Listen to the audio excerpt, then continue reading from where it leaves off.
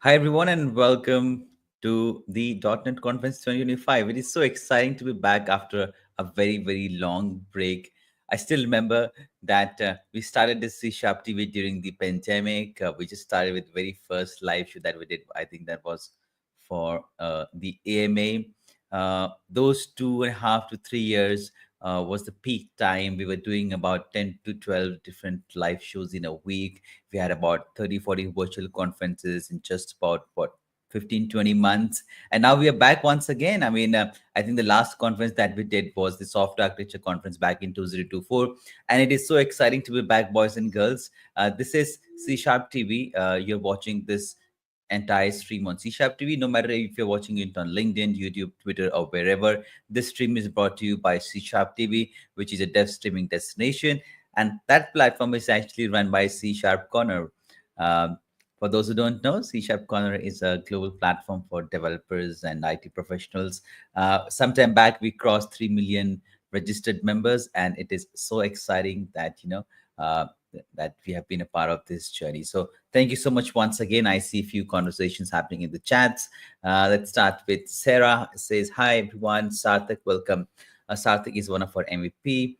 We got to meet him recently. Then we have Deepak. Hi, Deepak. Then we have Rohit. Manish is my teammate. Then we have Wahid coming up, and then we have Jignesh. So quite a few chats here in the chat box. With that said, before we move to our very first session, boys and girls, I just want to quickly remind about the code of conduct. Nothing fancy. This code of conduct just tells that you gotta be nice and sweet to the other folks who are joining this conference. Be nice to them in the chats. Be nice to them on the social media where we're having the conversations. And please use this opportunity to go ahead and ask some questions to the speakers. You could use the chat, and towards the end of the session, maybe we'll go ahead and pick some questions. I also wanted to actually go ahead and quickly talk about the agenda. We have what we have planned for this next 2 days. It's a 2-day conference. So first, actually, we have the welcome note. I of course don't look like my chance, right? So my name is Simon. I'm gonna be the host for next 2 days. We have first session starting by Richwan, which will start in just about a couple of minutes. He's gonna talk about future about development with Blazor. Always exciting to see him talking about the Blazor. He's already behind the scene, and I can't wait to host him. Then we have Satya Karkich. He's gonna talk about unit test tips with AI. Then Tural, Wahid, Ashutosh. And towards the end, we'll wrap up the day one with Keynote by Ritesh, who will be joining us from London. And then finally, we'll have Drew, who's a very good friend to us and works at Microsoft. He'll be joining from I think he's joining us from the West Coast. Then on day two, we're going to have Chandu and Raj, Kamran, Purnima, Alvin. Some of them are going to talk about .NET Aspire. We have few sessions on the platform that talks about the .NET Aspire.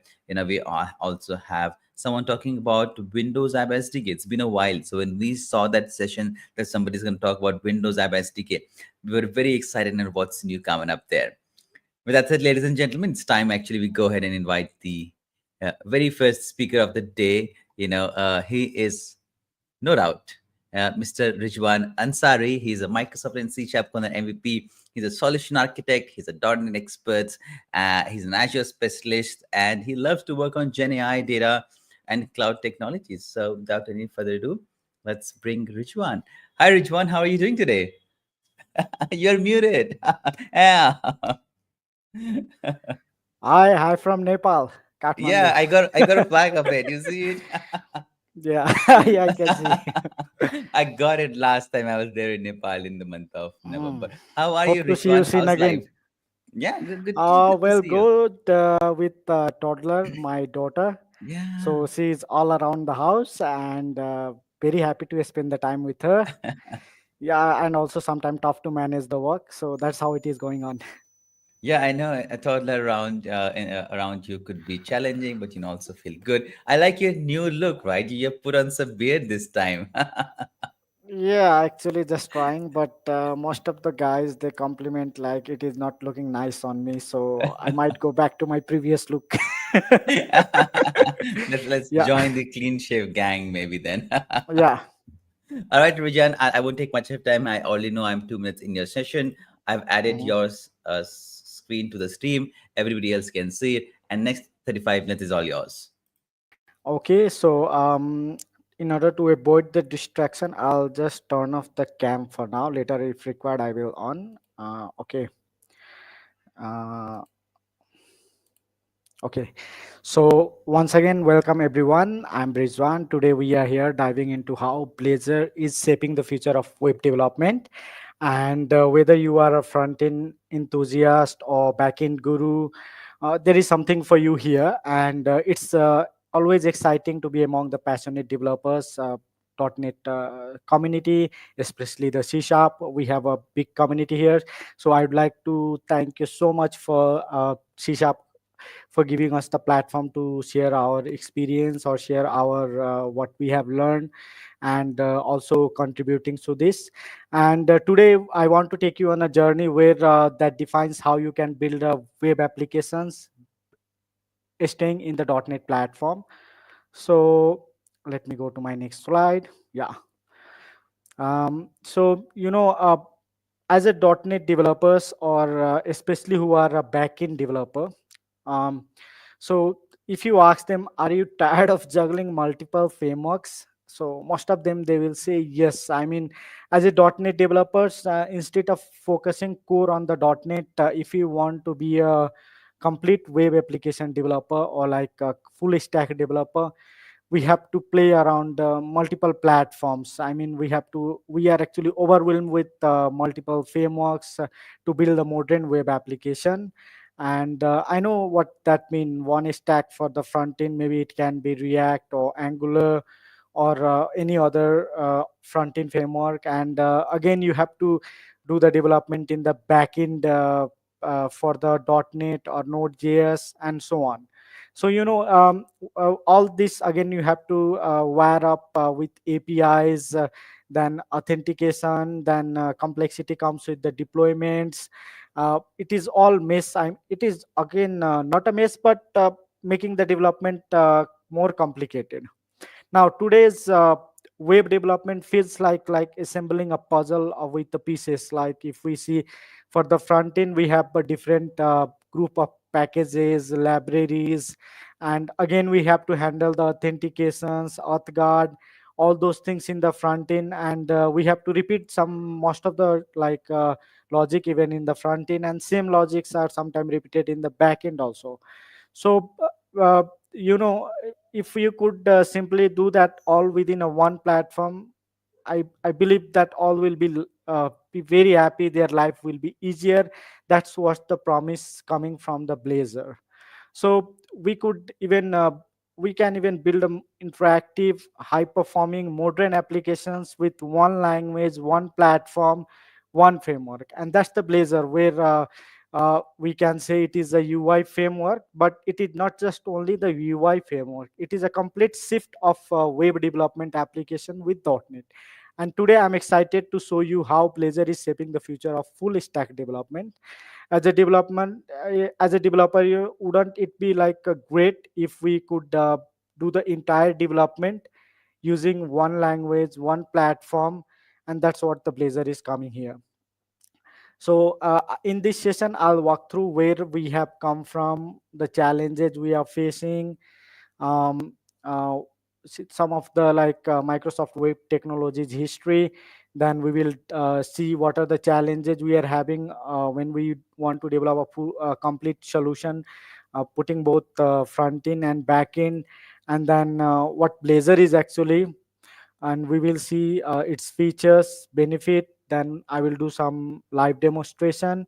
If type permits, we will go from simple to complex component, and what's new in .NET 8 and 9 for the Blazor especially, and what is the future prospect. We will again then wrap up with the Q&A. So about me, I'm a solution architect. I love to work with the cloud and AI. With that, also I'm a tech blogger, community speakers, and so on. So let's me directly jump into the history of web development, especially with the Microsoft technologies. So journey started with the classic ASP. In 1990s, Microsoft web development journey has evolved dramatically from server rendering classic API to client-heavy Blazor web application. So with each iteration, We moved closer to the modularity, better tooling, and performance. Let's rewind the clock, like Microsoft journey in the web development. So it started with the classic ESP in 90s, then come waveform, which abstracted away a lot of HTML and JavaScript for the better productivity. Then I still remember I started my career with the waveform, not with the classic classic ESP, which I don't have experience. But waveforms, I have a experience. I have actually more than 3 years of experience. We were developing applications. So we had like server side component in the ESPX page, and we had code behind where we can directly communicate with the control. It was easy, I mean, not that very complex.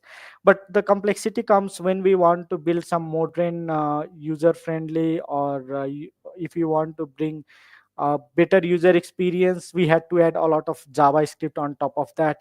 And the code looks very messy, like we have like ESPX component, and then we have code behind, then we are using JavaScript library, then we have to write JavaScript on the page or sometime in the different JS file. So it was very difficult, to manage all those. And also it was not SPA, it was just uh, like from one page to another page, it was like a reloading entire page. So that's where the performance were compromised. Now in 2009, ASP.NET Embassy came with clean separation of concern, more control on markup, followed by .NET Core. In 2016, a modern cross-platform, high-performing web stack, which comes with several other built-in features. Then finally, Blazor came in 2018, and till now it is in Microsoft is working a lot to make this platform more robust. Frequent updates are coming, rich interactive client-side web UIs, and the the best thing about it is like we can do all these things staying in the CSharp platform, .NET platform, and CSharp language only. So basically what it is doing, it is replacing the JavaScript what we write in the .NET, in Embassy or waveform or whichever the .NET UI. We are replacing that um, JavaScript with the C sharp, which means like we can uh, we can even build a complete front end like Angular or React. Similarly, we can have our own services in C Sharp and all that will run in the browser itself. Now, let's see the challenges what we had when we use multiple platform. I'm not saying it is bad. Most of the applications are still following that. I have also did those development in the past. Even now, also for some projects, we use multiple platform. Front end is handled by one of the JavaScript framework. It can be Angular, React, Vue, or any other platform. And the backend is mostly for me. I use .NET Core, but some people use even Node.js, some other platform. It can be Java as well. Now the challenge is like first thing is if we see from organization perspective, they need to hire for one complete application development, they need to hire two different resource, means two group of resources. One is for the front end, one is for the back end. Now for the front end, obviously uh, the different libraries, different tech stack, different pattern is there, and for the backend it is different, and they all need to communicate together. So there also we are investing time, and many logics are getting repeated. Same validation we put into the front end, and same validations we are when we are receiving the data from the front end, we validate the data in the backend also. So repetition or duplicate code are there both in front end and back end. Again, related with the authentication, we have to handle the authentication in the front end as well as the back end. So this is how the duplicates are there, and we are spending more time to build a solution. Another is complexity comes on deployment, because now these two front end and back end are separately developed. So while deploying, we need to the workflow should be correct, and the pipelines. If we develop, if we are doing any changes in the back end and the front end is not communicating similarly, and if we only deploy one of these two, the site, the application is going to have a problem. And hard to maintain a large SPA project when it comes to two different framework for front end and back end. So often developer struggles, or they juggles with the multiple language, sometimes full stack, and even the communication between those two. So it is getting complicated. Now Blazor is the solution for that.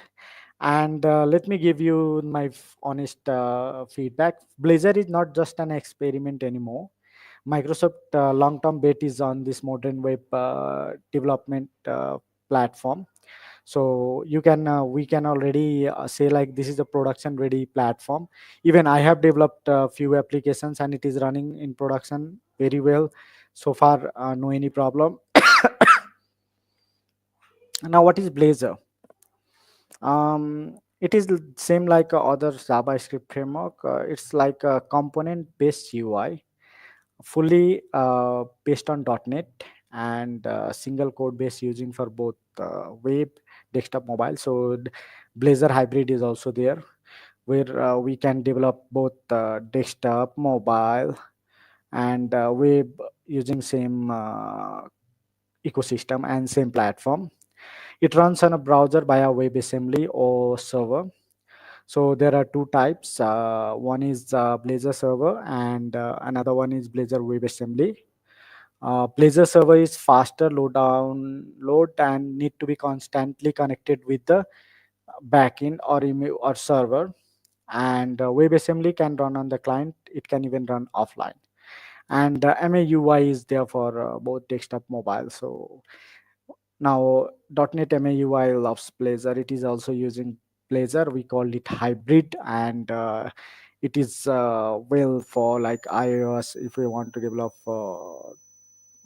OS or Mac OS or Window or iOS. So it is compatible, and it is now possible for us to develop the application for every device or every platform within the same. Now why we use Blazor? And first thing is as a .NET developers, it is very easy for anyone who is working in this platform to maintain both front end and back end. So we have a same code base, and it's a one ecosystem, so it is very easy to maintain, it is very easy to deploy, it is very easy to handle the things.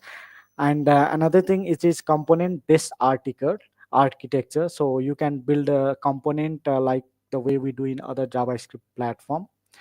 Rich tooling with the Visual Studio, and very helpful with the Copilot as well. It has a built-in routing, DI, state management. In some case, if you want, we can use JavaScript also. So it provide support for that as well. And the best thing, we are staying in the .NET ecosystem, easy to deploy and maintain. On top of that, like time saving, since we are using same platform or same framework for front end and back end, so we can use common or shared object, shared logic, even extension method. We can share more code we can share both for the front end and back end. Like if we want to add in validations or extension, we can use same code base for both front end and back end. And obviously this is a common platform for both front end and back end, so you will have advantage of having in the same .NET ecosystem. I said like it is easy to deploy, on top of that very easy to maintain as well. And as a organization, they don't need to hire the resource with multiple skill set. It is good to have, but with .NET team as well, we can develop the full web application with the modern features we have. Now let's get a start with some demo. So I'll go here. Let me share my another screen. Yeah. So let me bring my this screen here. I'm using Visual Studio Code. You can use Visual Studio. That's perfectly fine. Both is coming with the .NET. So It's the process might be option will be in different place, but the overall steps is same. So let me create a simple Blazor application. I'll go view command plate. I want to create a new .NET project. Yeah, so I'll choose Blazor. So Blazor, we can see we have option. We can use Blazor Web, which consists of both server-side rendering as well as client. We can just explicitly put Blazor server or WebAssembly standalone. For me to demonstrate, I'm choosing web app. I'll give one name like Sharp demo. Just two because I might have some existing one. I'll use default directory. I'll use solution and I'll create project on top of it. So my project is already here. Let me minimize. And here is my solution. So let me show you. So this is our Blazor, and it is a component base. So we can see all the things are under component, layout, pages and all. So without doing much thing, just I will run this as it is. Rebuild.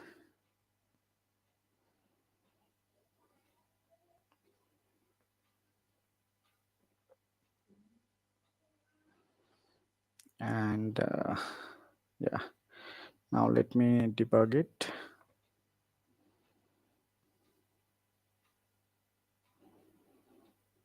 So let me again bring this window here. Great. Now this is the page of Blazor. You can say this is a single page application. I can even render for the data from the backend. Here it is using counter. If I click, the counter is increasing. Great.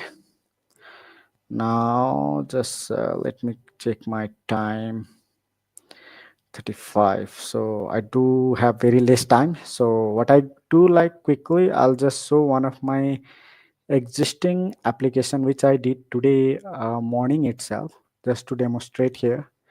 So what I have done here, like I have developed a few components. One is like basic. So this basic is simply what I'm doing. I'm putting a record and adding that. So it is running a loop, and my this is my Blazor component, and this is my front end code. Even if it is C sharp, this is, I can say, it is my front end code. Now similarly, I have another example one where I'm creating another component for list, and I'm loading it from there. So this is under my shared one. So product list is there. I'm getting the record and I'm binding it to my list. Similarly, I have created a complex grid and chat placeholders and so on. So what I will do, I'll just similarly I'll just run it. I'm also another thing I want to see. It is in my which example? Yeah, I'm even using here Signal R. Signal R to send a real-time notification. So I have a hub here, which is defined here to send a notification. And with that hub, in this example, let me check two. Yeah, two.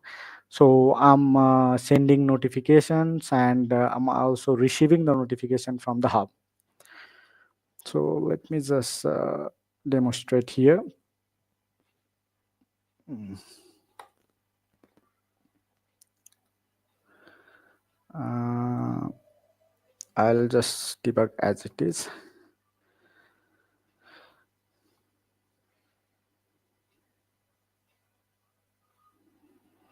Yeah, so it is running here. Let me show you those components. So this is the basic one where I can add okay, demo on Blazor is one task. I add it should show list here. So this is simply I'm adding one list. Now I have existing data that is showing, so I'm using another sub component to show my data.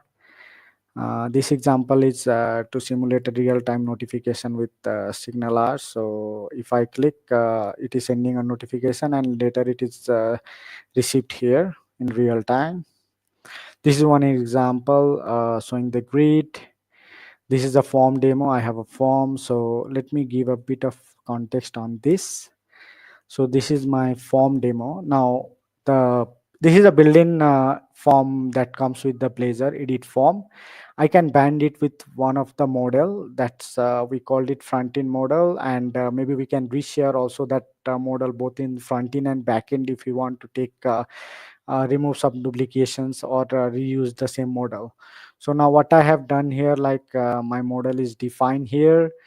This is the data annotation that we have, and based on this data annotation, we will get the validation. So for that, it has we have to bind with the input, and we can put the validation message here and summary also here. So if I go here for this one, this is the one. Now if I try to save, it will give me all the messages that I have that I have used in data annotation.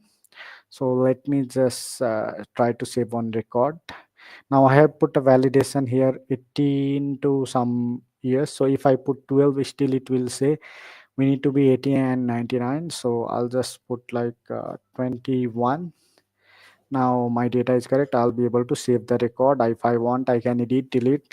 Similarly, now these are very simple component we have. Now if you want to build any component, a complex component, like I have wrote some articles in the C Sharp corner C Sharp site as well, where I have built some complex component like reusable pagination. So that also you can check. Like I'll try to show you my library.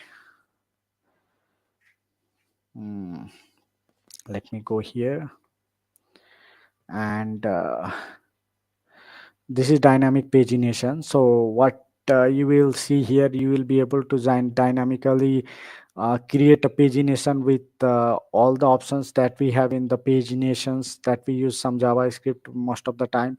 And the best thing about this component is like we don't have to create this based on the object. We can bind the same reusable this pagination component to every list or every record or every data table. So that's how if you can go through the detail to get this one, or even you can check C Sharp Corner for this one.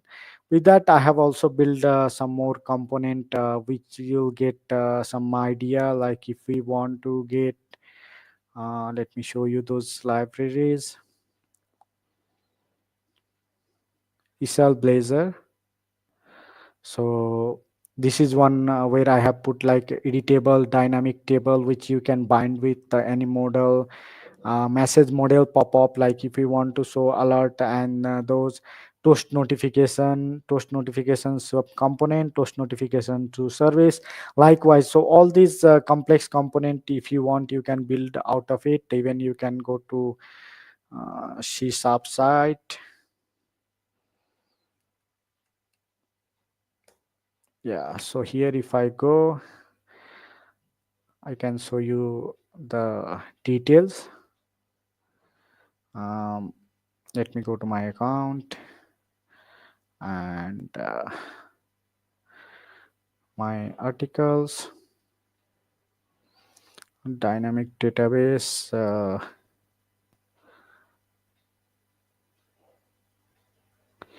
creating dynamic toast notification, reusable dynamic pagination. You can go and I have put a detailed step for this one. So we will be able to create, and in case if you need, I have a code base shared in my repository as well. I love to show in the detail, but considering the time, it won't be sufficient for us to go through this all. So in result, you will be able to show the notification based on the notification you need. And I have used this same component in my several applications. It is working fine. We are not having any kind of problem so far. So it is good to use those things. And now let me go back to my slide. Here. So we can, to get started, you can simply select the template and start with the basic component. Then you can also build some modern component like reusable data table, even dynamic forms, several other components you can use. So it's easy and possible to even develop complex component with this one. Reusable blocks for your application, and use it in the entire application, or even we can convert that into a package and use into the multiple projects as well. Easy to bind with C-sharp model, so we can reuse the model both for the front end and back end, even input validations and all. And very easy here to communicate between the parent and child component, or component to component communication is well, very easy. Now, Blazor component libraries are also there. Like if you want to use some third-party UI components, that's also available. And in some of my project, I have used those, and they are perfectly fine to use. They have a huge community supporting that. So these are some third-party component, third-party Blazor library where which you can use. I have used most of them, but it depends upon your requirement also. Like sometime, like it depends what you want to. So it based on that you will be able to choose the library. Let me go here. Yeah. So for example, if you like material style of UI, then you can choose one. If you will want to build enterprise apps, I will suggest to go Redgen or Shin Fusion. For theming flexibility, Blazorize is good. Other all are also good. And for professional grade UI, maybe you can choose Telerik or DevExpress. All are good. Even I have built enterprise applications without any of these libraries as well. So it depends. But the advantage, if you use these components, you'll be able to save some time, because they have already ready-made component most of the time, and we can reuse those. Now, um, it has it it is continuously improving, evolving. So .NET 8 comes with several improvement, like performance improvement, web and server unification, streaming rendering, enhancing the navigations and form handling, improved web assembly, authentication and authorization improvement, component enhancement. Similarly, it came again further improvement in .NET 9. So these are some improvements that came in .NET 9, like static file handling, new hybrid and web templates are available for building more complex application. Authentication state improved in WebSocket, simplified static server side rendering, improved JIT compilations and garbage collections, and so on.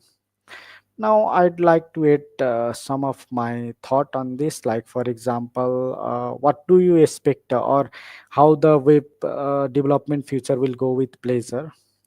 So, for me, still I can say, like I'm happy to use Blazor for whatever the applications I have used. So far, I have not faced any complex complication. Like sometime we might use some kind of JavaScript, but very minimal. For me, I have used very minimal JavaScript for most of my application. Like only sometime if I want to build some complex PDF file or like print something, I have used. But that also I think support will come in the Blazor itself without going to third-party JavaScript. And of course, you will have a unified platform for web, desktop, mobile by IMAUI. WAI size support, Blazor outside the browser, enterprise ready features are already there, like authentication, CI/CD, Azure Ready, and MS Graph. And I have recently seen like many developers already started adopting the Blazors. So far, they have also given a very good review. Community is growing for the Blazor. I have like very big hope with the Blazor, and I'm happy that for the .NET developers, it is always advantage to use same platform both for the front end and the back end. Now, I would like to open the floor for question. If you any question anyone have. Right. So that's perfect. I just dropped one question in the from the chats. Yeah, so yeah, most of the libraries I shared, those all are open source. Some of them are like paid also. Let me just rewind my slide. Let's go back. Yeah, like Raiden, Mud, Blazorize, and Blazor, these all are open source. Like most of the component you'll find for free, and for my project, I have used all the free one. But they might have the pro version also, so you can choose wisely, or you can invest some time to build your own component as well. Well, yeah, now with AI, right, you can build anything. So you go ahead and build your entire UI library with with AI. It's You very don't need. simple. I mean that I have built one reusable dynamic pagination which I can bind Yeah. with any of the data table. I use ChatGPT. I asked him, okay, I need this kind of component. Can you help me? He gave me the syntax, but most of the time it will not be ready. You need to ask Yes, again another prompt. You need to do some fine tuning, and sometime it will give you the actually good logic you have. Just you need to plot your own idea on top of it. that's right. That's it. How often do you use GitHub Copilot? I mean, ChatGPT is up there, right? I like when Mhm. I'm coding, I like to use GitHub Copilot on the fly so that I don't have to go to a different browser to use ChatGPT for code. How often do you use Copilot? Yes. Actually, most of the time, not only me now, all developers are using Copilot, and it has a free version also now. Yeah. So it is becoming more easy for most of the developer. For me also, like earlier, I bought the paid version, and Okay. later I was regretting because it came free version as well. What is the limitation? Because I end up using every single day. Is there any limitation on the tokens or something? Yes, yes. If we Yeah. see, like I have seen, like there are like a limitation on the number of query you can ask through prompt and tokens and suggestions. So it has the Yeah. limitation on all. And if someone is doing regular development for them, this Yeah. is a very less. So they obviously go Yeah. with the paid version. Oh, I see. I see. I have many GitHub accounts where I just do it. If one doesn't work, I'll switch to other GitHub accounts. It's all connected. So that's how I See, do it. we have a good idea here also. So you can have a multiple GitHub account and just Yeah. switch the account in order to take the advantage of free one. That's the hack I hope here. I hope Microsoft will not see that, so they might come with some new technique.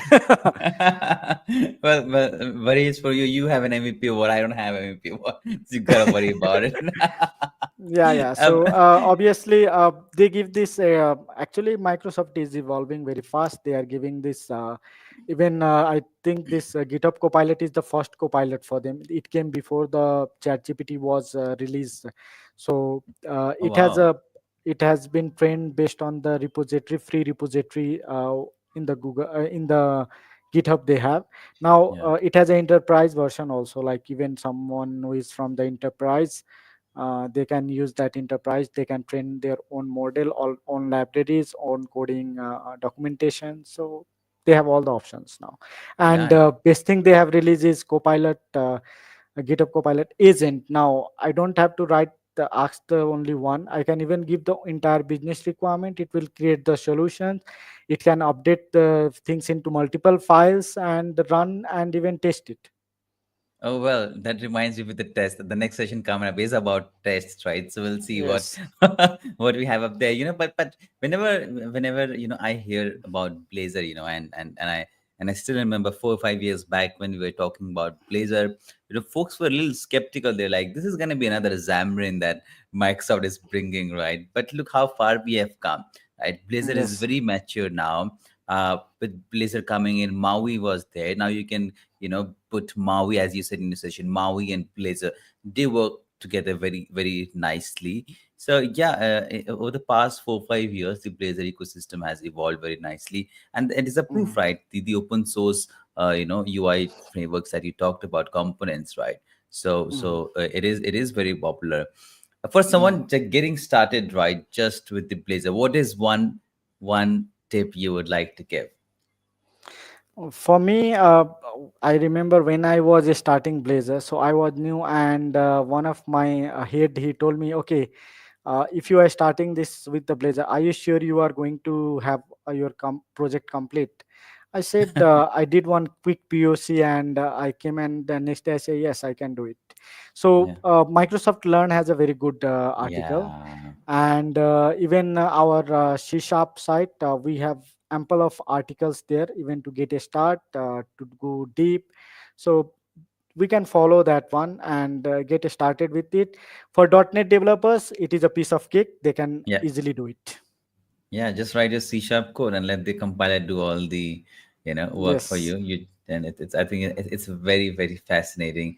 Thank you so much, Rijwan Dai. I would say Rijwan Dai. For those who don't know, Dai we say to the elder brother yes, In the Nepali culture. So thank you so much, Rijwan Dai. I know it's getting late for you, and the next session is also from your family, right? So I'll let you yeah, go Satya. So quick. I need to just wrap up, and I need to go and check my toddler. She will come. Yeah.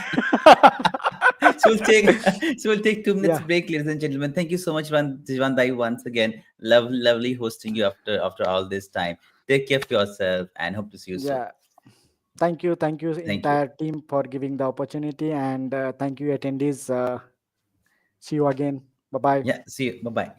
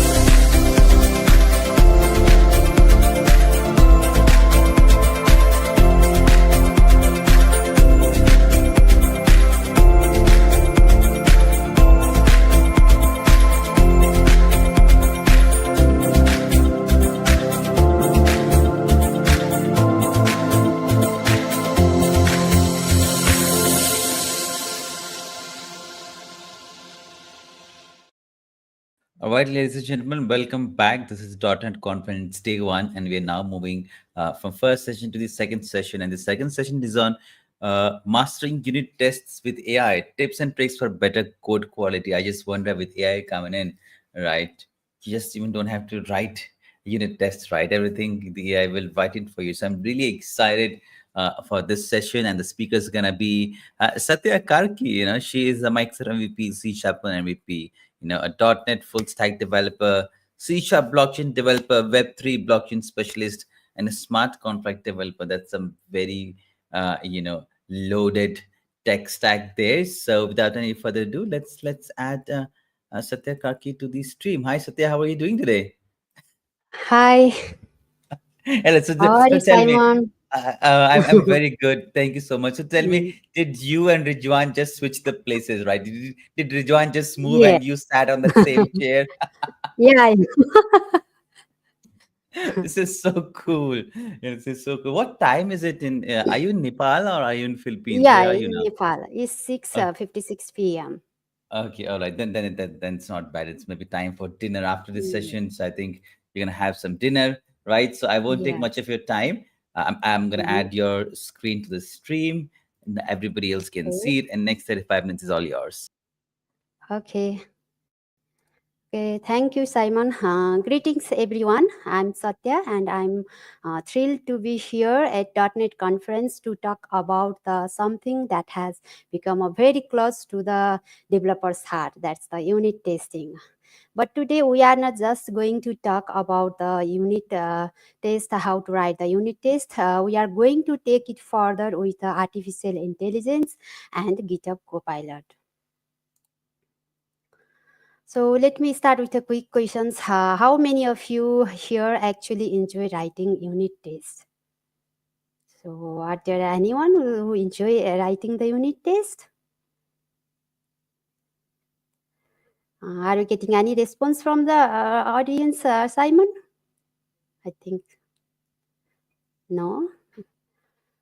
Okay, actually, now how many of you wish there was an easier way to write them? Actually, I wish, and I feel the lazy writing the unit test manually myself. I will find the, I always try to find the easier way how to write them. So I really had to write unit test cases manually.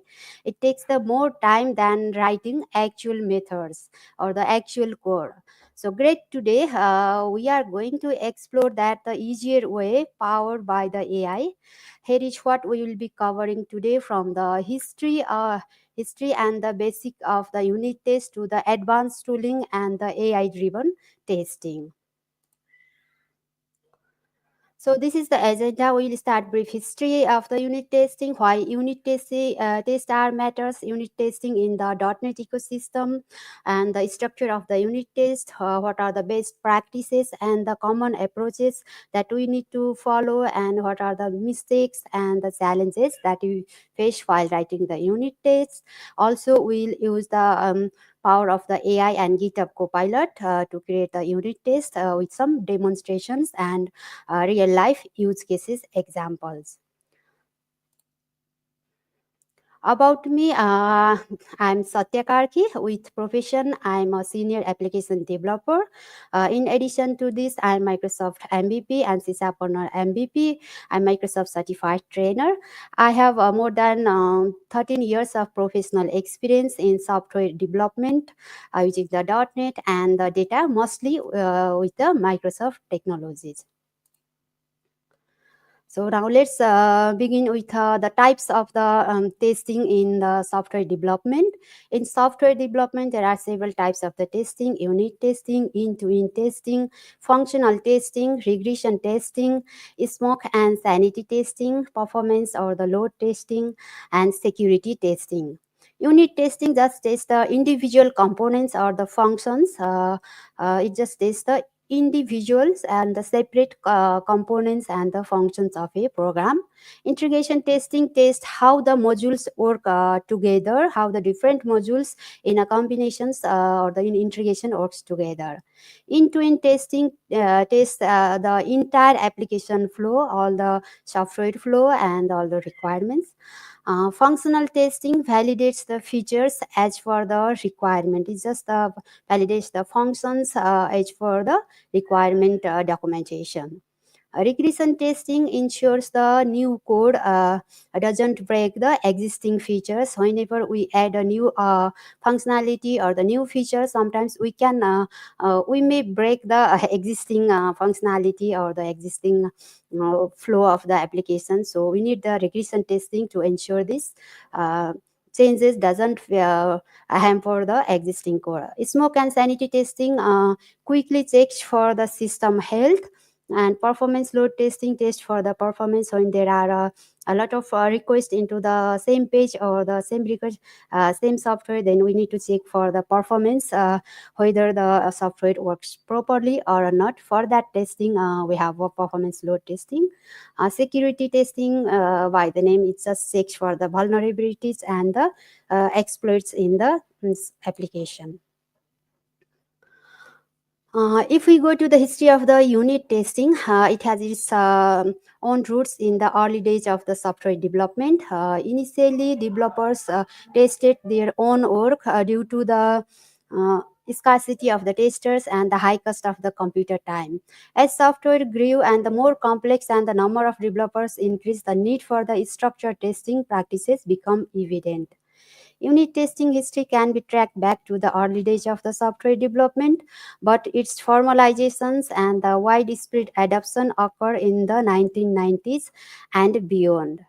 The 1960s and 70s saw the rise of the more complex software, leading to the greater emphasis on the testing methodologies. Kent Bank popularized with the JUnit for the Java programming, and the unit testing evolved with the test-driven development (TDD), agile agile development, and the DevOps. We can integrate the unit testing with the CI/CD pipelines in the modern software development. So now let's come. What is unit testing? At its core, unit testing is about validating a single piece of functionality, a unit in isolation. It could be a method, a class, or even a function. If it takes the input and produces the output, it can be tested.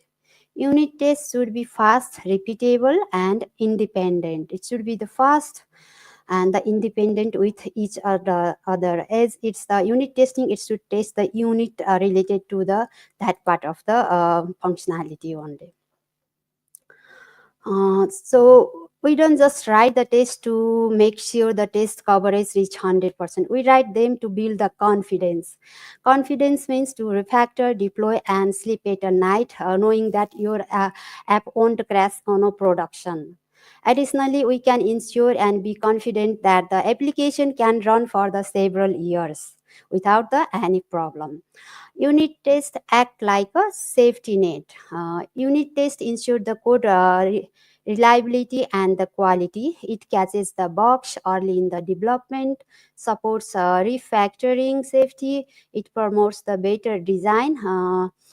The test driven development and the solid principles. It aids in the CI/CD pipelines and automate the pipelines. Whenever the any unit test get fails, we can stop the CI/CD or the deployment in the test or the staging or in the production sides. That we can add a rule in the CI/CD with the unit testing.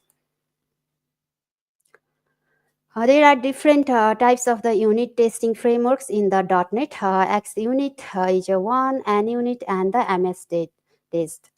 XUnit is a community favorite and it's open source. And in .NET, XUnit is currently the most popular and community driven. And unit is still widely used, and the MS Test is a Microsoft default. All of them have their own strength, and depending on the team and the project maturity, we can select the frameworks that we need in the project. XUnit is best at handling the many tests. It's made to work well with the big test sets and can run the many tests in a parallel. NUnit and the MS test can also handle the many tests and can run in a parallel, but not at well as the XUnit. In short, XUnit is the fastest and uses the least resources. So if you are working in a new .NET projects, then I would recommend to use the XUnit. So these are the attributes that are available in the different frameworks. These are for the MS test, NUnit, and the XUnit. In today's demo, I will be exploring about the XUnit. So here is a sample code that how we can create the unit test using the XUnit, using the fact attributes. We can just arrange and we can act and assert the result like this in the XUnit and using the attribute fact.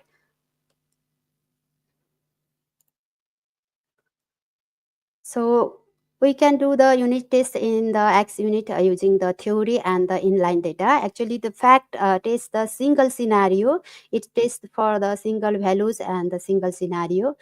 Using the, on the other hand, using the theory, it's data driven. We can input the several values, multiple values in the same method, and we can test the multiple values in the single method. So it's better if we need to test the multiple values, then we can use the theory. Using inline data in the theory attributes, we can test the method across the multiple data set and the multiple scenarios. This is actually the super handy using the theory for the multiple scenarios. And fluent assertion is the way of assertions. All the MS test, NUnit and the XUnit supports the fluent assertions. We can use the fluent assertions to validate the test, where your test go from the being just the functional to the beautiful. Fluent assertions allows you to write the expressive, readable, and more intention revealing assertions. It also gives the better error messages when the test fails. So it will be easier for us to debug and check why this test cases is failing. So for the now let's come for the best practices for writing the unit test. For best practices, we need to follow the AAA pattern: arrange, act, assert the results. Yeah. Uh, that keeps the and additionally we need to keep the test isolated, use the clear naming conventions, and test the both success and the failure cases. And please don't make the mocking everything, mock only the real dependencies. So this is the best uh, practices for writing the unit test. Now let's come to the common mistakes that we do. Sometimes we over mock, write the fragile test, missing edge cases, and mixing the integration logic in the unit test are some common pitfalls. We need to avoid this, and the test will be more robust. Additionally, there are some challenges that the developer face writing the unit test. Developer has always the time constraint to write the unit test. Sometimes we need to deal with the legacy code, which uses the static method, tightly coupled code. It is challenging to write the unit test for those tightly coupled and the legacy system. Other challenges are writing the good test data. Sometimes the difficult to get the good data to test the caches, and the maintenance overhead also sometimes becomes a challenge due to the time constraint. Now let's come how AI can help to writing the unit test. AI can automate the coding generation. It generates the boilerplate test quickly and suggests the edge cases for the writing the unit test, for the minimum value, maximum value, and the mid case value, and the edge cases, the margin values also. It reduces the cognitive load in the system. This automate sometimes the repetitive assertions in the program. And AI can help the productivity and coverage, and at most it saves the time. Actually, we can do the faster unit test, writing the unit test with the help of the AI. So the GitHub Copilot is a tool that helps us to write the unit test. GitHub Copilot, I think these days everyone knows about the GitHub Copilot. This is a tool that uses the artificial intelligence to assist the developers in suggesting in and writing the code based on the context in the real time. It was first announced by the GitHub in 29th June 2021 and powered by the OpenAI Codex. And it is trained in the all the languages that appears in the public repositories. I will not go deep with the GitHub Copilot. I think these days everyone knows about it. Now let's move to the next. So how the GitHub Copilot capabilities help us to write the unit test and also in the software development. Actually, the GitHub Copilot suggests the code completions as the developers type and turns the natural language prompt into the coding, and so based on that, it gives the suggestion and we can pick and optimize the code. And also for the new programming also it suggests and gives, we can fix the bugs, we can do the documentations, and we can write the unit test. So basically today we will be focusing how we can write the unit test using the GitHub Copilots. So for writing the unit test, GitHub Copilot generates the test by the commenting. We can just write the simple comments. For example, write the unit test for this method name. Then it suggests the unit test. Then we can pick and implement it. Copilot suggests the complete test methods, and it gives the whole class unit test also that I will demonstrate later today. It can suggest with the theory, inline data, mock setup, and also using the fact attribute. Whatever we need for our case, we can just give the comment according to this comment. It will suggest the code, and it learns from our code base. That's the goal. So before the AI and with the AI, how the unit test has been changed. Before AI, the time it was writing the unit test was a time consuming. Sometimes we often miss the edge cases. The code coverage was limited and learning curve was steep. But with the AI, writing unit test is faster. And AI suggests automatically the edge cases, so we don't miss the edge cases while using the AI. It improves through the AI helps. The code coverage also we can improve. And for the juniors, it's easier to learn and write the unit test. So now let's go for the demo.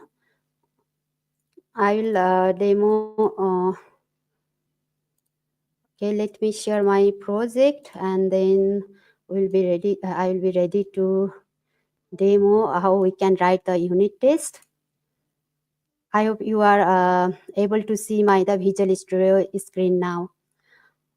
So this is a blog API project. Here we have a model named the article, and this article has properties the integer ID, title, content, author, created at, updated at, is published and is deleted, tags, category, and so on. So these are the model for the article API. And with these properties, to validate these objects, I have used the Fluent validation here. So with the Fluent validations, we can validate the objects of the each class. So now today's demonstrations, I will write whether these validations done using the Fluent validation is correct for this property or not. For that, we will write the unit test for this article validator class. So I have already the GitHub Copilot here. So if I select this class and ask with the GitHub Copilot to write the unit test for this, just we can give the command the test.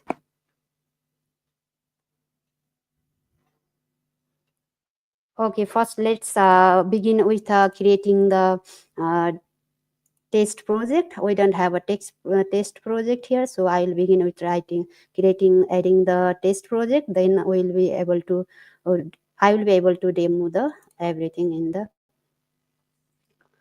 with unit testing. Let's select the X unit. Okay, here is a X unit with the CSharp. So for the standard process and the code quality and the performance, we follow the naming convention, standard naming conventions. The application name is blog.the-API. So for the test project, we need to write the blog.api.tst test.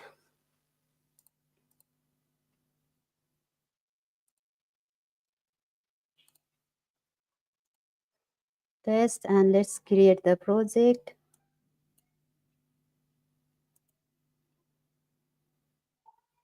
I'm selecting the framework .NET 9.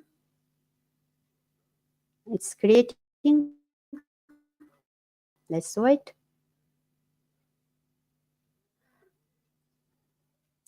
So here we can see the default the unit test class. But for this model,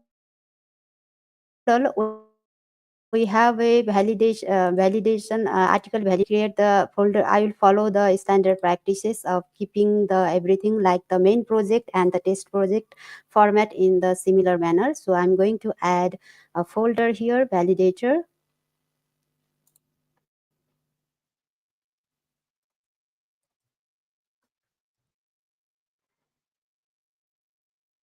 Okay, validations as like the main project.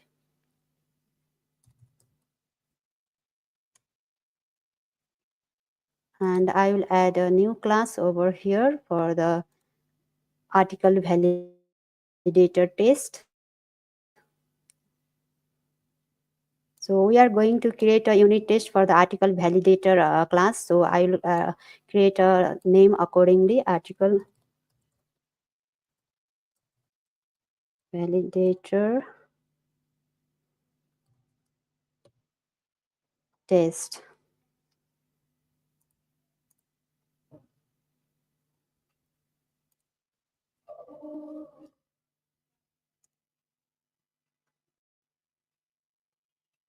So we have article validator here. I'll make it a public. So for the modern.NET,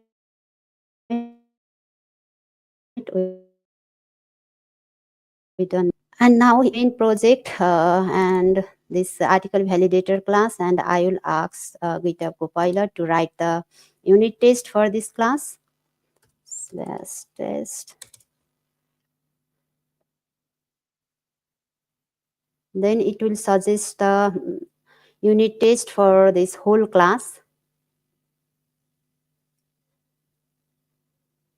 It's taking some time.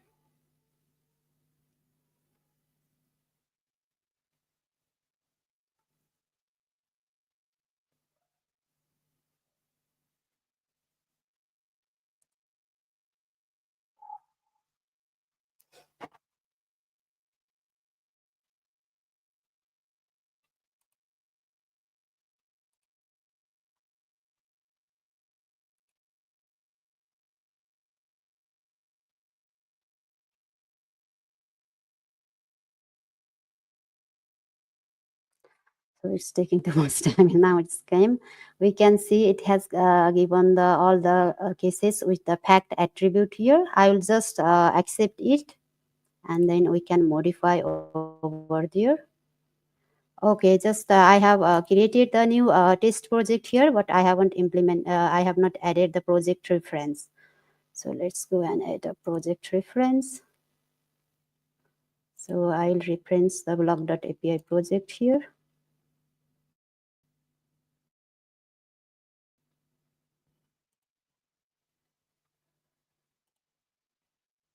Now we can use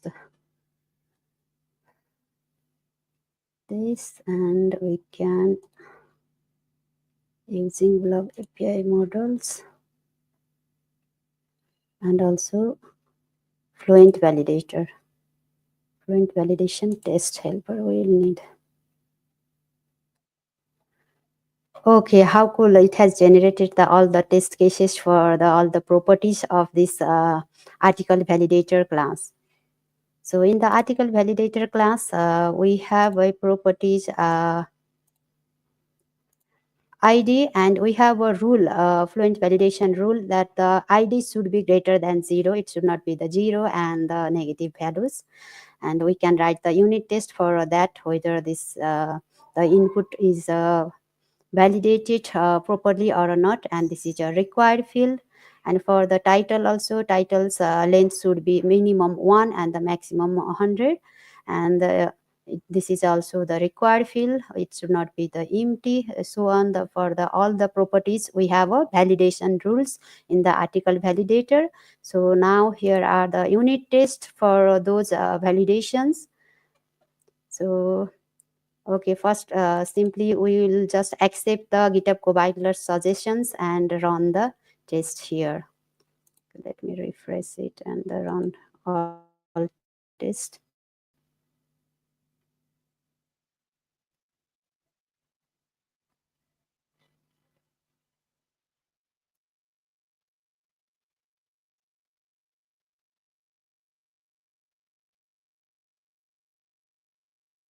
It's taking some time. Until then, I can show you here. The first unit test is for the ID. ID is empty. It's checking ID should have an error when ID is empty.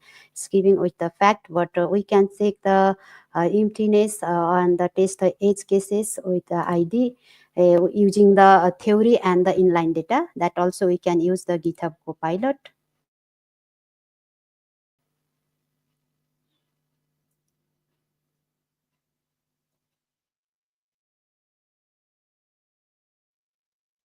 I'm just It's taking time. Mhm. Yeah, all the test cases, Copilot has suggested the 11 test cases, and all test cases are passed here.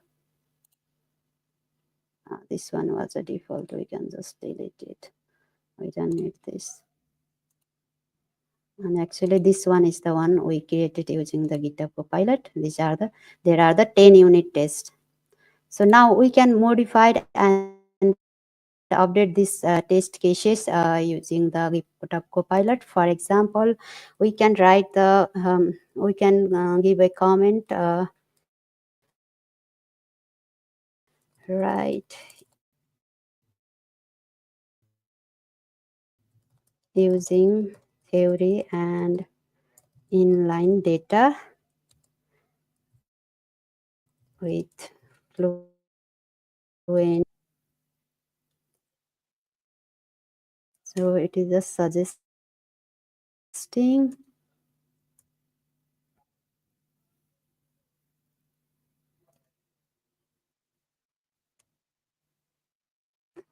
it's just giving me the wrong info, or I can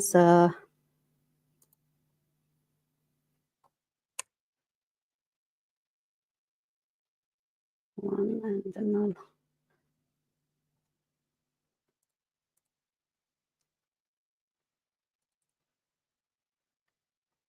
I have already done the demo here. So here we can do like this. We can just write the unit test for the ID property using theory and inline data, this comment, and we can do like this. Here it has just given me the another.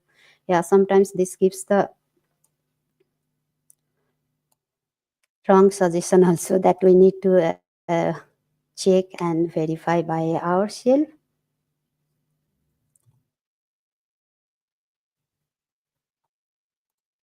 Just I will copy from the here, so it will be easy.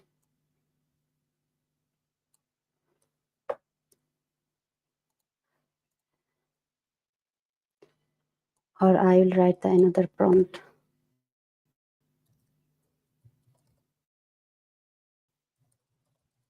Text for ID using fluent validations. Okay, fluent assertions and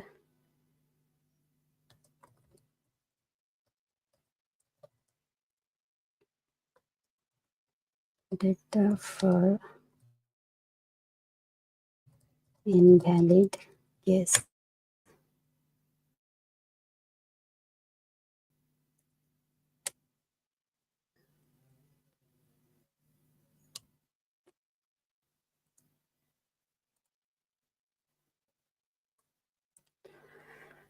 I will change this method name. ID is invalid. Simply, I will write like this. ID is invalid. It will be easy, and the read method name will be the readables. That's the standard approaches. And the first line, we are arranging here. We are passing the ID value from the parameter. As in the fluent validations we have done, it should be greater than 0. So if it is less than, it is 0 and the negative number, then this will be invalid. So simply we can just run it here. Run the test.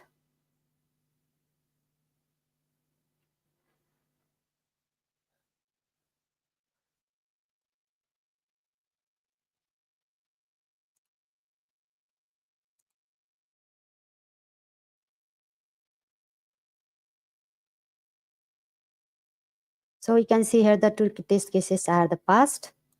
For the code quality and the performance, we can write like this. The first line is arrange. We can just enter the one empty line. This is act. So for the better readability, we should put one empty line between the arrange, act, and the assert. So similarly for the valid case also, we can give the comment, write the unit test, okay, my caps lock in on, for ID valid case.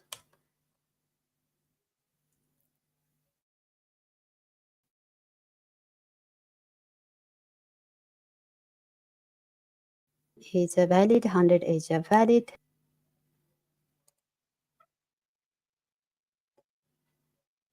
So we can run this and check whether it's okay or not. Similarly, we can do for all the others if we need to test the multiple values. If there is a single values in the test method, then we can use the fact and we can pass the values like this.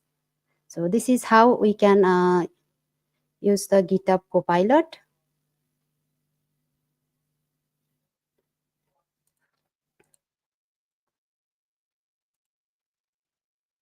So let's go to the other one here.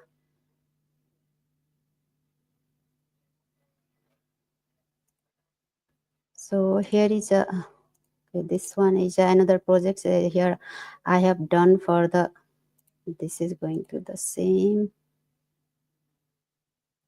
Yeah, I have done for all the cases for the title also.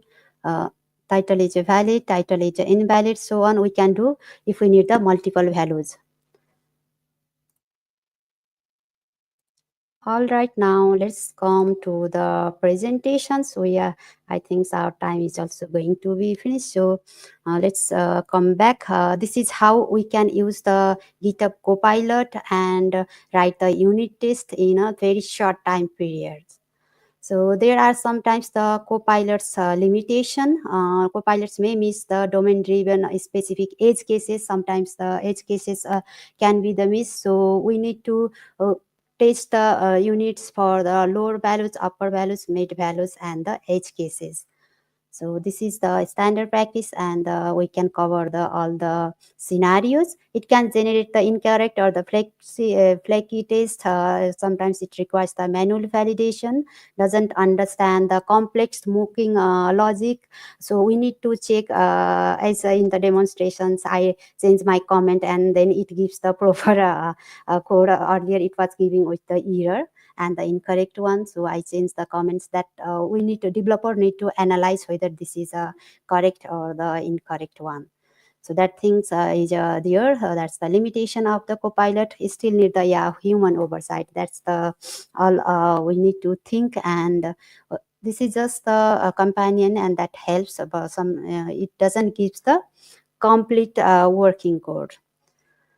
And sometimes it cannot follow the coding standard, as I demonstrated in the present in the demo. So we need to keep like this. We need to enter the empty space line for the code readability. Uh, and also some for the code quality, we can just remove this the unused settings, only the things that are needed in the class that we can keep. The unnecessary things we can remove it. So those are for the standard practice and the performance that improves the performance of the code. And there Copilot sometimes gives there is a security risk associated with the Copilot, using the Copilot in the programming, sometimes inaccuracy response and the non-coding topics.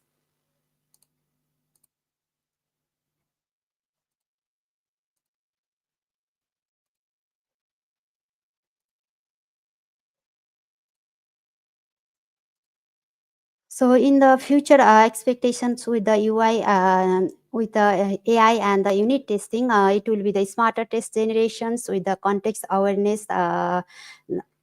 It can give the more correct, in the future we can expect that it will give the more correct coding and the unit testings, AI driven test coverage, analysis and the AI-based test factoring maintenance that will be the easy in the futures that we can expect with the AI. And we can expect the natural language to test the code, to suggestions for the missing scenarios that we can expect for the future with the AI for writing the unit test. So the key takeaways is unit tests are essential for the modern development. X unit, MS unit, and unit choose whatever you need. But for the modern and if you are going for the new project, I would suggest to use the X unit because this in the X unit we can run the several unit tests parallelly. And Copilot accurates the unit test writing. Human review is the main key using the AI in the programming. And we can embrace the synergy of the AI and the developers in the modern software development. That's all for the presentation and the demo.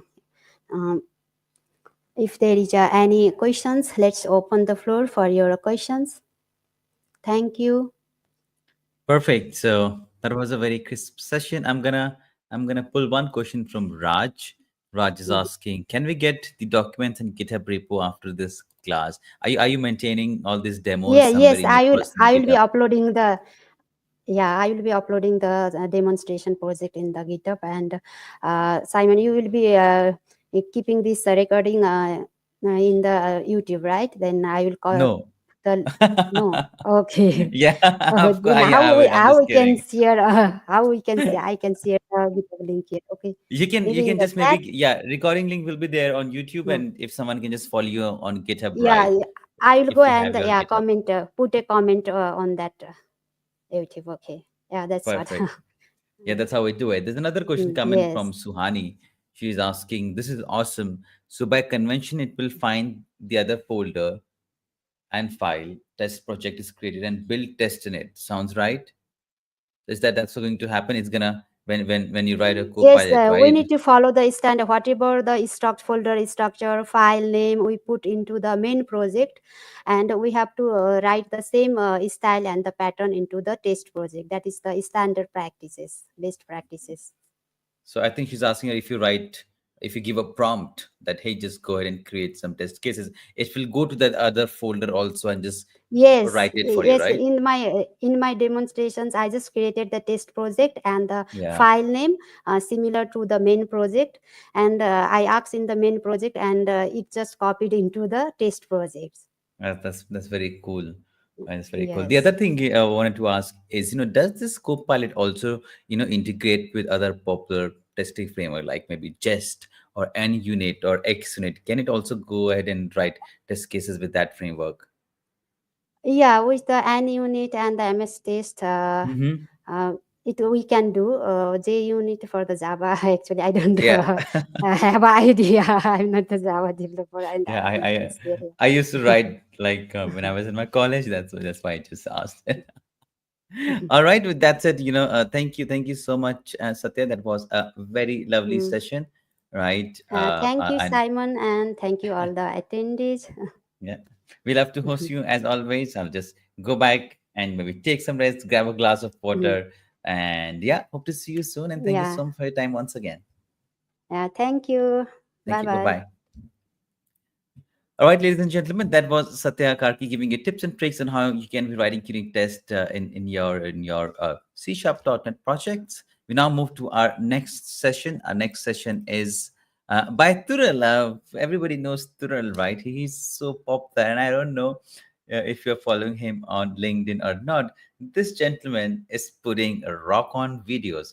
He is now like his videos are so professional. Right? I just love it. So without any further ado, let's go ahead. Let's play quick music. Let's all give you all a minute break, and then we'll have Tural, who's a Microsoft MVP, three times scholars, three times C# MVP, software architect, lead software engineer. He's also an author and love creating videos on Udemy and on other platforms. So in a minute, we'll have Tural joining us.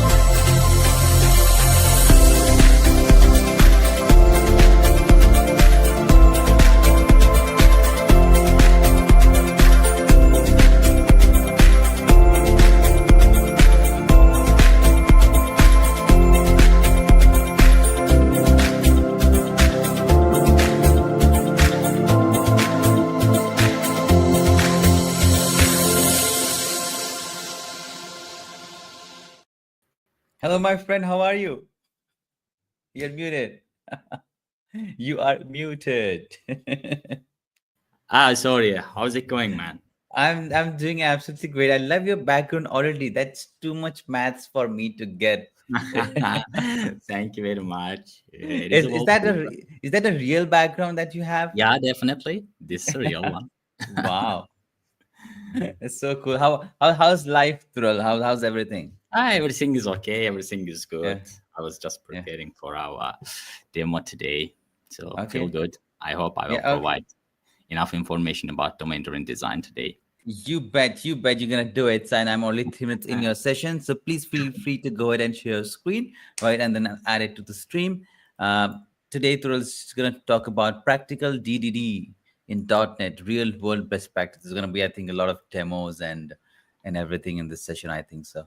Yeah. So we all are Definitely. very excited. Uh, Definitely. I see your screen. I know you're inside StreamYard. Once you move out, I'll add it to the stream. Mm-hmm. Okay. How about now? Nope, I still see your stream at screen in the stream. I think you have to share your entire screen, maybe. I have already shared it, but let's do it again. Mm-hmm. Share screen. Okay, entire. Okay, share. How about now? Yeah, I see it's the stream at screen now. Do you wanna share something else? Maybe put Okay, how about now? yeah. Now I see your Window Mm-hmm. Explorer. Okay, good. Perfect. I'm gonna add it to your stream. Oh, you're coming with some images, right? It's already so exciting. All right, gentlemen. The floor is all yours. Okay, may I start? Yes, please. Okay. Hey everyone, today we are going to talk about domain-driven design in practice. I've prepared some images for you to just brief explanation of domain-driven design. But our main focus is, of course, the practical one. We have Visual Studio project where I will explain how you can implement domain-driven design in practice. So first of all, before switching to our practice, let's try to understand what is domain-driven design. Domain-driven design is a software development approach. It is a software development methodology. Domain-driven design brings with it strategical and tactical patterns that you can use in your daily life when you apply domain-driven design. Of course, most of these patterns are not invented by domain-driven design guys, but they are collected together to make domain-driven design real. So first of all, you need to understand that domain-driven design in software development helps us to avoid translation between tech and business people. Why? Because in modern days, as you know, we are mostly focusing on translating requirements to the developer's language. And it is a big problem when you have non-technical guys and they are explaining, they are providing some task for you, and you are converting this task into code. And in this conversion process, you are losing a lot of information. And that's why we have domain-driven design. We are applying domain-driven design mostly for complex applications. It is not about the complexity of the technical stuff.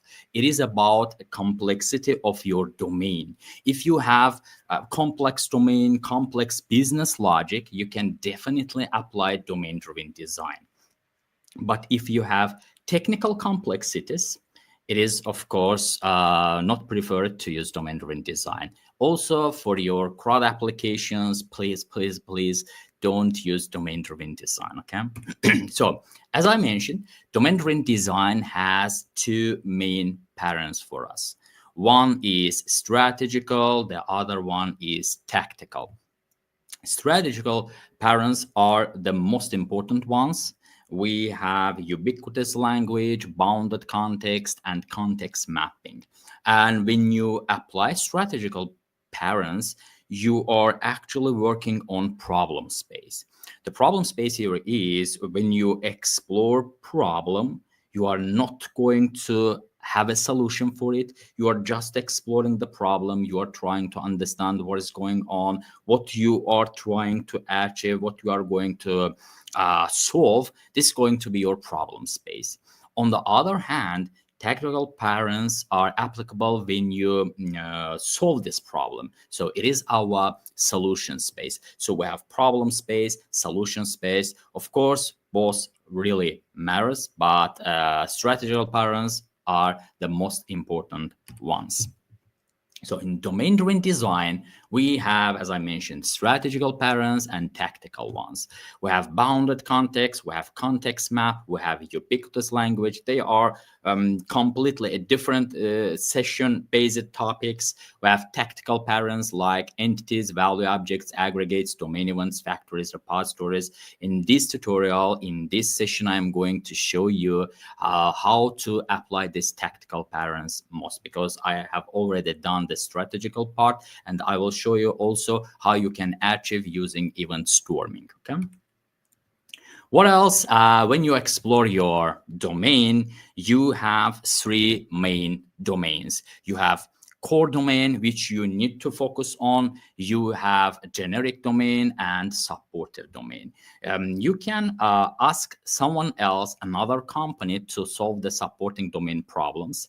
But for your company, you should focus on your core business domain. This is really important. And of course, for this session, I'm going to show you everything using clean architecture. So we have clean architecture, we have a lot of cool design patterns, we have domain-driven design, all of these stuffs together in one session. Okay, great. Now let's first switch to our event storming board. Before that, you can explore all these source codes just navigating to github.com/Suleimani. Here we have the real DDD, CQRS, and clean architecture, and we have more than 100 stars for this project. And I hope after exploring, you will also put star for this project.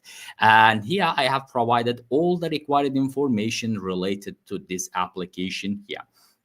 You can find all these, the basket app Miro link. You can find all these source codes. And plus, if you have least knowledge or if you are completely new in domain-driven design, below I have provided some tutorials. They are mine, and you can explore more about domain-driven design using these tutorials. And after that, you can switch to the source code to learn what's going on here. Okay, so great. Now let's switch to our Visual Studio. In our Visual Studio, after downloading, you will have this application structure. I have implemented clean architecture with domain-driven design, but please remember that domain-driven design is not strictly connected to clean architecture. You can host your bounded context. This is actually one bounded context. What is a bounded context? When you have domain models, you have conceptual boundaries where your domain models are valid, and this is called bounded context. Basket, in my case, is going to be my bounded context, my borders of domain models, okay? And for this bounded context, I can use different architectures to host it. Right now, I have applied clean architecture, but I may use layered architecture, onion architecture, I don't know, hexagonal, service-oriented, REST-based, etc. So that's totally up to you, not just up to you, but also up to the project requirement to apply the architecture, main hostable architecture. But for now, we have clean architecture. This is the most popular one. Let's work on that. So everything in domain-driven design starts with domain. This is applicable for clean architecture also. Our main project here is going to be Web Consulting Flame Basket Context domain. When you open this project, you will find some folders with some files. They are going to be my domain models. What actually domain models are?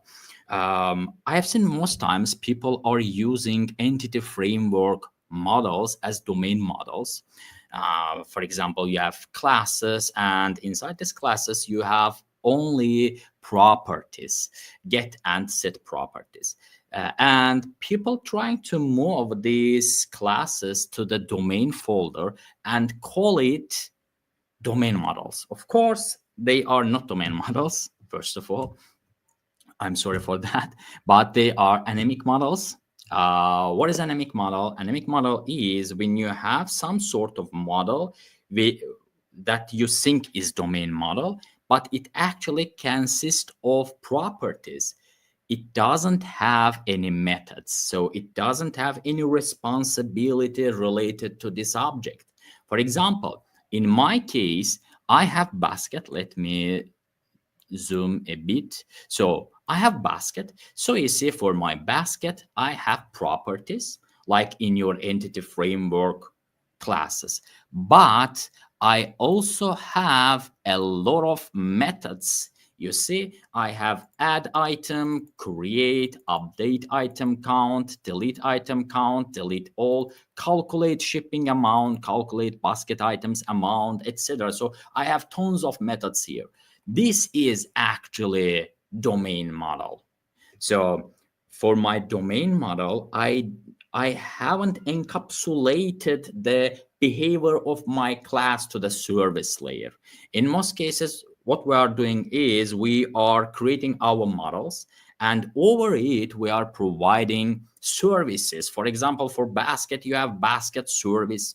Basket service encapsulates the logic related to basket init, and you are using basket for just table representation. Okay, so you have table with 4 columns, you have basket with 4 properties. This is actually a POCO model rather than your domain model. Your actual domain model should store the business. Domain driven design say that in order to use DDD properly, you need to first focus on your domain. This is your core stuff. Implement domain and then switch to the external stuff like applying Apache, Kafka, Redis, etc. They are secondary. Most you should focus your core domain, because domain is everything. So context is everything, domain is everything. To achieve this process, you may apply different approaches. I have applied event storming here by Alberto Brandolini. I also have a podcast with Alberto Brandolini in my Tural Suleimani Tech YouTube channel. You may check this. We have talked a lot about event storming. So here in event storming, we are analyzing all this stuff together. Okay, we are defining our entities, our aggregates, our constraints, our events, etc. All this stuff are defined here. In this session, we have technical guys, we have non-technical guys, we have domain experts, all in one, let's say. And after all this discussion, we are defining our main points, our strategical parent stuff like entities, aggregates, value objects. Mostly we are not focusing value object in event storming, but anyway. So after defining all this stuff and after defining all the main functionalities, we are switching to our code. In our code, we will have a lot of entities, value objects, aggregates, domain events, domain services, modules, etc. They are tactical parents. But please remember that domain-driven design is not about technology. Domain-driven design is not about coding. Domain-driven design foremost is about listening, bringing business value, learning, exploring, understanding the stuff rather than directly coding. Okay, first of all, you need to understand the domain. You or every software developer should be a really good domain expert. Why? Because you are not in your case, when you apply domain-driven design, you guys are not using translation between non-technical to technical. That's why we have zero translation. And this zero translation helps us to help business guys to learn more about the business. And also they are helping us to write a better code. This is the main key feature of domain-driven design. Okay, so in my case, I have baskets, I have coupons. So you see, for my baskets and coupons, I'm applying aggregate root. What is an aggregate root? Aggregate root is a tactical parent applied in domain-driven design, which helps us to encapsulate entities and value objects in it. Your one aggregate root, one aggregate can consist of one entity or multiple entities, one entity with multiple value objects, multiple entities with multiple value objects. So it is up to you, it is up to the requirement to end up with the design. Okay, so first of all, let's switch to our basket item. My basket item is an entity. I will have a lot of entities in my bounded context, and I don't want to write this entity every time. That's why we have special project called Flame Common Domain. So you see Flame Common Domain. You can encapsulate it to a separate NuGet package. That's also applicable. And mostly you will do like this in your projects. You will encapsulate it to a separate NuGet package, and we'll provide other squads to work on that. We have entity. This abstract class, you cannot instantiate it, but you can inherit from this entity. We are using a template method parent in this case. For every entity, we have ID, we have created at, we have last modified UTC. Okay. The case here is you can easily add the as much as properties as needed. In this case, that's total okay. For example, in your case, you may end up with just ID or ID created at, last modified at, etc., etc. Every entity identified by their ID, because your entity in your bounded context, the bounded context for your entity is going to be your aggregate root. Your entity's life cycle is defined inside your aggregate root. And your entity, you are able to instantiate this entity, to modify this entity, to delete this entity. So you see, we have a life cycle, a special life cycle, which we don't have in our value objects. This is really important. You cannot identify your value objects using by ID. You will have ID only in your aggregates and in your entities. Okay, so in my case, I have a general entity which encapsulates some logic like overriding, getting cache code, and having the related properties. That's good.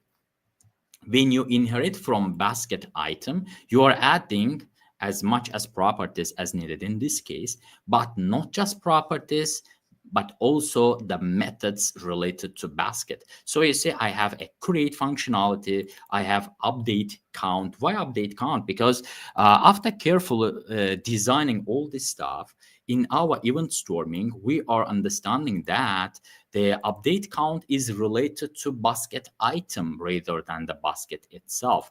We are deactivating basket item, not basket itself. That's why we are encapsulating related logic in the related entities. This is really important. But in a classical development, what we are doing, we are just having POCO objects, anemic models, and we are moving all this logic to the service layer. We are having basket item service, basket service, coupon service, and more. But this is not valid for your domain-driven design. Just encapsulate the related logic in your case for your inside your entities and aggregate roots. Here I'm using the factory parent. This factory is also a part of domain-driven design. Of course, it was invented before domain-driven design, but just remember that domain-driven design doesn't bring a lot of new to the table. It is about using the proper ones in the given context. So we have factory parent, we have another parent, just bring them to the table, and here you are, just use it.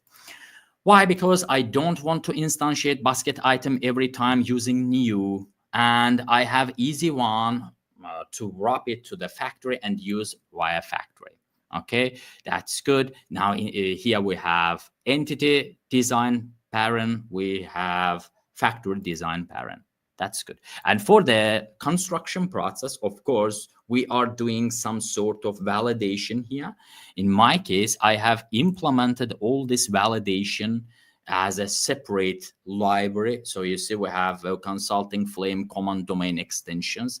But if you feel comfortable and if it is okay for you to use the third-part validation tools, you are completely allowed to use it. That's up to you. That's up to your management stuff. Okay, so we have properties, we have validation stuff, we have a construction, and we have the related functionalities inside our domain model. That's great. It is applicable for all sort of entities. You see, I have customer. For my customer, I already implemented our entity. I'm inheriting from my entity. I have the related functionality. For my quantity, on the other hand, this quantity is also an object. I want to not to repeat the related logic in all sort of entities. That's why I have encapsulated it to a separate value object. Value object is also a part of domain-driven design. Value object, just let me open it. So you see this source abstract class. You can handle value object creation using records. Of course, .NET allows us to create value objects easily using record keyword, but it is up to you. For the oldest .NET versions, you can use this abstract class value object. What is a value object? Value object is, let's say, a special form of entity. I can't call it actually entity. This is a class which can be identified by all its properties. So if you have 4 properties in your value object, you these all 4 properties should be equal to all another property to make this object same. Okay, and for the value object, you can't use ID because you cannot identify your value objects using ID. You are able to identify it using all its properties. That's why we have special template method approach called get equality components. And for your every value object, you are just overriding this functionality. For example, for my quantity, I'm overriding this get equality components, specifying that I have value, limit, price per unit. Okay, in your domain, you are encapsulating all the main logic related to your project. This is really important. If you handle domain, you're actually handling, let's say, 80% of your project. Okay, that's good.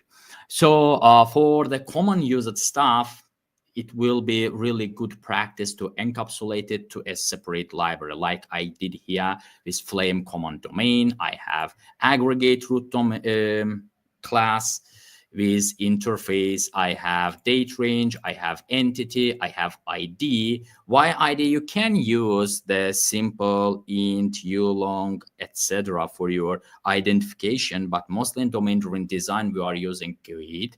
And for GUID, we have some sort of functionalities which we are using repeatedly. That's why I have encapsulated all this logic to a single class called ID. Okay, for my entities, for my aggregate roots, I have ID. Let's switch to our basket. This is going to be my aggregate root. The aggregate root is a biggest entity. The aggregate root is a special form of entity. When you go to definition of your aggregate root, you actually see that my aggregate root inherited from entity.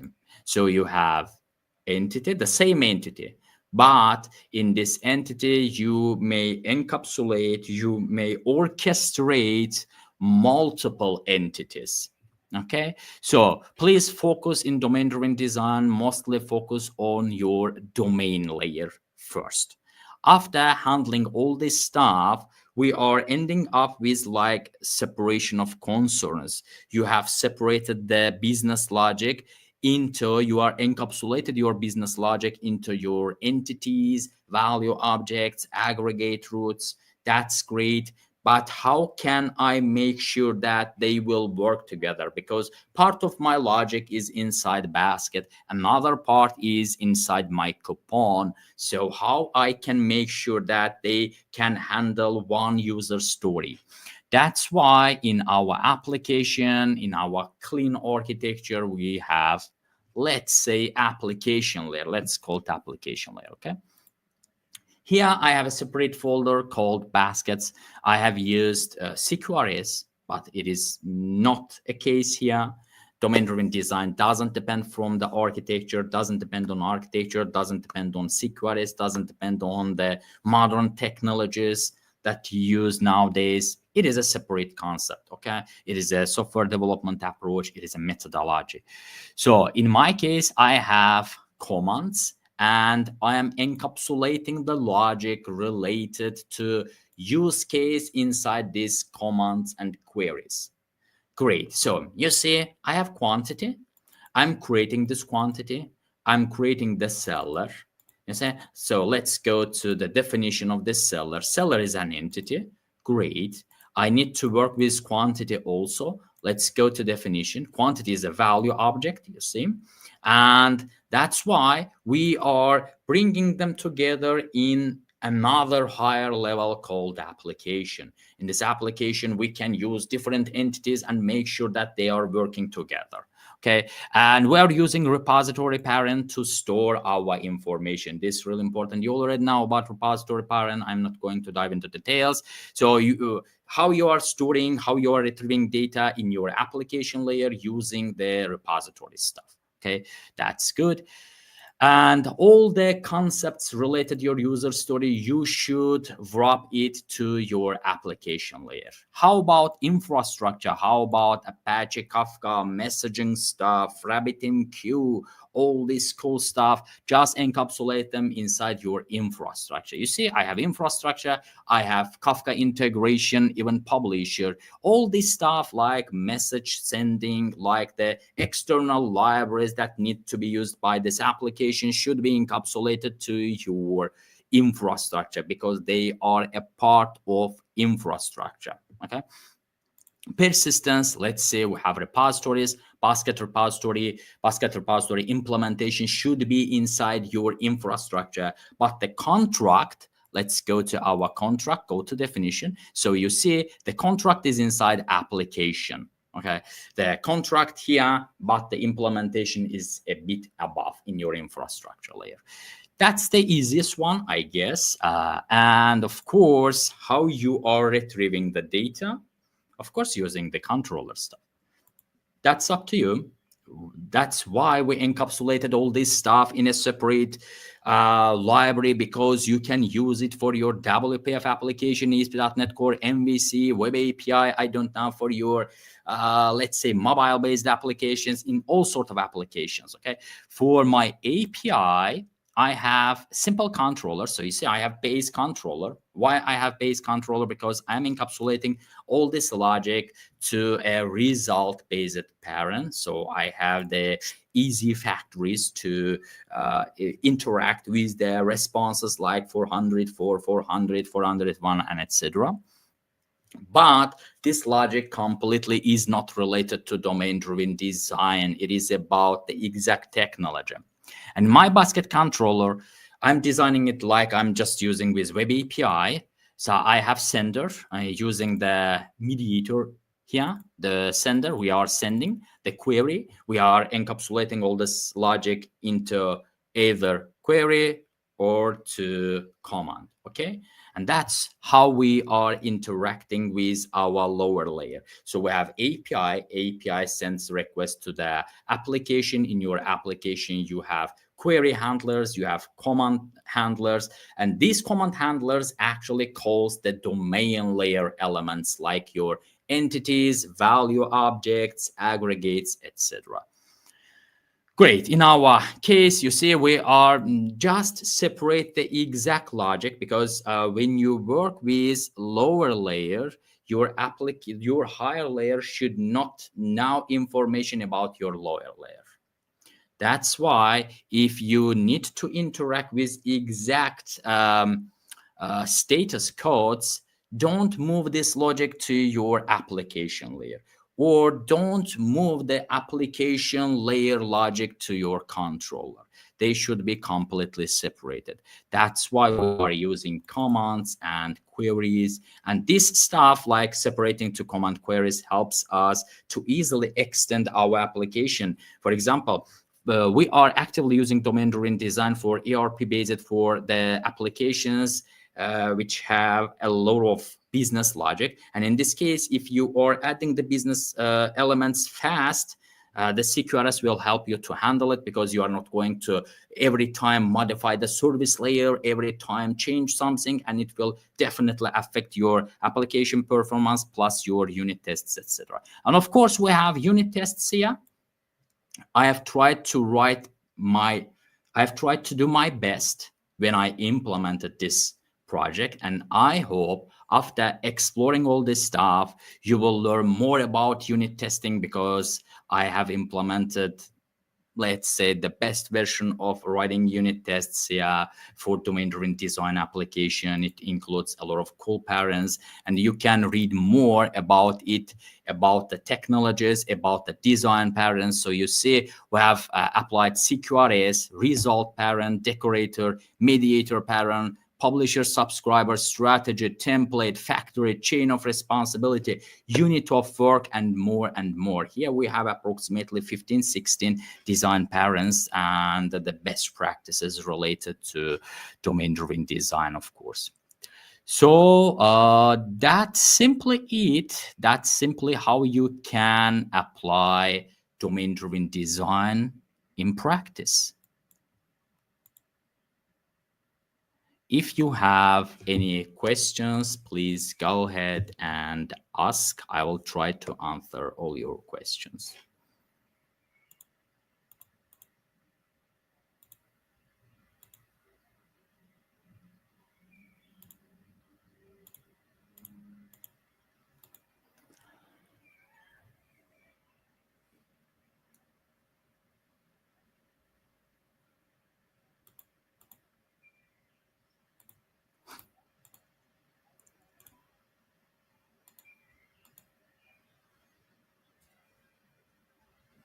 Perfect. Is a session done, Turul? That's Yeah, perfect. exactly. Wow, that was very crisp. I didn't realize there is no end slide, so that got me a little confused. I was looking for an end slide actually. Thank you very much. uh, Thank you. I so did my. so yeah, so we have a few questions coming up from the audience. It's there's one by there are quite a few actually.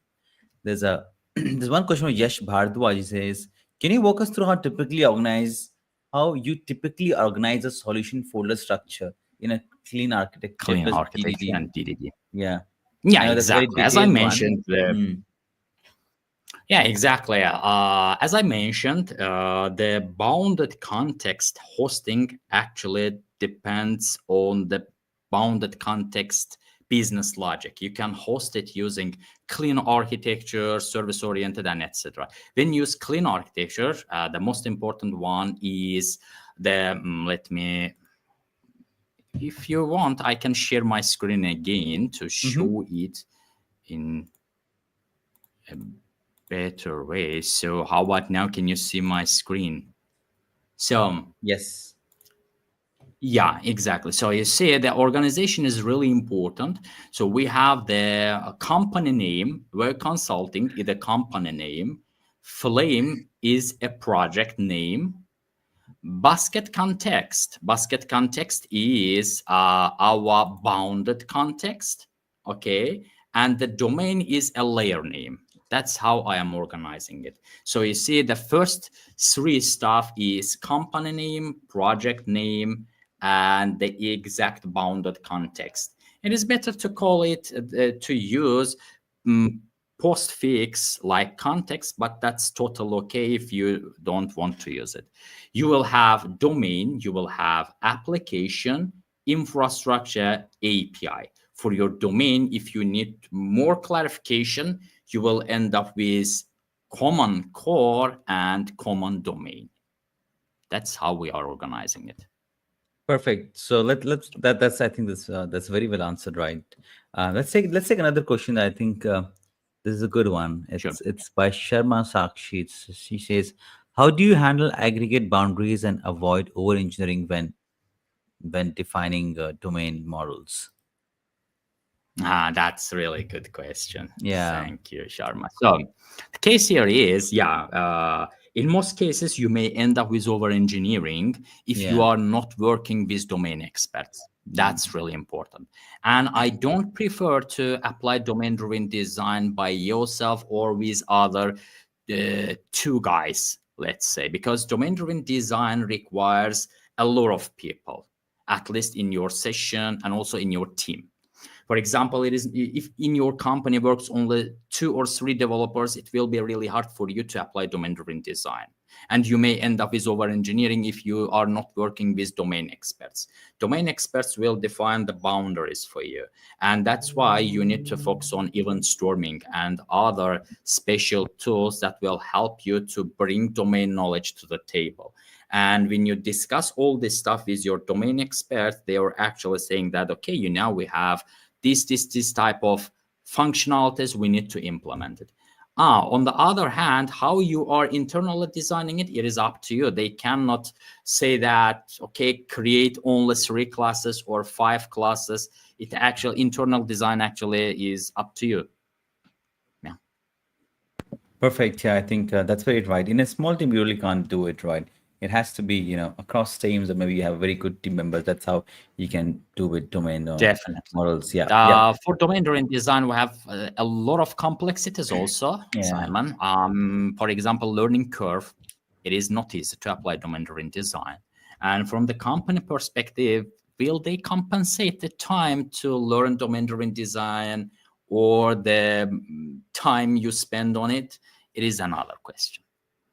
That is 100% right, Thurul. So thank you so much. I think we now have to move to the next session, right? I think we're only 4 minutes in to that session. So thank you so much, Thurul. Congratulations Thank on your you. Microsoft MVP award, right? It is so good to Thank you see very you, much. right? Thank you. I think it was always there. You always I had will it. It get just it had to for be the next delivered.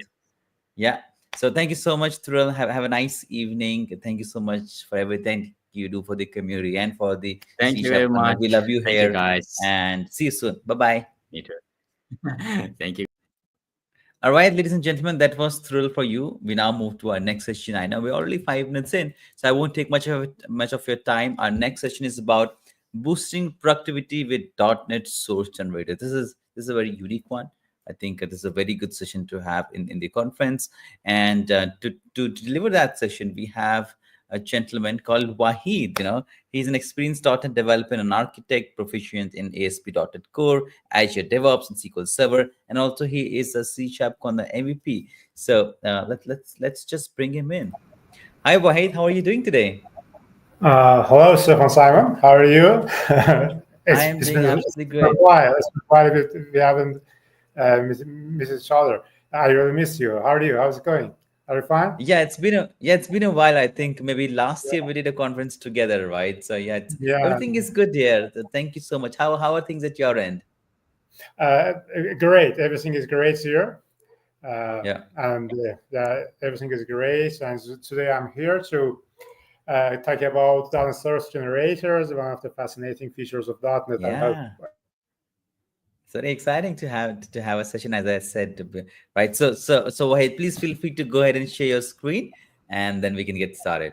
We have about 771 Yes. people watching at this instance across all the Great. platforms. We have around 770 people watching. I bet they all are going to love your session. So I see your screen. I see your inside StreamYard now. Once you move out, I'll add it to the stream. Yes. Yeah, I see your slides. Okay. I've Are you added ready? your slide to the stream. Yeah, Okay. everybody else can see it, and 35 minutes is all yours.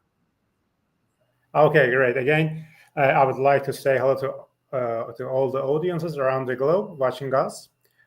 Today, I'm going to talk about .NET Source Generators, a very fascinating feature introduced in .NET 5.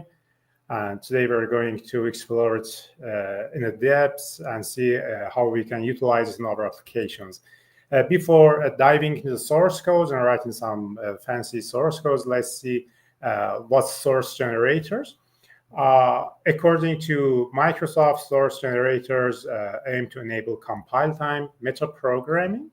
That's code that can be created at compile time and to the compilation. Source generators will be able to read the contents of the compilation before running is very crucial here. Because in previous versions, we had the reflections that we can view the source codes or the right dynamic codes with reflections, but it has its own advantage and disadvantage or performance penalties. In source generators, we're able to read the contents of the compilation before running. It's very, I think, great, as well as accessing the additional files, enabling generators to introspect the both user C# code and generate specific files. It's really interesting. Generators create pipeline starting from a base input source and mapping them to the output they wish to produce. And the more exposed property states that the earlier the compiler will be able to cut off change and reuse the same output. As a sum up, or simply put, source generation data are library projects that you can add to solution or include in existing NuGet packages. They're meant to utilize only during the build process and add new code to a project. It's very important to notice the things that what are source generators not meant to do. It's very important. Source generators are not designed to replace new language features. We're not going to define or create new language features and attach them to for example, to the C# language, because the C# language is evolving its own pipeline, and using the source generators to add functionalities to the C# language will create dialects, and it will increase our technical depth. Also, using source generators, we're not going to have the things like code rewriting. Code rewriting are operations like optimization, line injection, IL waiving, call side rewriting. These are very important things that we can do, but source generators are not there to help us in these situations. Of course, while these techniques have many valuable use cases, they do not fit into the idea of source generators. They are by definition code altering operations.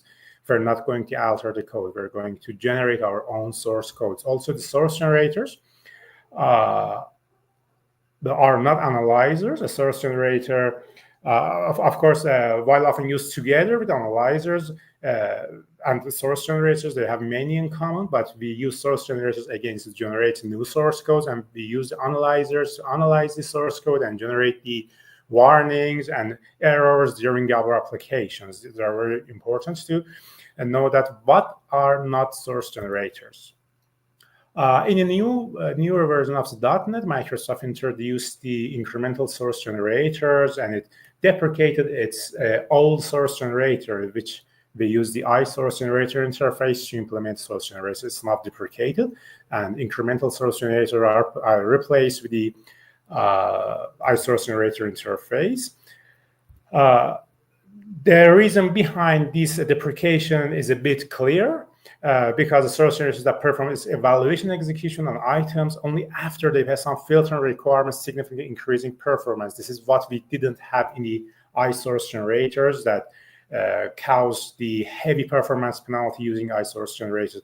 Of course, the interface exists. You can use it, implement the iSource generator interface, but it's not a good option. It would be the best option to use the incremental source generator interface to implement your own source generators. This is very quick and short introduction to source generators, and without any other points, let's dive into the source code and see how we can develop the source generators and how they can help us, and how they can speed up our developments. Okay, let's go to the Visual Studio. Let me close this. Oh, too many windows here.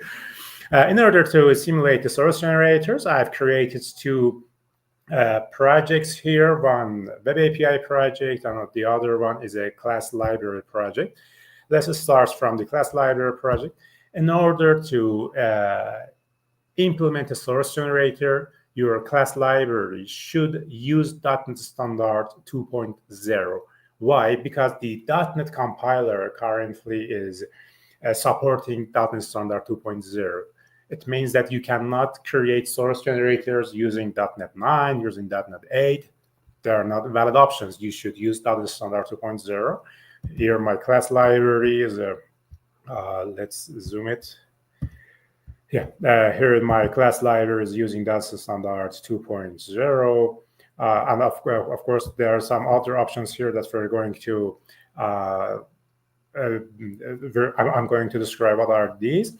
Beside having the DAS Star 2.0, the source generator project needs to reference the Microsoft Code Analysis Analyzer and Code Analysis C# NuGet packages too, which helps us to implement the source generator in place. The other project is our Web API projects. We are open to use any framework we like, .NET 9, .NET 8, or whatever other versions of .NET we are okay to use which one we want. Okay, as you see, this is very simple up to here. Let's get back to the CS project of the generator project and see what are these options here. One of the very important options here is the enforce extended analyzer rules. This ensures the generators using the recommended rules created by the .NET team. The another option here, let's put an enter here. Okay. The another option is Roslyn component. This ensures that the projects to act as a generator and work with the Roslyn compiler, making debugging of the generator possible. The other one is the include build output equal to false. This prevents the project build from being included in output, which is ideal since using the generators is meant to be compile time only. In our traditional class library, we used to set the include build output to true because we intended to use the output of the class library or the DLL files in our projects. But for source generators, we're not going to use the output of the generators. We're going to use the source generator artifact as compile time. So we should set the include build time output equal to the false. In Web API projects, we have a reference to the source generator project. It's like before, like any other project references that we had, except two important options here. We have defined that the reference output assembly is equal to false and output item is equal to analyzer. So up to here in the Web API CS project, we have some question marks. One is here, what's reference output assembly. The other one is here, what's output item type. And the other ones are the ones that I have commented, I commented them. What are the empty compiler generated files, or what's the compiler generated files output path? These are the options that we hadn't in our normal Web API projects. These are some things that we added because of using the source generators as a reference in our projects. Sorry.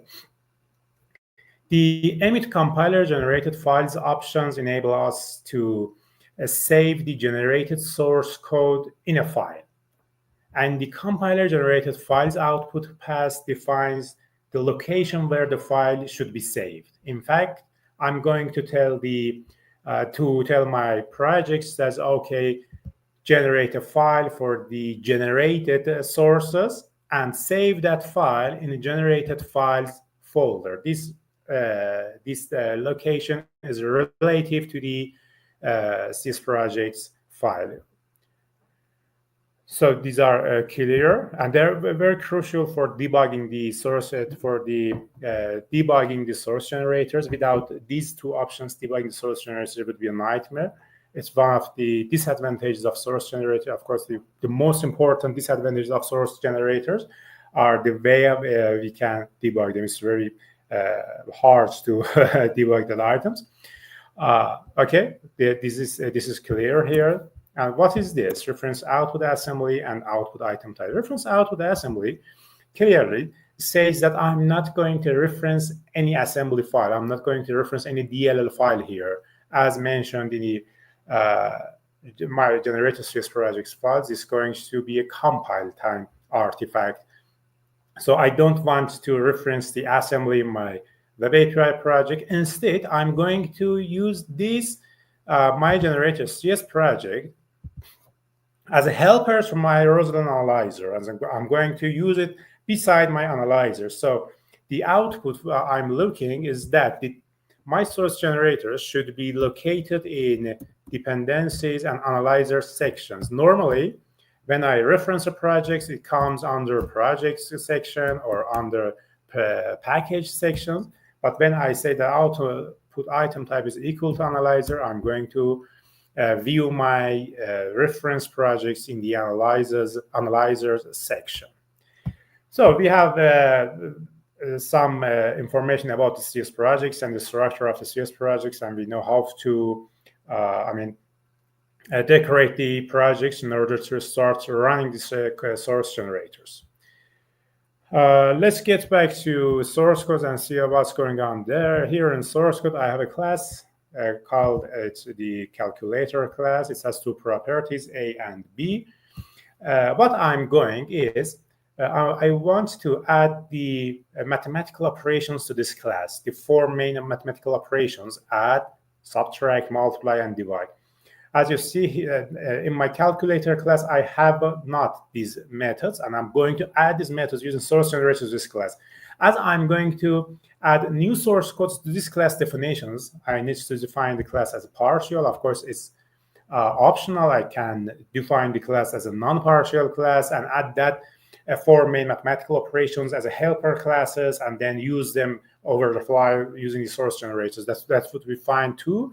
But here in my scenario, I'm going to add that four operations exactly to the calculator class. So I defined it as a partial class, and the other partial part of the class will be implemented using the source generators. In order to define my own source generator, in my source generator projects, I have created a file called calculator generator. Calculator generator, as you see, is implementing the incremental generator interface, which I told you that's a new interface. Introducing a new version of the .NET. And of course, every generators, if wants to be act as a generator, should be decorated with the generator attribute. So my class have two prerequisites. One, the generator attribute. I have added it to my source code. Second one is to implement the increment generator interface. While implementing the incremental generator interface, I will need to give my own implementations for the initialize method. In the first look, this code seems to be very sophisticated, but in fact, it's very simple. We just need to be introduced to the new syntaxes of the Roslyn and to the new syntaxes of the source generators. Before using the source generators, before working with source generators, in years we have used the C# or .NET. We have got introduced to .NET classes and C# syntaxes. We know that, for example, public class something, I can define a new class, or I don't know, public void something, I can define a method, or I can define properties. I know the syntax I must use in order to utilize the .NET or C# language. Here, while defining the source generators, we are going to get introduced to the something like Roslyn syntaxes. We're going to be introduced to something like syntax provider, syntax tree, compilation unit, things that are new for us before working with the source generator. We have incremental generator initialization context here. Of course, it provides, it gives us the methods to give access to underlying source code. Using incremental generator initializing context, I can get access to the underlying source code of the compilation unit. It gives me different kinds of providers. The four main providers that the incremental generator initialization context gives me is syntax provider, that helps me to access to the syntax tree to analyze, transform, and select nodes for future work. The other provider I can access, which is important, is compilation provider that can access data relevant to the entire compilation, such as assemblies, source files, and various solution-wide options and configuration. And the other least important providers are Parse option providers gives access to various bits of input about the code being parsed, or the other the providers are additional text provider, I think, metadata reference provider, and other providers. That's out of the scope of my speech today. I'm going to focus on the syntax provider. So what was the syntax provider? It helps me to access the syntax tree. So when I access the syntax tree, I can analyze the syntax tree. I can transform the syntax tree as my intention and select nodes for feature work, which is most commonly accessed and used operation here. I have here a context that syntax provider. I'm going to access syntax provider, and I'm going to create my own syntax provider. Using the create syntax provider, I need to define two arguments. One is predicate, which is super light predicate to filter out the extra information which I do not want to work with them, or to filter out the operation which I'm going to work with them. In predicate, for example, I've mentioned that I'm going to looking for class declaration syntax. Class declaration syntax means among all the source code of the compilation unit, I'm going to select only the text or the declarations related to the class declaration, something like public class X, public class Z, public class P. I'm going to just select these parts. I'm not going to select the namespace information. I'm not going to select the method information. I'm going to focus only on the class declaration syntax. And of course, again, I have added another condition here. Beside the selecting the class declaration, I'm going to only focus on a class declaration which its identifier or which its name is equal to calculator. So in my compilation unit, I have a class like public partial class calculator. It's a class declaration, great. And of course, its identifier is calculator. So when the compiler comes to compile the source code, this predicate will filter out my class and gives me the public partial class of calculator. I have now the public partial class calculator, and I can go through it, modify it, add operation to it. I don't know, add comments to it, remove comments, and do whatever I like. After a predicate filter out the information, it gives the output to the transform argument. Transform argument, of course, here I'm going to say transform argument says, okay, just return the context.node.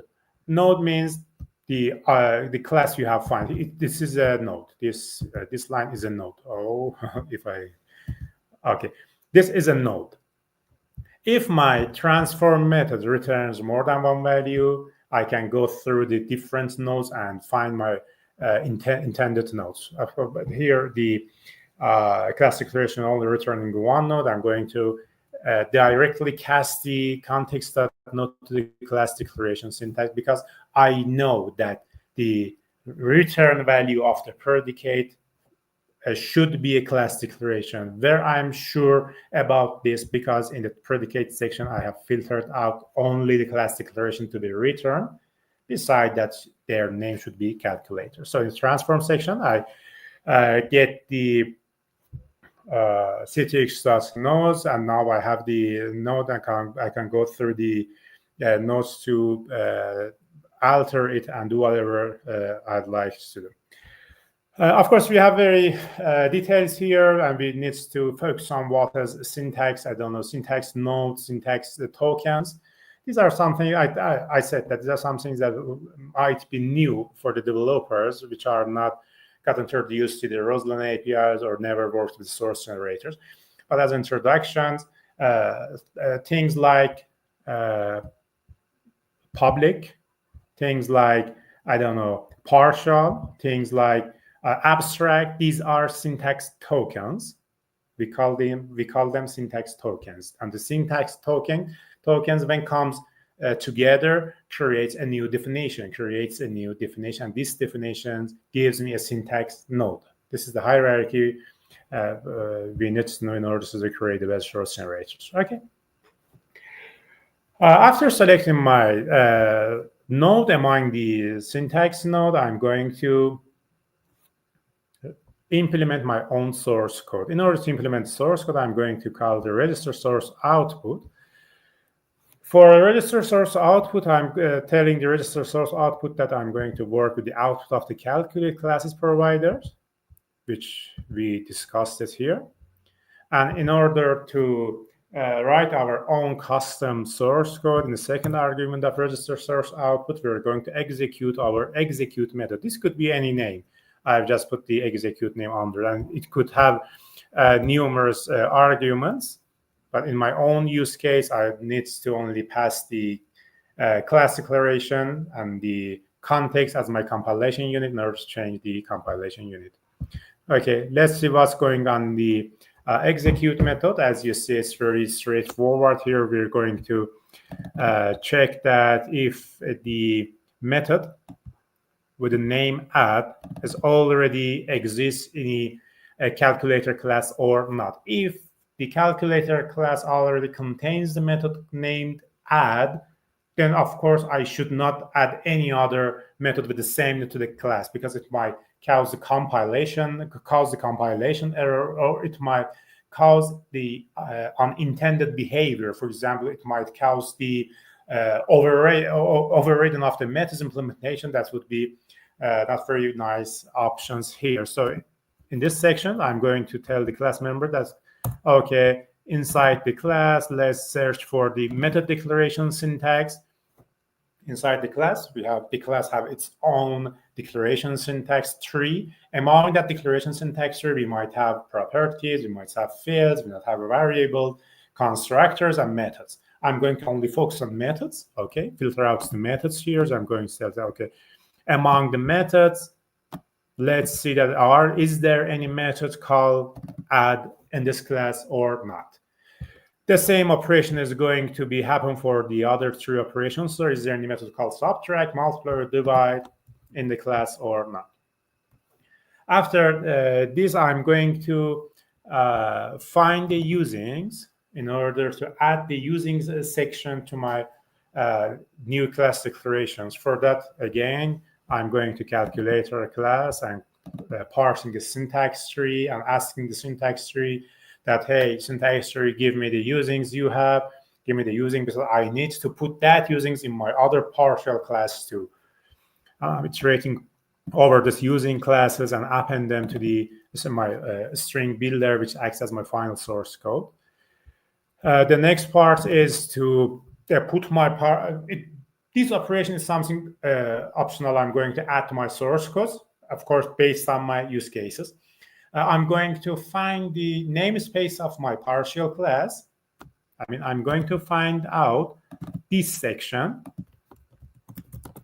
that what's the namespace of this calculator class, and I want to use this namespace as a namespace of the other partial class, and put these two partial classes in the same namespace. In order to do this, again, I'm going to ask the calculator class that, hey, calculator class, let's go to your ancestors and list me all namespace declaration syntaxes. I mean that among all your ancestors, your direct ancestor or indirect ancestors, give me the namespace declaration syntax and tell me if there is any namespace defined in the ancestors or not. If there's not any namespace defined among ancestors, it might be a sign that there is not any namespace declaration in that file. Second option, I need to search for the file scope namespaces in order to find out, is there any file scope namespaces which fit the calculator class or not. Again, I'm going to search through the ancestors that is there any file scope namespaces available or not. And I assume that the namespaces exist in the namespace declaration syntax, or at least as file scope namespace declaration syntax. If there is no namespace in the namespace declaration syntax and the file scope namespace declaration syntax, the calc namespace would be null, and of course this line would produce you the compile time errors. So here you might, of course, do some other errors to handle the namespace properly. Debugging the source generator, as I told you, it's a nightmare. Logging is a nightmare. It's not the same as the logging we had in our traditional applications. For example, accessing the file or system.io in source generator is totally blocked. In order to use these output type options, you might use the shared library and make help of them in order to utilize the system.io in your shared library and reference the shared library in your source generator and pass the intended logs to your shared library and write them in a file or wherever you like to put it. So the error handling and the debugging of source generation would be very crucial here. Okay. After finding out the namespace, I'm going to define my class. My class would have modifiers. It would be public, private, internal, whatever my class has. I read the modifier, put the class keyword as a hard-coded here, and read the identifier from the identifier. After that, I'm going to add the add method implementation. If it has not been added already to the calculator class, I'm going to add this method to my class and add the other three operations to my class too.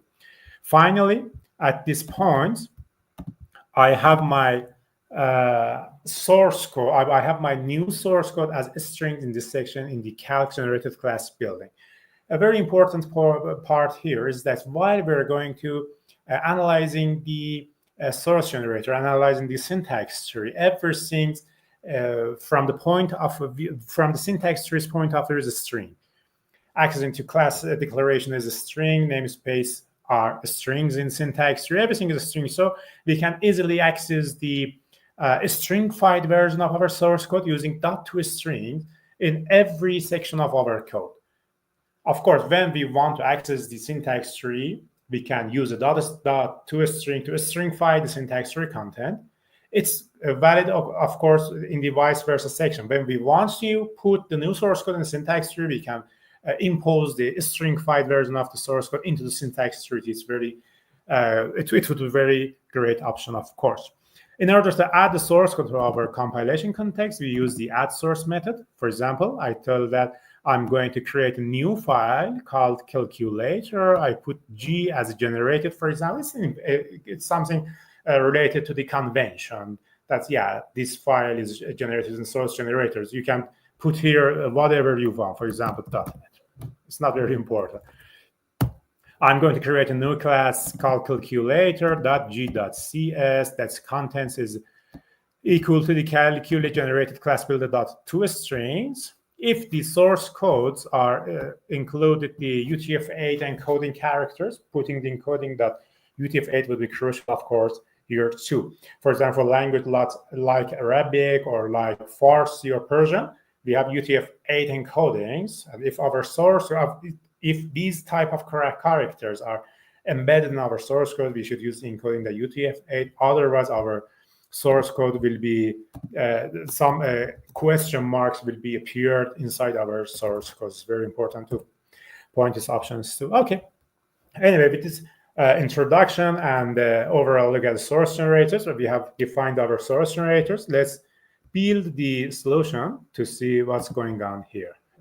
Build, great. And we're waiting to build operation to complete. Okay, as you see, there's no warning here.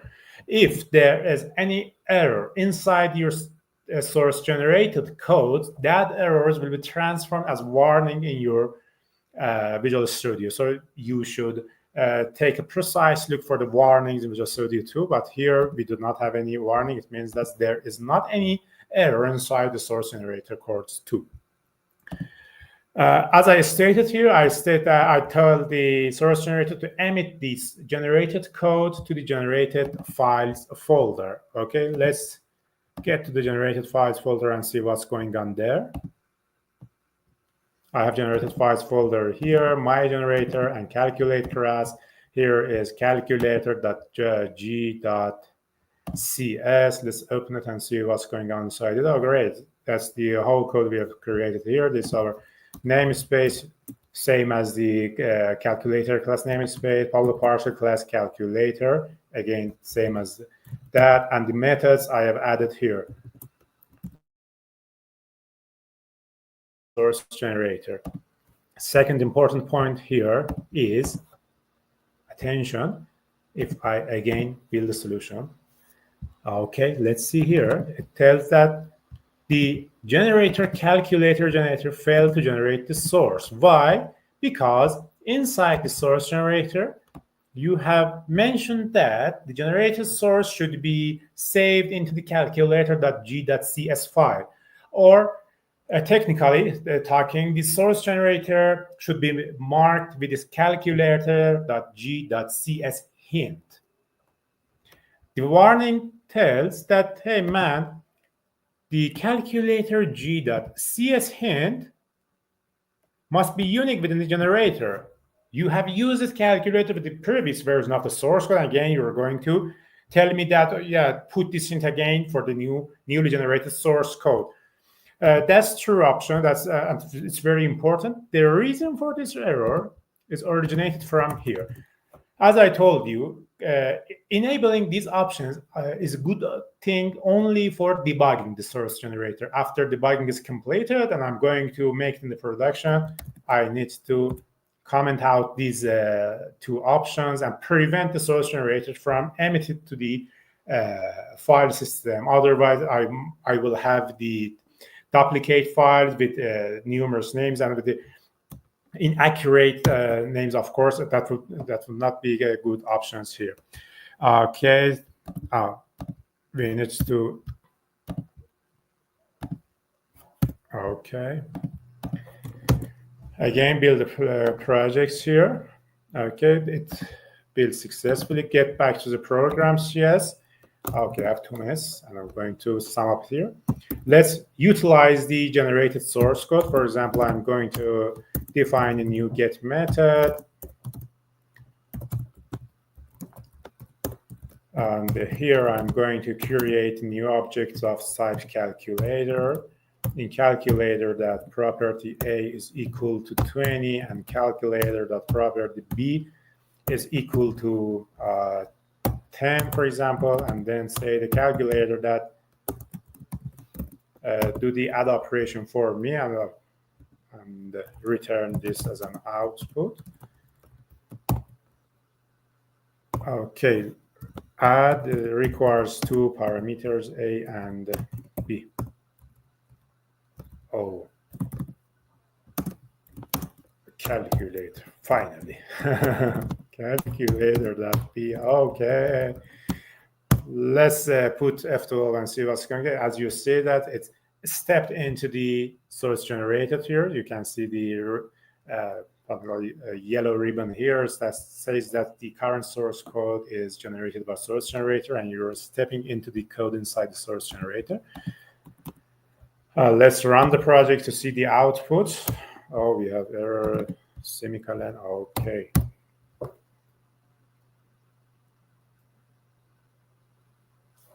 Okay, the API is up and running in localhost 5042. As you see, we have 30 here. It means that the add operation operated precisely. I can replace it with the subtract method. Let's hot reload it.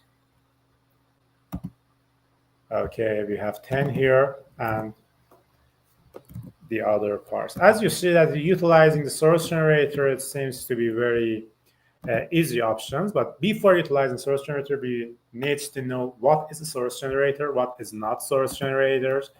And we need to get introduced to the Roslyn API syntax. We need to get introduced to the C# compiler, the data compiler syntax.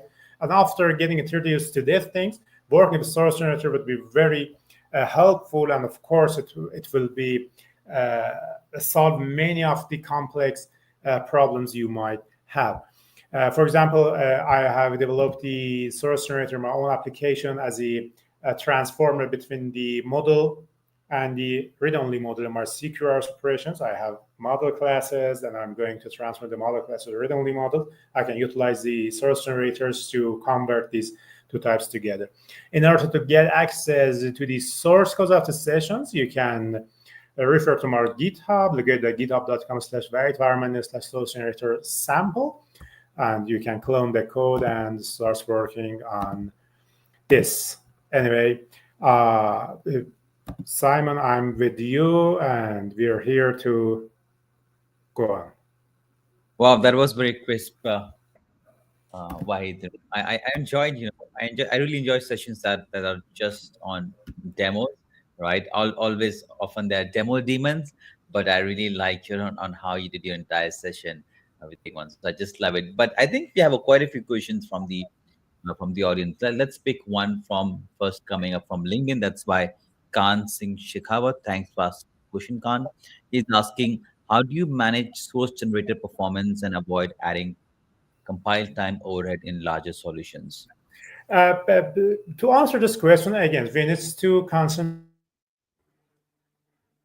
source intended to be. It's very important. After paying careful attention to this, that what source generators should not be used. After that, Yeah. if we want to implement our own source generators, we can use the benchmark-like framework. I told you that we do not have direct access to the system I/O. We do not have the traditional logging frameworks here. All we need is to put a shared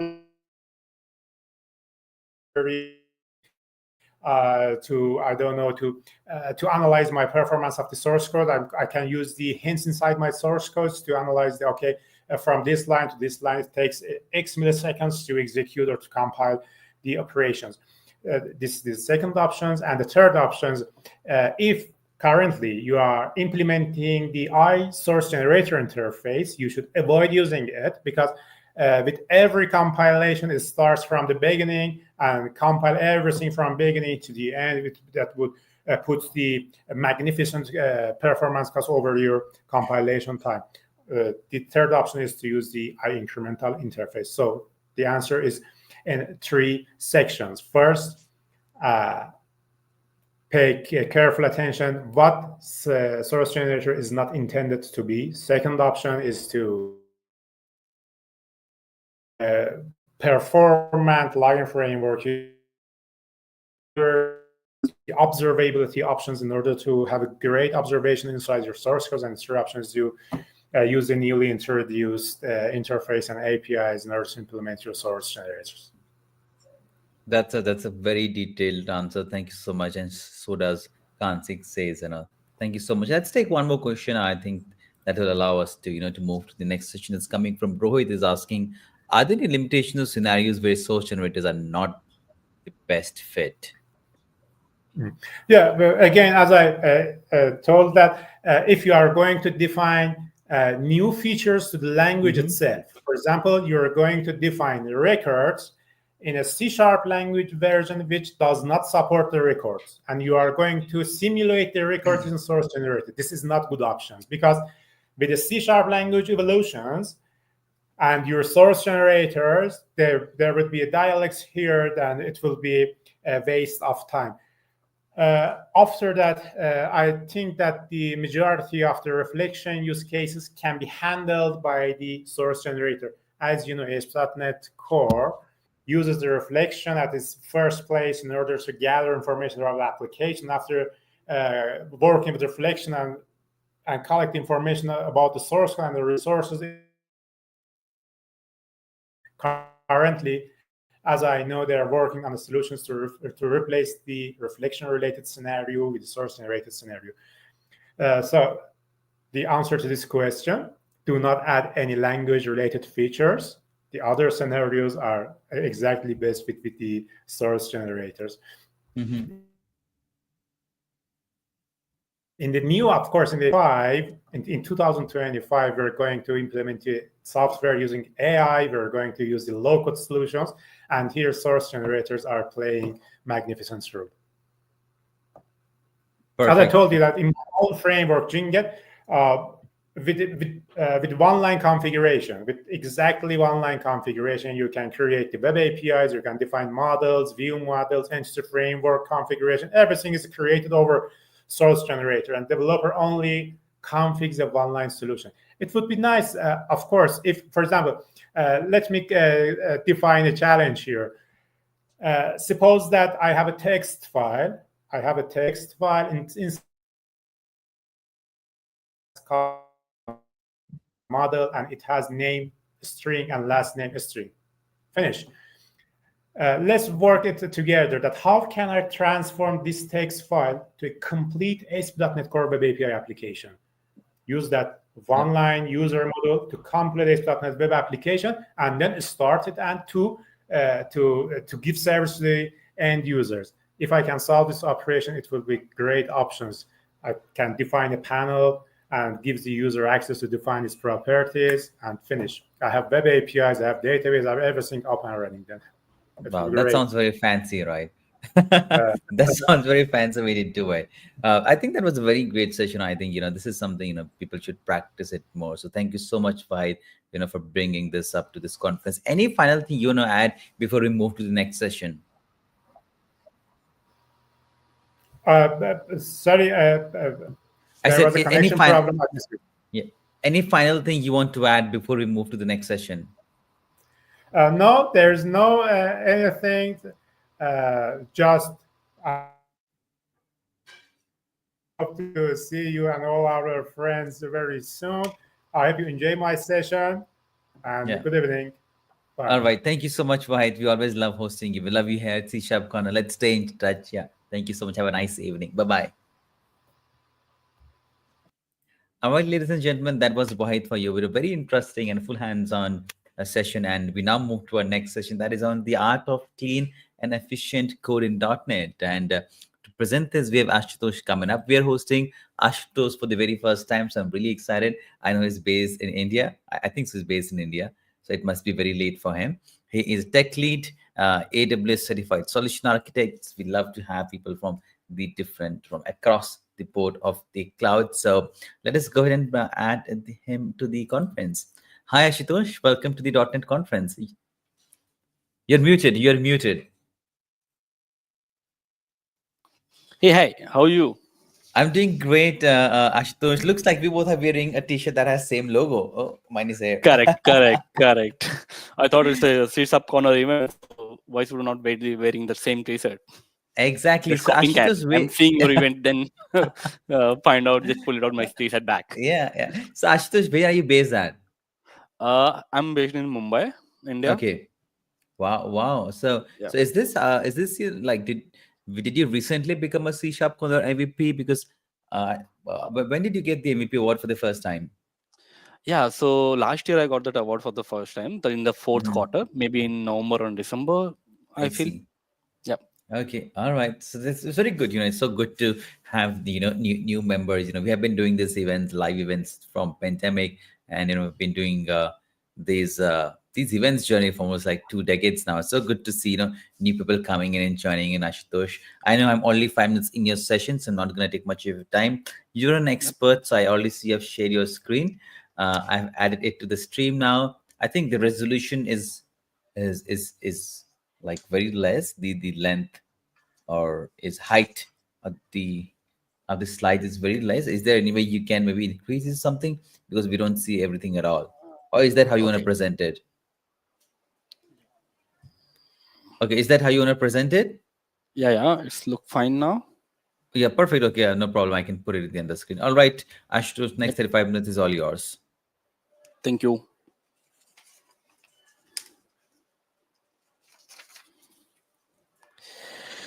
Yes. So, uh, hey everyone, I'm Ashutosh Singh, tech lead at ctstech.com. I have a 9 year of experience, and yes, I'm that person in my team who always consider to just debug the code and uh, enjoy that doing that legacy refactoring code. So today, what we are going to learn about that, we have that kind of things like such as Blazor 2. Today what we are going to do, we will going to learn that some of the key point which we are going to understand, like how we writing the code, how we going to be write a good code, and what good code means all about. So the agenda, it's like that. If we say this way, like to be honest, everyone can write a good code, but the code can be work. But when it comes in a terms like where the code is perfect, where the code is efficient and clean and elegant to write, it's matter a lot. So the agenda today we're going to learn is how best practice to impact the readability and maintainability of the performance, real world strategy and write the code of function behavior. Second thing that we're going to learn here, my slide is not moving, I think.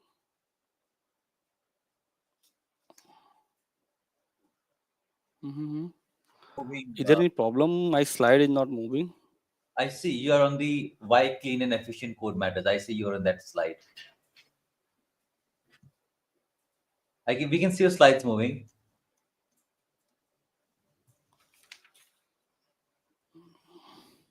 Okay, Ashish, yeah, can now you- it's reflecting. Yeah.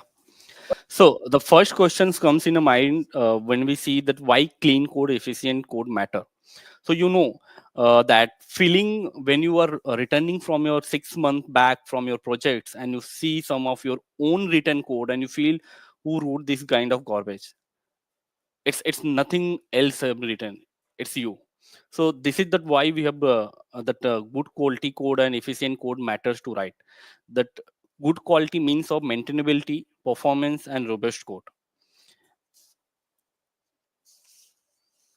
Okay, so the next there are some kind of solid principle we have when we comes to the understand the writing that good quality code. There are kind of some principle we have which help you to out to write a good quality code, and that principle help a lot while you are writing a code. It's tell you that what kind of things you have to do to achieve these goal.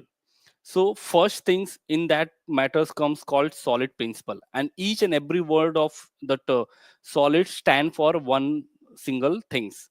So when we say S for the first thing is called single responsibility principle. Single responsibility principle, that means if you're writing something, if you're creating a class, if you're creating any method, that class and method basically it's have only one purpose to do.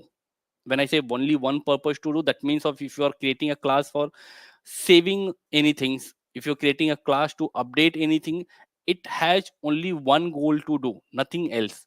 So if we were comparing with the real world example, that means of like we have a in our company we have a different department. I'm a IT guy, and we daily we interact with that HR guy. So IT guy only write a code. I cannot run that payrolls which help to just generate our salary and other things. But same way, if you think in different way, the HR guy cannot run that write a good quality code.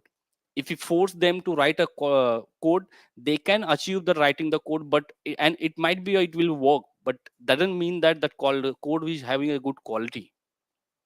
The second things we have when we writing a code, we have to measure things like we have to follow that open close principle, which we say that software should always open to extend, but but close the modification. That means of when you writing your code should be open for the extension but close for the text modification. That means the feature you are adding or modifying, it will not going to impact that existing feature. Okay, that means of the way we have a discount, like every day that most of the services clients websites are throwing the discount, maybe in a different way, like we had a Christmas sales offer, we got Diwali sales offer. So one discount type we are giving, that means not we are not at same time we are not going to give any other discount. So we are adding the feature, we are not modifying that we are not modifying the existing feature. So the third we have that list queue substitution. It's kind of like you should all be replace the parent object with the child object. That means like sometime what happening that we have some things that we have the similar behavior, but that work culture is different. Like if you're going to create a one class which is going to be a your bird class, that means always think that bird can be a fly. But there are some bird we have which they cannot fly, like a penguin.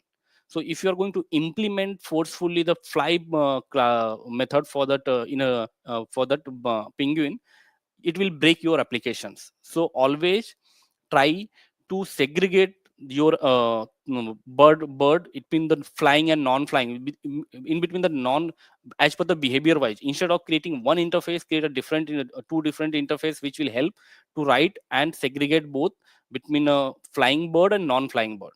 Third, when fourth we are saying that interface segregation. interface segregation is very important for writing a good quality code. It helps a lot. It's not only helping to just making that entity different to different, like segregating that one entity from another entity and breaking down your application in small unit. It's also help to decoupling your code. So interface segregation stand for like whenever you creating any application, when you create writing any interface, you need to first think and come to the conclusion what kind of things, like what exactly you want to create before writing an interface. To come for the purpose, create a small interface for one single responsibility and just go for that. Like helper, as earlier I told, like in some, if you take the example, we have a eye saveable and eye readable. That means if I'm creating an interface for eye saveable, that means it's have only one job to save the data, nothing nothing related to that update. It will not touch that update, not going to do the job for the deleting or anything else. Third, we have fourth, we have a dependency inversion. High level module should not be depend on the low level module.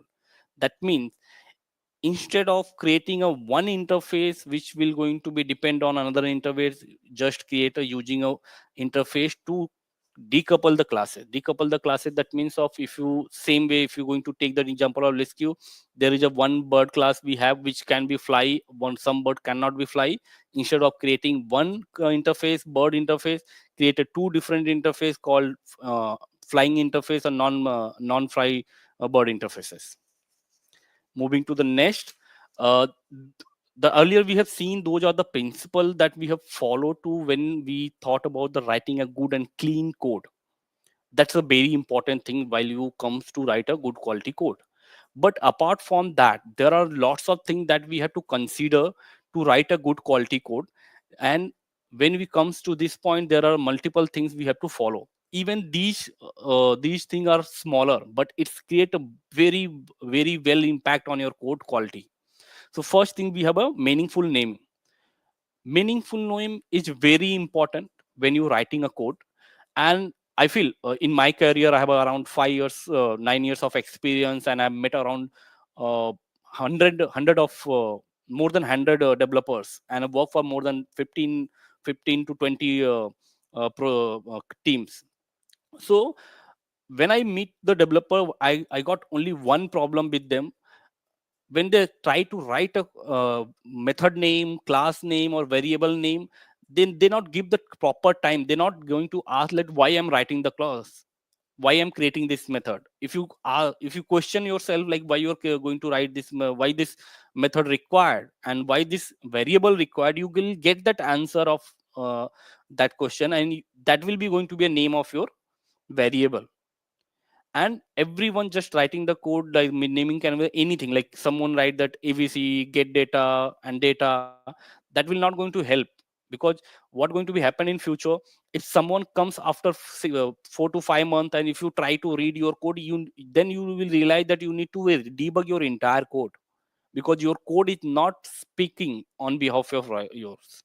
So whenever you're creating a variable, give a clear descriptive name of variable, function, classes, and avoid short confusing name that make the code harder to understand. Second, we have a sort functions.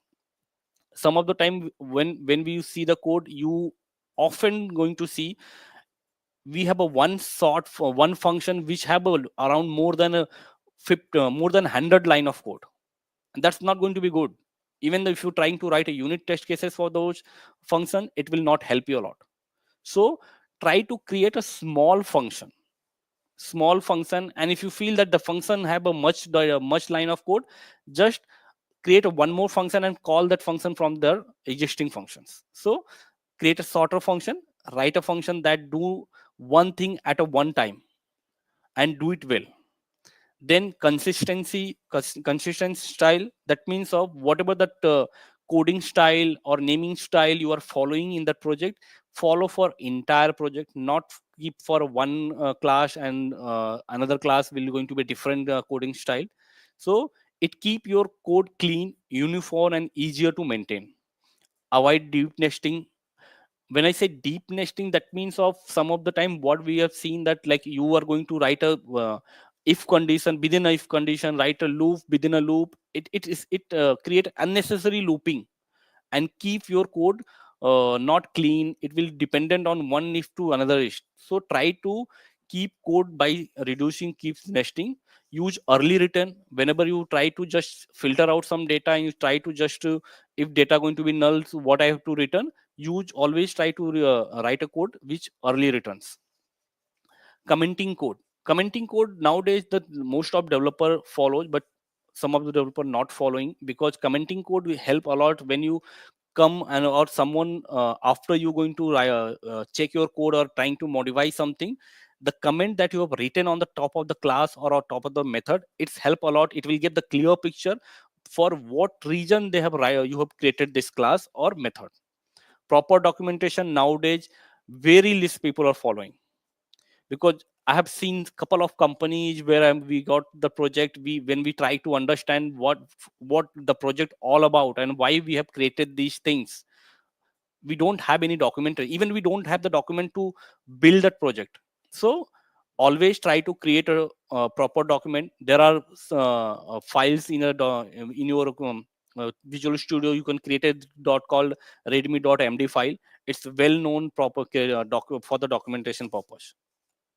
Next slide, when we say comes on that, we have seen the principles, we have seen that how to create the variables, functions and other things. There comes one more thing that each and every developer, mostly that early developer, that beginners are do this kind of mistake. It's called efficient memory object. So when we creating an object, always try to avoid creating object unnecessary, especially inside the loop. So if you see my code here, we have what you can see that user try to just run this loop at 1,000 times, and what they are doing, they just appending the text into the builder, string builder. But the string builder they have created into inside that for each for loop. So what going to be happen, every iteration it going to be create a new object. That is a bad habit, because what it we have it is doing here, it's why they have creating here, because of that cleaning the method before adding appending the index here, it need to be clear. You can achieve that by this way. Here if you see, I have created this string builder at the top of your for loop, and then I have written a code that before adding appending that index, I'm clearing my string builder object. So this is how what going to be happen. There is a one copy of object getting created, and here it will creating more than 1,000 object, around 1,000 object. So avoid these things. Second, whatever the object that you are creating, try to dispose that object. So how you can dispose the object? There are two way you can dispose the object. Either you can try to use using block, which is look like this. Whatever that operation you're going to do, try to use for the using block, so the life cycle of your object will remains within that using block. And second, you can also use that iDisposable interface to dispose your object. String builder is connection concurrent for that using string. So we have not me only, that even that we are on that early stage. I also used to follow whenever it comes to concurrent that string, I used to follow only one thing. I create the string variable, and then I start with that same way the result plus equal to the data. So this is the bad practice to do. Instead of that, you can create a string builder. String builder does the same thing, and it will create a less memory uses. So it will make your application faster. Third thing, the collections. Always use the proper collection for the proper region. If you want to create create a order item accessed by the index, go for your list of creation. If you have a dictionary fast key based lookup, go for your dictionary object. If you feel there are something you going to have where that ensure that unique item, go for the hash set. So see, here if you see that what I have done, that I have created a new list object where I put that number of numbers 1, 2, 3, and if you want to retrieve that, you can go with that indexing by and you get that number back. Same way you can create that dictionary where going to be a key pair combinations. Key will be your ID. Based on that, you can get the data back. Same in hash set, you can keep you can store a unique value. If you're going to try to store a duplicate value, it will not allow you. So the next part we comes to asynchronous programming. So when we talk about that clean code and everything, we know there are multiple components that we need to follow. First, we need to know that exact principle which allow you the decoupling coding, which allow you to what need to be do at what level. Then we understand like how we going to write a code, what naming convention we have to follow, how we going to what kind of function that we have to create and everything. And measure. Apart from this, there are a couple of things that we need to follow, which will help you to improve your application performance, which will help you to uh, make your code readable. So that's come asynchronous programming. Async awaited. When you using async awaited, remember to use run.toss. Why we use the run.toss? CPU, for the CPU utilization, it not going to block your main thread. So many time what we are does that we are just hiding the for the heavy work. We do one thing, we just write a async await and we feel that this will solve our problems, but not. It will block your main thread. It will wait to your task getting over. So until you are just writing a async await and sit back, write a run the task, so your task going to be run in a different thread, and it will not block your main thread. This way how you going to write it? So you can write this way like await task run dot file. And again we have a avoid deadlock. It's important to avoid deadlock in asynchronous programming by following that appropriate practice. Use async awaited, the way the thing that we have discussed to avoid that main thread blocking. Always avoid to use await and dot result in async calls. If you write a dot await or dot result, your thread going to be a block until that your main method got that result back. The third we have run heavy task in a background. Use the run task dot run method. Always, if you have a heavy task like some of the time when we have the refresh kind of page where we on the click on the reference, the heavy of the data got pull out from the DB. So if you're not going to write a code that's such a way like a task dot run in different thread, so what going to be happen if you click on the refresh button, that your entire page going to be unresponsive. The user cannot click anywhere. That means once the page got unresponsive, you losing your customer. They will just close your window and go away. So instead of that, you can write a code such a way like it will run the task in a background. Once the data gets ready, it will refresh for a second and load the entire data. Third, the configuration things. Whatever that in configuration you have, you call this get async configuration file to load your configurations data. After that, there are a couple of things that we write. We always nowadays that everyone prefer to write the link queue query, but in link queue query there are more of the thing that we need to follow and we need to avoid. So always first thing, always use in memory loops, so always enumerable, which will help you to keep the memory low. Second, avoid multiple enumeration. Select whatever you need. So some of the time what happening that we don't write a code such way, even though we need that username, we write we are returning everything. That is not correct. Use, select whatever you want, be a specific while you selecting. And fourth, we have a any.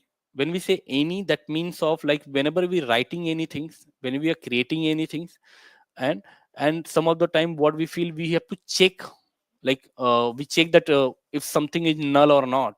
Instead of that, or we are checking if that list have any data or not. If you're checking that list have any data or not, instead of that, check any list dot any. That will give you exact answer and a very very quicker experience. So after that, there are kind of things we follow to make your application performance faster. It's called caching and performance boosting. Caching comes in a picture long back. How earlier we don't have such more things like a distributed caching, so we used to follow that in memory caching. In memory caching, that means how we store that local application cache in the local applications, which will only accessible for one application label. That other application cannot access that. So in memory caching, we have a local application, fast access, and use single server caching. Other, we have a distributed cache. Distributed cache, there is so many cache provided available. The most famous is Redis. So instead of storing the value into your cache, you can store the value in your Redis cache, and from there many application, if you have a 3 application or 3 microservices, each can directly link with that cache and get the data back. So it will help to not pull or ping your database every time. Instead of making a request to your database to get the data back, it will allow to get data from your cache. If data is not available in your cache, then it will redirect your request to get the data from database and insert it to the cache and then return back to your controller.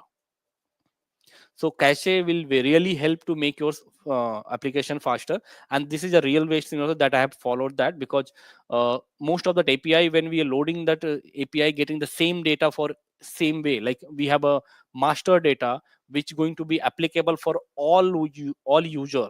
So instead of just calling that API and getting the data from back from that database every time, what we have done that we are using that you are storing those their response into that cache. So if some users comes, it's not going to be hit my database, it get the data from the cache, and it improve that API response time very less, like within a second, within a minute. Fourth, like when we have discussed everything, there is one more thing is comes in a picture called login and monitoring. So even though you are done each and everything, you followed everything, all that scenario, all the principle, all the naming convention, you followed that garbage discussion, you followed that how you going to write a code, how you going to write your link queue, you've done all the thing. There will be something which you need to add in your application for that monitoring purpose. You need to know that like what label your customer is reaching, at what label your application getting break, and you also got to know that like at what function level, at what class level your application is taking too much time to give that response. So here's the logging comes in a picture. The structural logging using the tool called Serilog, Nlogger. These tools are very famous nowadays, and it's having the JSON format application format analysis. So these JSON file you can integrate with so many application inside. Like if you using the Serilog, you can integrate those Serilog response with the Datadog, and there are so many things you can do with that, and you get that nice clean UI where you can monitor each and everything in a one window. So always follow to log that data, whatever data you have, try to keep it in there, logging in there. We have a session earlier that where we got the insight of how to write that unit test cases and code review. Unit test cases is very important, because whatever the changes you have done, whatever the code you have written, this is the point where you can test it out. This help you to test your function, what the small code your method you have created. So always try to write a good quality code which will help you to test your code and ensure that whatever the code that you have written, it's working fine, it's returning the variables whatever you expected from that method or classes. And test ensure readability, code review, catch bug early and improve state.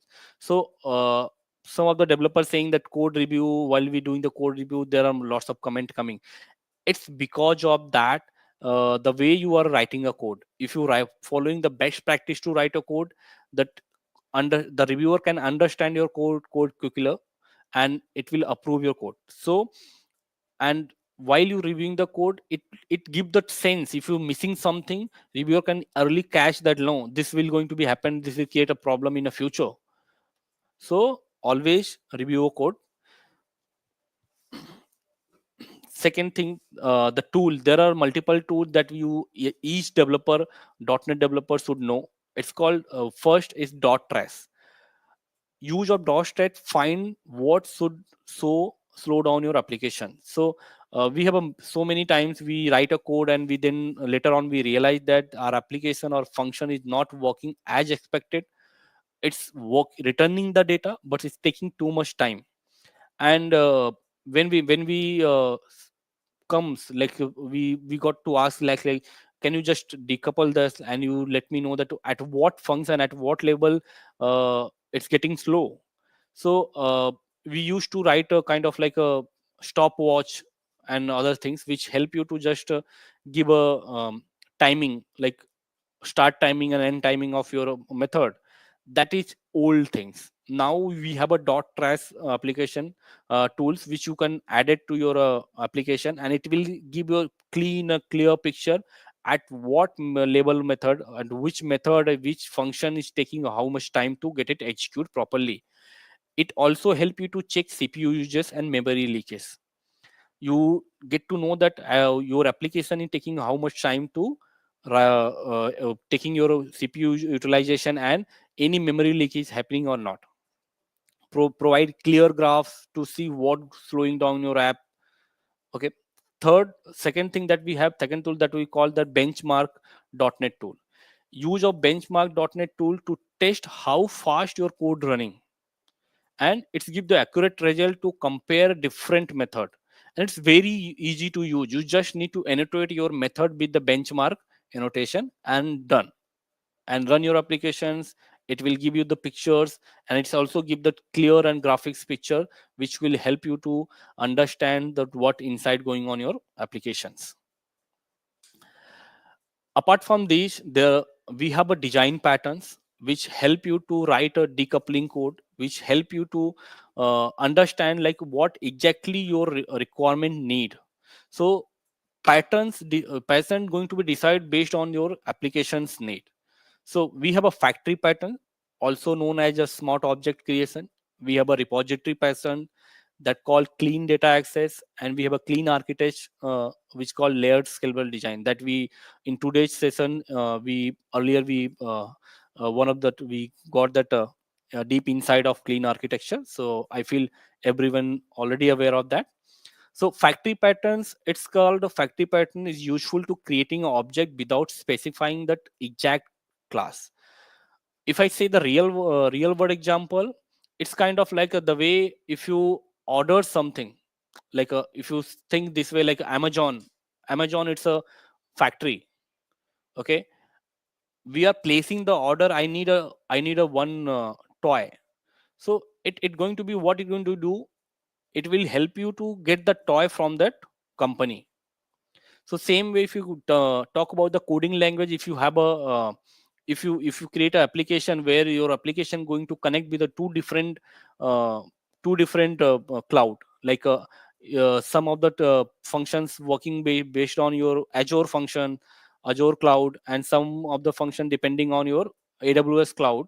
So instead of you creating a different object for writing a code for the different making a connection with different cloud, you can create a factory, pass a object, and just tell that to your master class, I need this object of Azure cloud. It will make a connection with the Azure and give you object back, and you do your job. Okay. And it prompts loose coupling to simplify object creation. Implementing the pattern can provide a flexibility and change creation of logic without modifying the client code. Also, the second, we have a repository pattern that called clean database. Keep data access separate from the business layer. This is a very important, and I feel nowadays that every developer following this logic. Okay.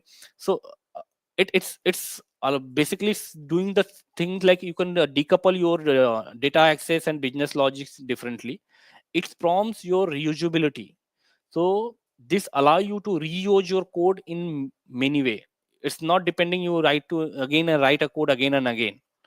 And clean architecture layer, it's called like a centralized communication between the component, reduce tight coupling and meshing dependency, improve flexibility to make the system easier to scale. It's a nowadays a very famous architecture that we follow, clean architecture, and it's going to be widely used sooner. So that's it from my side. Thank you to being such a wonderful audience. If you guys have any question, please do let me know. I'll be really happy to answer your questions. Perfect, Ashutosh. That was a very crisp session. We're going to take a few questions that's coming up from the audience while I change the design.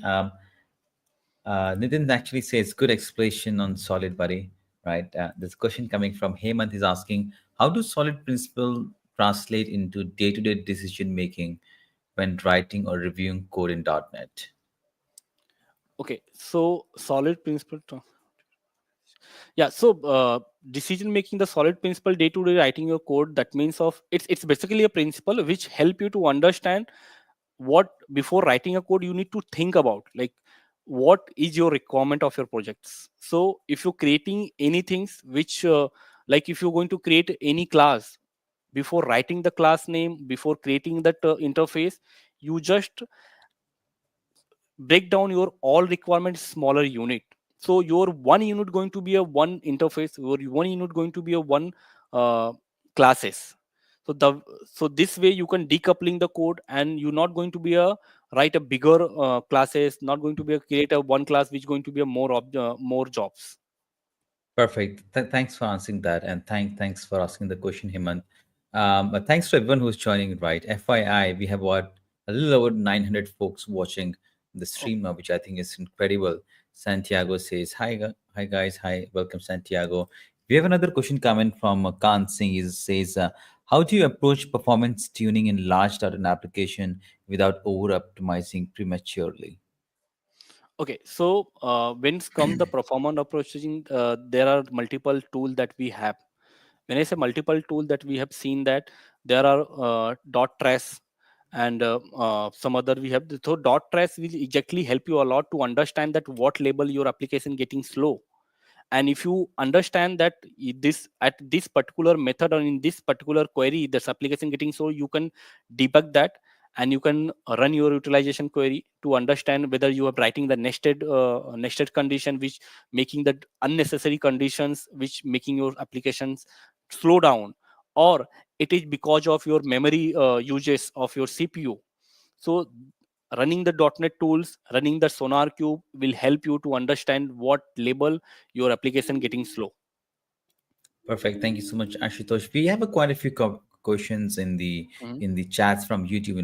I'm pretty sure that we cannot take all that because Okay. we only have to move to the next session. Maybe you can come to the YouTube stream and maybe respond to the questions there. But thank you so much, Ashutosh. Is there any final thing you want to add before we move to the next session? Thank I you, know it's late Simon. here in I'll India. correct. Thank you, Simon. I'll go to the chat window and I'll answer each and everyone's answer questions.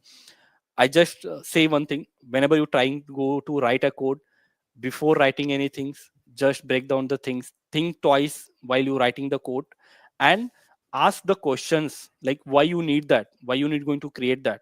Then the whatever the answer you receive, that going to be that going to be a kind of class name, your class name, that going to be your method name or your variable name. These practice will be a very important nowadays.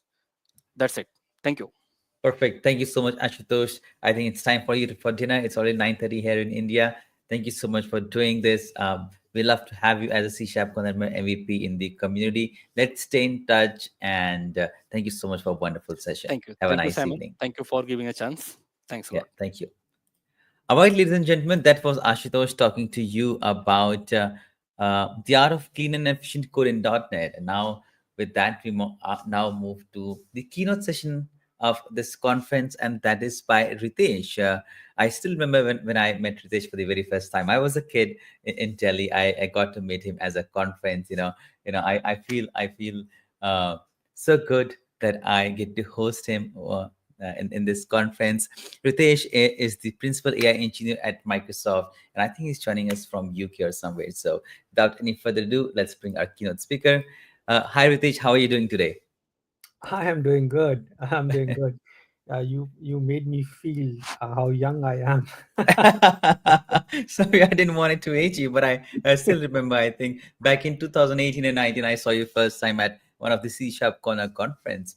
Then I was a student just going I around and all. remember. I remember. All right, Ritesh. First, thank you so much for your time. I know you're super busy, so thank you so much. Do you want to go ahead and share screen, or you just want to go ahead and present? Yeah, If you want to, I can do yeah. that. All right. Once I see it, I'll add it to the stream. There we go. Um, it's loading. It's loading. Yeah, I see you're inside StreamYard now. Yeah, I have your slides up there. I've added your slides to the stream. Everybody else can see it, Ritesh, and next 30-35 minutes is all yours. Great. Thank you, Simon. And so let's get started. So first of all, hello everyone. I'm Ritesh, and it's an honor to be here in speaking in front of you. And as part of the keynote, I was thinking, what is one of the what should I cover? Because this is a .NET conference, and the world is rapidly moving towards Gen AI, and how things are getting shaped, how we are doing coding and everything around it. So what should we be thinking about, and in terms of coding, and when we are creating our .NET applications, or for that matter any application, if we are making an intelligent application, how should we approach that?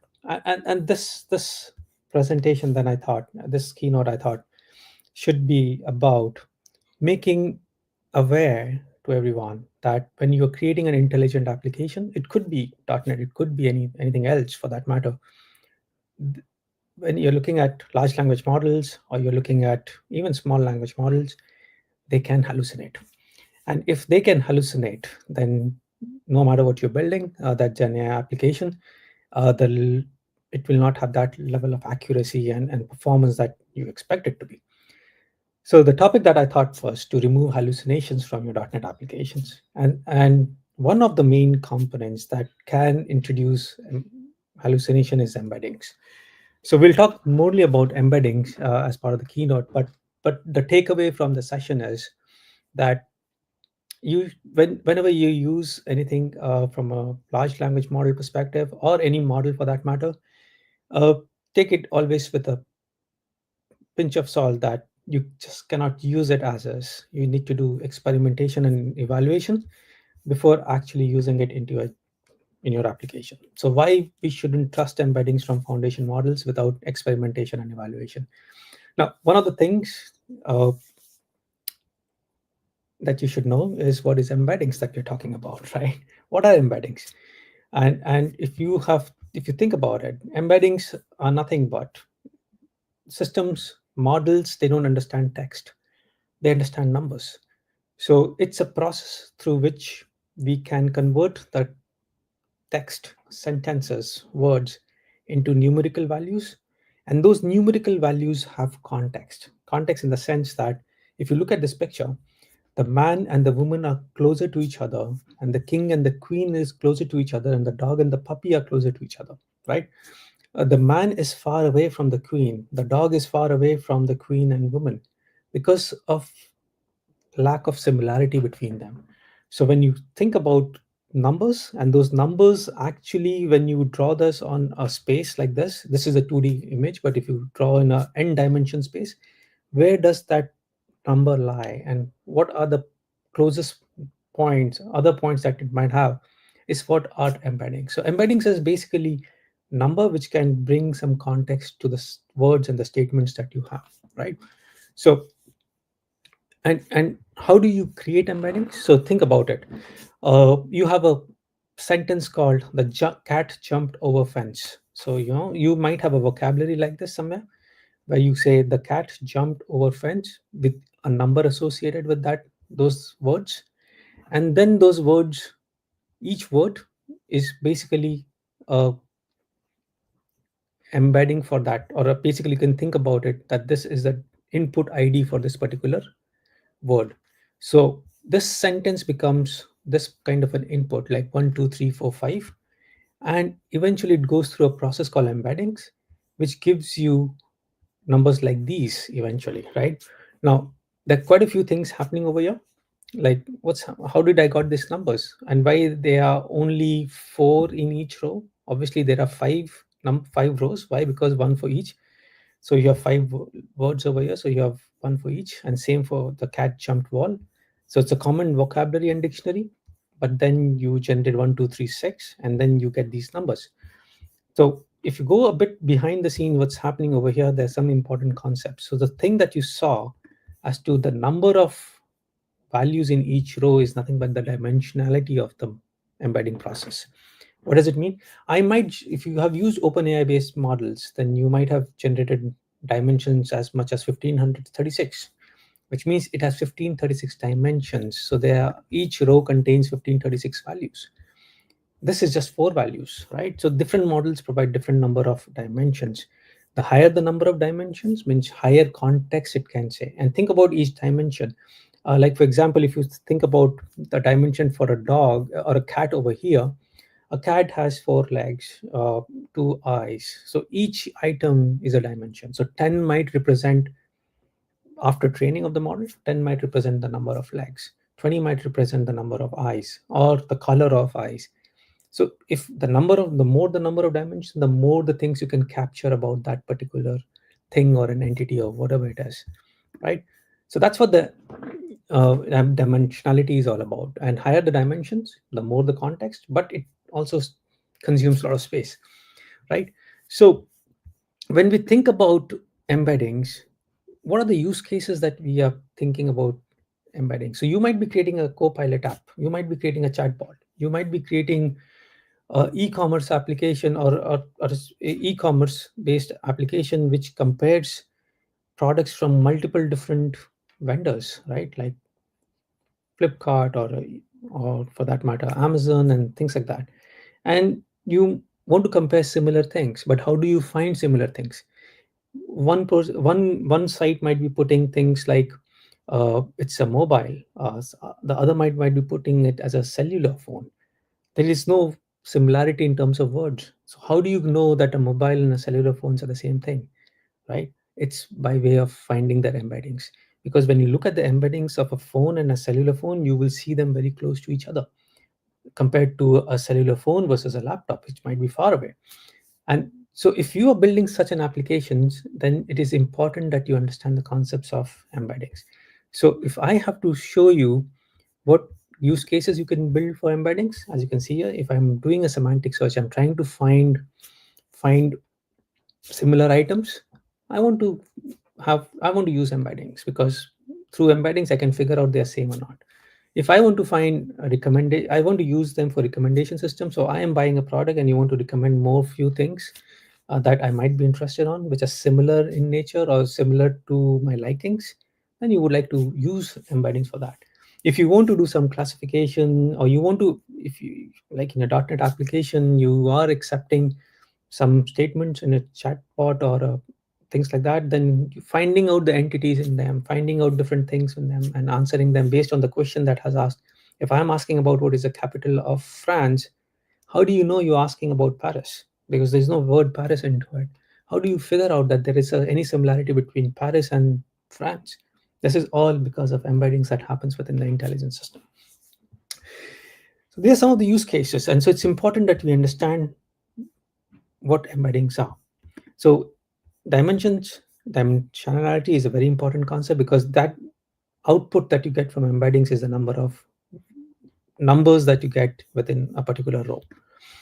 Max sequence length. So now if you want to find out the similarity between simple sentences that I just talked about, the capital of France is Paris and Lyon is one of the cities in France, they might be similar, but I am sending 6 words into each case. You cannot send any number of words or any number of sentences comprising of these words to an embedding model. It accepts a fixed number of sentences or words, basically, or less than that. So, and that's what the max equivalence is. So if you send more than that, it will ignore it. So you might lose some context if you send longer sentences and things like that. And then the very important concept is the vocabulary, right? The vocabulary that you saw there. This is nothing but the vocabulary and the token IDs. So the higher the number of vocabulary, when you do the training, the better it is, because then for every word there is a context managed. Because a word bank could be a river bank, and a word bank could be a bank that where you put your money into it. So what does this bank means? This bank could depend on the other words that are in the sentence, will determine this bank is either a bank where you put money or a bank where you go for a walk beside a river. So vocabulary size is quite important. If you have very less vocabulary size, you might find that some of the important words that you might have, like might be doing a medical thing, or you might be doing e-commerce thing, but you have very specialized words. They have no meaning because you don't have them in your vocabulary, right? So very important concepts, just you have to keep them in mind. So building a .NET intelligent application is very important that you understand these concepts. And why you have to understand these concepts, I will show you some examples where you see there are a lot of hallucinations happening. For example, let me take you through a quiz immediately, right? So we'll go through a quiz and come back as to how we approach embeddings. So from a quiz perspective, right, I'll ask you some questions. Why don't you say how similar, or in a range of 0 to 100, tell me the first statement: the treatment was completely ineffective against the disease. Or compare it with the treatment was absolutely effective against the disease. Are these sentences mean the same thing? If they mean the same thing, out of 0 to 100, how close they are? Can you put down into chat?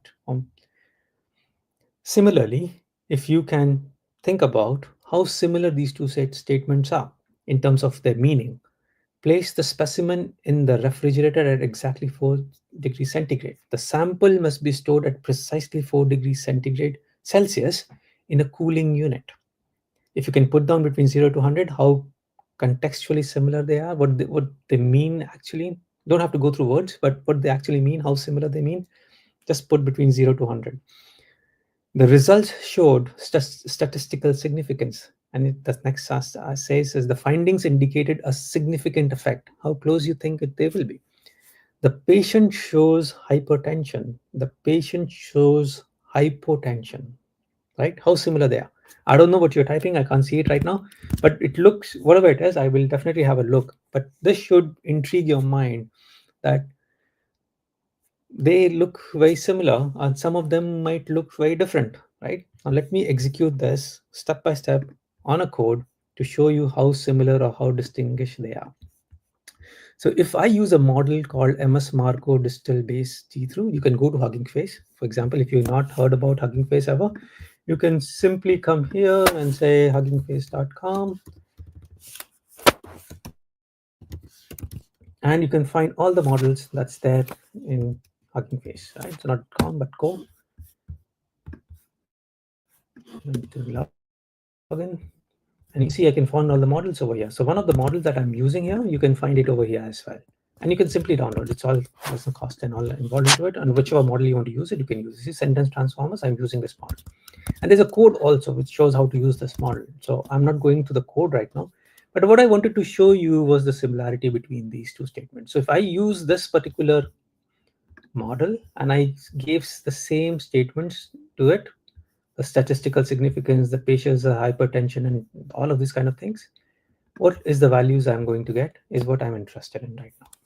So you will see I have 0 to 1 as a range, but I have asked you for, so just increase the font size.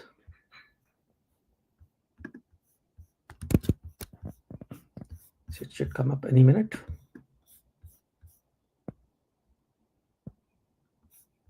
And you would see that they have quite very distinct scores over here.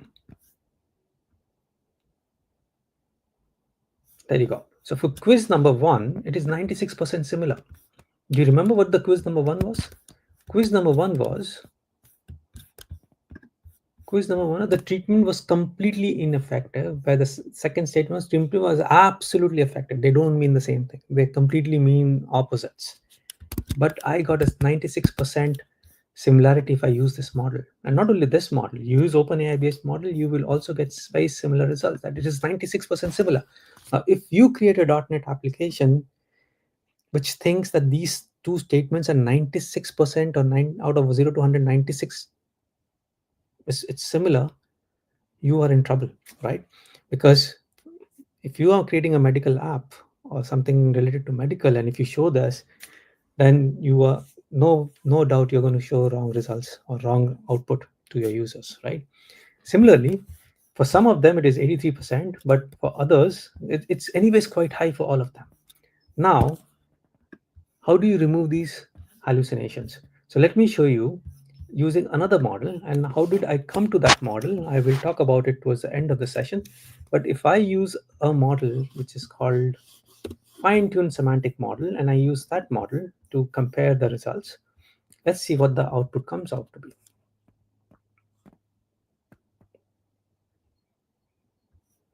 Oh yeah, you see, for quiz 1 it is 27%. It has fallen down from 96 to 27%. So anything less than 50, you can say they are not similar. For example, you can put a threshold like this, or maybe anything less than 75, they are not similar, and I don't care.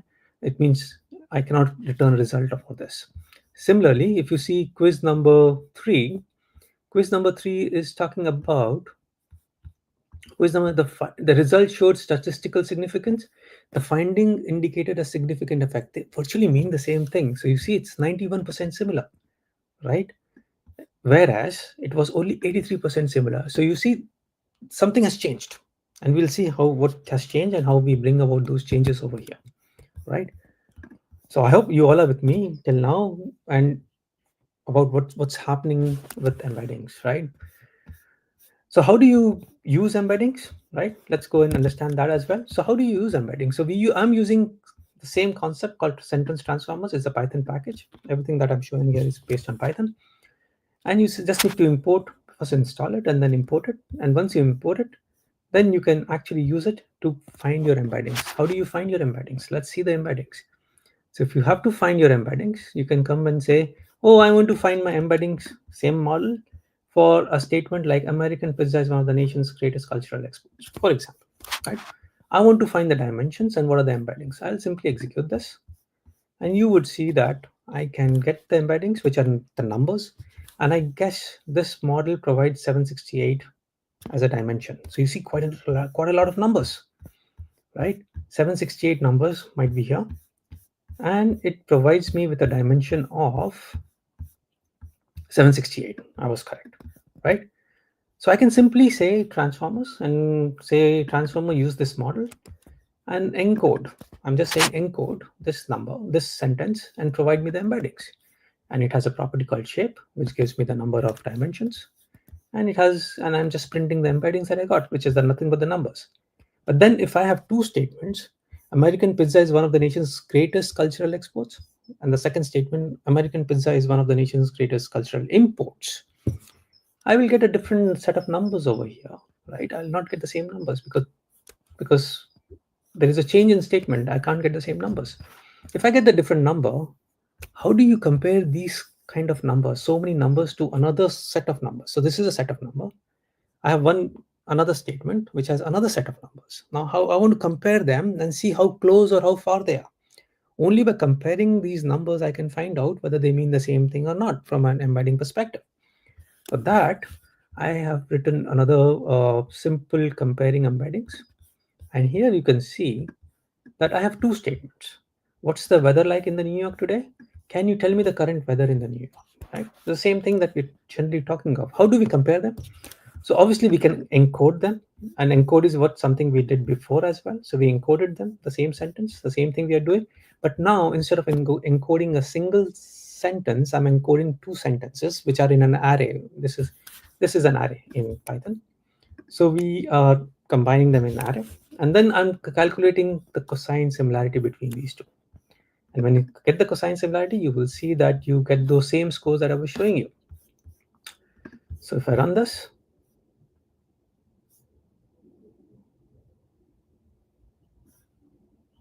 you will see that. So I'm using another model in this case. I could have used the same model, but in this case, I'm using an all MPNet base V2, shouldn't take much time to download and get installed, but this will show me the final number while it does that. But then what is this cosine similarity? Let's understand that a bit. So this cosine similarity, if you see here, there are different ways to calculate the, if you see this one, there are different ways to compare embeddings. So cosine similarity is what I was showing you right now. It ranges between -1 and 1, right? How 1 means they're completely similar, -1 means they're completely opposite. So for some of the sentences, you might want them to be 1. For some of them, you might want them to be -1, right? Euclidean distance is another way of calculating it. And I'm not getting into those details, how to calculate and the mathematics, though if we have time, we could have done that.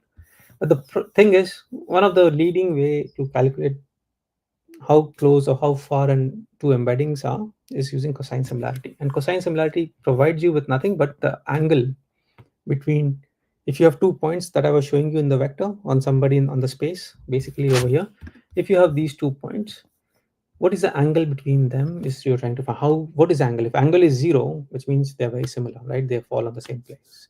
If the angle is not 0, then how far is that angle, right? How big is that angle is what it's trying to find. And it does a cosine for that. Cos, if you remember from a trigonometry, that's what it does. So that's how it tries to find out the similarity between them. So by now it has done, and you can see the similarity, 88%, 48%, depending on the type of matrix that you have used, it provides you with that, right? So that's how you find so now it should all come together. That what I did earlier to find the similarity between two numbers, I was using these all concepts like cosine similarity, I was using embeddings, multiple statements, sentence transformers to make it happen, and finding the comparison, doing a comparison between them, right? And so now we saw the quiz, and I can show you a few more examples as to why these are happening. So let's go through the truth. So now I have 36 cases like this over here. And what are those 36 cases? Let me talk about that. So those 36 cases are like, if you have capitalization in one sentence, you don't have capitalization in another sentence. Well, the embeddings are going to change, because when you look at the vocabulary, an animal with the capital A is a different embedding number, and with the small a starting with, it's a different embedding. So capitalization matters. White space variations, if you have 2 spaces in between 2 words versus 1 space, that matters or not. Negation, we just saw an example how it matters, that you got a 96% similarity when it was a completely opposite statement. Special characters, word order, synonyms, paraphrasing, and a host of it, right? There's so many things you have to think about it when you're creating a .NET application, saying it should mean the same thing or it should not mean the same thing, right? Or there has to be something in between which says that do not hallucinate. Having a 96% for these 2 statements, it means you are not using your model correctly, and there is a hallucination, and you need to remove that hallucination. And why is this happening? Why this model could not take care of it? You need to know that.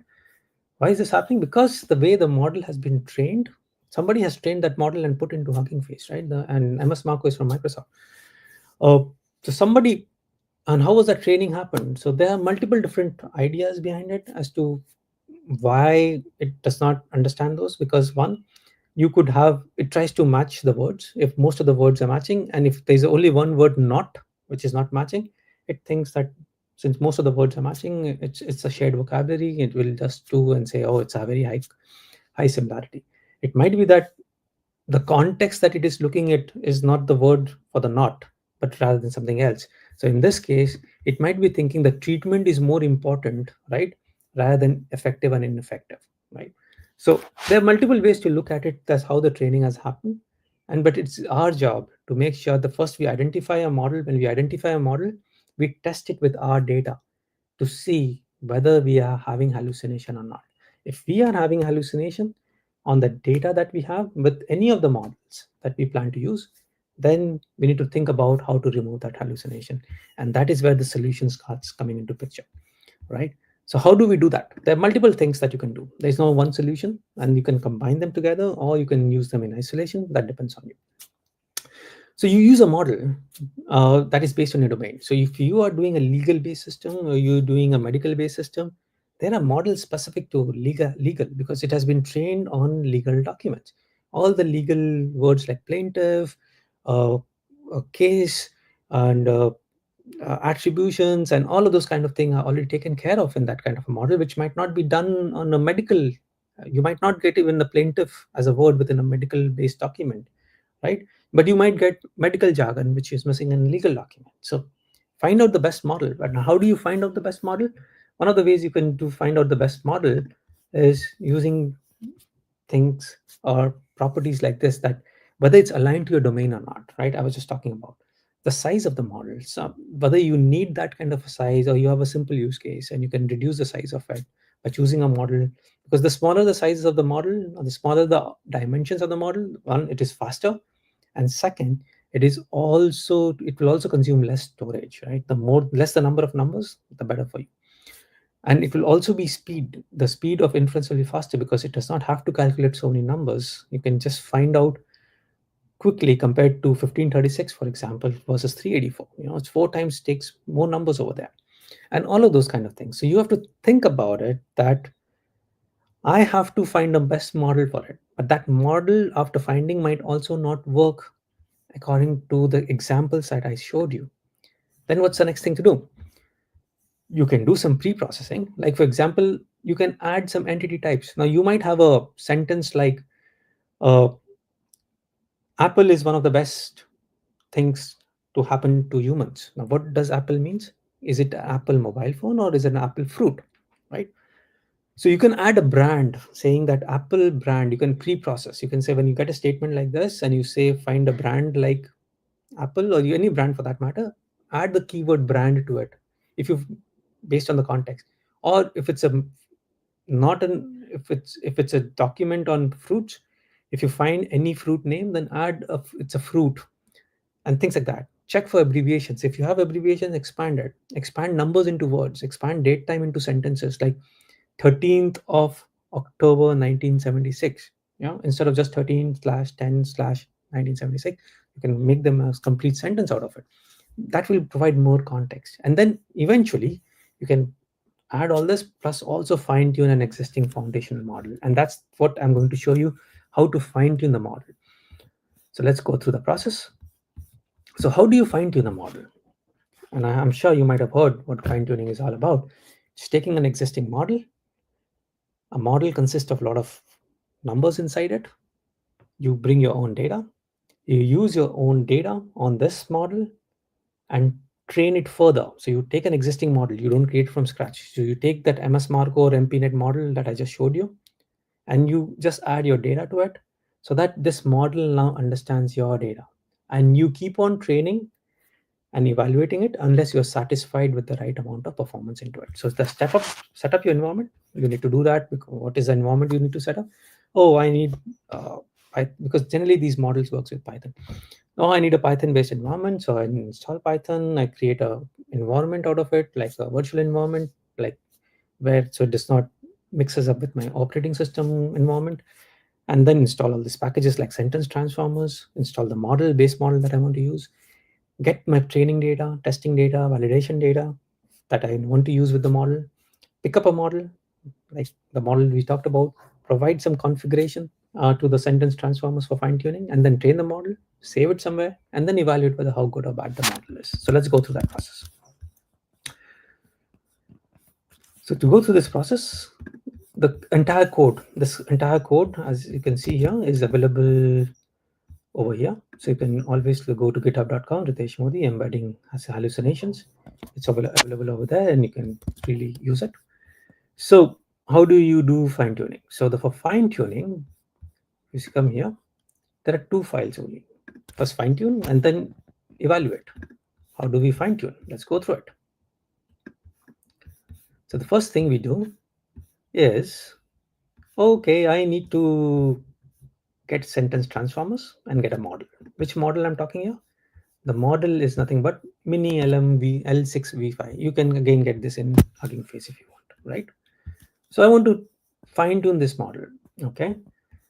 You want to fine tune this model? I need some data. Where is the data? The data is in the training and the validation, right? Because when I'm doing training, I don't need test data. Test data is to evaluate. So in my data folder, you will see there is a training data, test data, and the validation data. Let's see the training data. There are sentence 1, sentence 2, and what is the similarity between them? So you can handcraft this. If you want to type it. You can generate using one of the large language models like OpenAI. So let's see some of the examples. Only 15% of students failed the exam. Up to 85% of the students failed the exam. The score is 0. The similarity is 0. Or you can make it 3, 4, whatever you want, but you would definitely want to keep it low. Another sentence, the software includes new features. Technology continues to evolve rapidly. They are not similar, but at the same time, they are talking about technology, software. So 0.5, you see, they've given a score of 0.5. So there is a ton of documents sentences has been created for training. And similarly for validation, there are some of them. And then you have for testing as well. So now you have this data. Now, but since you're going to use this data with sentence transformers, they accept an input example. Input example is nothing but give me sentence 1, give me sentence 2, and what is the similarity. So you need to create this class, which is very similar in .NET, any class, and then provide these 3 parameters to it. But you need to do that for all the rows in the training data. So you have a for loop. And so basically this is a list of input examples, which has these 3 values into it, right? Then you load that data using a data loader and say here is my training, all the example list of training data. Just give me a batch size of 10 every time. So batch size you have determined over here of 32. So every 32 rows you give me out of this. There might be 1,000 rows. If there are 1,000 rows, give me first 32, give me second 32 in an iterative fashion. So this becomes a iterator. And then you say, oh, how do you want to evaluate this, right? Now you are going to train it, but what is the way of evaluating it? So I create a embedding similarity evaluator. Embedding similarity is which will compare very similar to cosine similarity. So it will try to give me a score based on 2 sentences and say how close they are. And so here I take sentence 1 for validation. For evaluation, I'm here while training, I take the validation data. And then I say, what is my loss? How do I find out that when I'm doing the training, I get an output? That output might not be what I'm expecting, because when I send this training data and I'm saying the score should be 0, but I'm getting maybe score 8. Oh no, that's not good. What's the difference between them? I want to find this loss between them. The loss is maybe 0.8. Then I want to feed that loss back into it so that it again fine-tunes it to make sure that the loss has been reduced.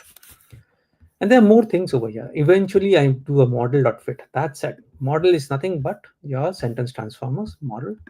So this base model, I want to say model, the base model, I want to fit my training data into it. And I want to use a particular evaluator, a particular loss function. And I want to do it for X number of times, the number of times you want to loop through it, which is number of epochs. And you evaluate based on my either you can use train data loader, or you can evaluate based on validation loader, any one. And then you can say, once you've done this, save the best model, because you're looping it so many times. Save the best model in the output path that's mentioned over here. And then so basically I've given the path called fine-tuned semantic model that I'll show you over here. And then it's there, then you load the test data. Then you load using sentence transformer the same model, new model that got fine-tuned. So you see, it's a fine-tuned model. Now you can upload this to Hugging Face if you want to, and that's how people are doing it. And then you use the new model to find the encoding between sentence 1 and sentence 2 and compare it using cosine similarity again, the same way we started with, and then find out the difference and see how well that is happening. So I will not fine-tune because it might take some time. But what I'm going to show you, the eval part of it. In the evaluation, I will execute using a base model, which is the one that we used in the starting, and with the embedding model after fine-tuning, and see how big the differences are. So let me execute this.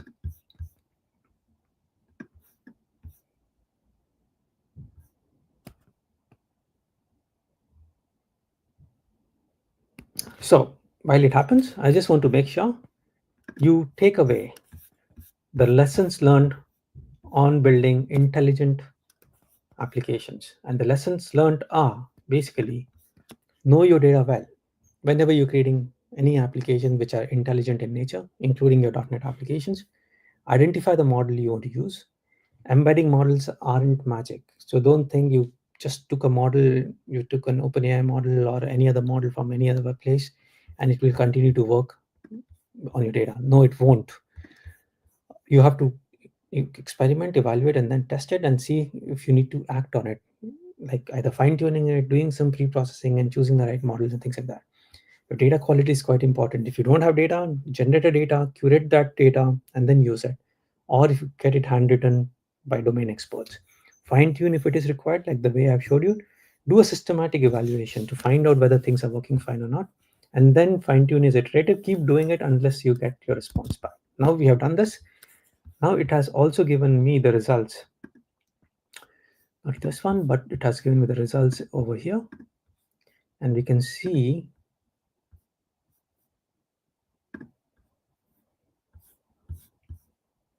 so if you see, this was the original one, and the fine-tuned one is over here.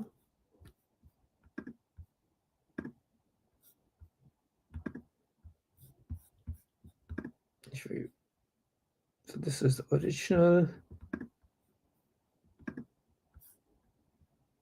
Yeah, maybe I can show you from a different place. So let me go to that site quickly. So I have just blogged about it. So if you want to learn more, you can go to Hackernoon. And I've just blogged everything here. So if you come here and say find hack hallucination, part 4, and you will see here the same thing. So now you see here, this was the original MPNet or the MS Marco. Now you see the difference. The scores have fallen down significantly based on the 36 stuff that I showed you, all the stuff. It has fallen down significantly for quite a few of them. But then it shows me that for few of them still is high. Like top contests, that skill scored higher, and we need to look into it further. So I can further fine tune it, make sure that it looks better going forward. I think I'll just stop here and make sure that can take some questions before I hand it over to Simon. Simon, would you like to take some questions? Provide me. Yeah, perfect. So we do not have any questions there because perhaps folks were quite busy listening to you for the keynote. But I do see some of the numbers drop when you're asking in your session that, hey, how close do you think it would be, from 100 to 90? There are quite a few responses. I think for the first few sentences, most of them have said 97, 93, 96, 95, and I think that is what we got the results. So yeah, folks were, I think, listening there. I have a quick question, right? So for you, I followed up your entire presentation, and things are changing a lot, right? Some time back we were talking about LLMs, then we had RAGs. Now everybody's saying 2025 is all about agents, right? What do you think? What could be the next big thing? It is actually agents, and not only agents, but how the landscape is evolving in agents. Like for example, the concept of MCP has come, Oh and yes, MCP is changing how agents are talking to each other. yeah, Plus, there are new protocols like agent to agent and how they are going to evolve. But I would still say that all of these technologies have just appeared. They are at the nascent stage. They're not yet mature, because if you think about, for example, security in any of these technologies or the way things are evolving, they still need to be added. Right now, they are working in vanilla use cases, but if you have to take them to the enterprises, you need to think about adding all of these important concepts to it. How do I make it secure? How do I make it usable, scalable, and all of those kind of things? So the next big thing is obviously agent, multi-agent, and the various different patterns and architecture involved into it. But we still have a long way to make it enterprise ready. that is right. I've been using MCP servers on Cursor and on GitHub. Yeah, it's still a little scratchy, but I think we'll get there. So thank you so much, Ritesh. Thank you so much for your time. Any final words before we move to the final session of the day? Oh, very important that get along the Gen AI wave, because everything has an AI these days, and it is going to be more and more AI going forward. So if you are building .NET applications, if you are building no matter what applications, sooner or later every application will have somewhere Gen AI. Understanding these concepts, understanding all of these, how it impacts your application is very important. So get onto the bandwagon, learn, enjoy, and be successful. All right, Nitish, thank you so much. That was some pearls of wisdom for you. Thank you so much for sharing that with the CSharpCorner community. We love you all here. We miss you here in India. So whenever you're here next time, we'd love to host you in some of the in-person event. Thank you so much. Have a nice evening. And yeah, see you soon. You two have a good one, and thank you Yeah, everyone for joining me. You have a good session, rest of it, and have a good day as well. yeah, Bye-bye. yeah. Thank you. Bye-bye. All right, ladies and gentlemen, that was your very crisp keynote session for the .NET conference. And with that, we move to the final session of the day. And that's by Drew. And I recall I'm hosting Drew after a very long time. I think I first hosted him was in SQL Server conference back in 2021. Then maybe in a couple of conferences more. But it's so good to host him back in the C Sharp Corner community. Drew is now a principal program manager. Hoo right? And today he's going to talk about deployments are enough. Database deserves a development process. So let's just bring him in. Hi, Drew. Welcome to the .NET conference. Hey, Simon. Thanks for having me back. It's so good to see you. It's so good to see you. How's everything at your end? Oh, it's great. It's great. It's always fun to talk about, when you're working with databases, yeah, we always have deployments, but how can we make it a better part of our development process? So super excited. Yeah, so we are, I'm going to add your screen to the stream. Everybody can say it to you, and next 35 minutes is all yours. Awesome. Thanks everybody for joining or tuning in later to the recording, but I'm Drew Squires-Kabbalah, as Simon introduced. I work at Microsoft as a program manager, which means I work in the product space, product and engineering group, and I generally focus on SQL DevOps. You'll sometimes see me talk about SQL projects, but I'm going to give you a heads up right now that is not what we're going to start talking about today. When I talk about deployments aren't enough and that databases deserve a development process, this is because sometimes people say, I already have my development process for my application, and the database doesn't really fit into it, but I'm not going to move to SQL projects. How do I get there in terms of having a development process for my database? And that's what we're going to focus on today. So just a kind of a quick warning for folks that usually hear me talk about SQL projects. Don't get too alarmed if we don't jump right into those. But with talking about development processes, this does mean that we have to start by looking at DevOps holistically, because DevOps is not new. The new stuff is AI. DevOps has been around for a while, but it allows us to build better by using a couple different foundational components. These are always going to be a little bit different depending on who you ask. But today, when we talk about databases and the development process that they should have, we're going to use the four of culture, the product, process, and then tools. The culture are the people that are involved. So this is you, and this is the other people that you may or may not work with. Maybe they eventually get pieces of your application for later deployments, or maybe they're eventually responsible for uptime. Maybe you are a developer, or maybe you're someone that is responsible for those components, but everyone that's involved in an application is responsible for keeping that communication and collaboration healthy as a part of the culture. This is the first thing that you have to get to efficient development. Efficient development and then the delivery of that product is the usual bar that we're shooting for when we have DevOps. We don't just wake up one morning and be like, I feel like doing DevOps. We wake up one morning and we realize I'm not able to deliver the value for the company that I want this application to have. Either it's too slow getting out the door, or we're getting the requirements wrong.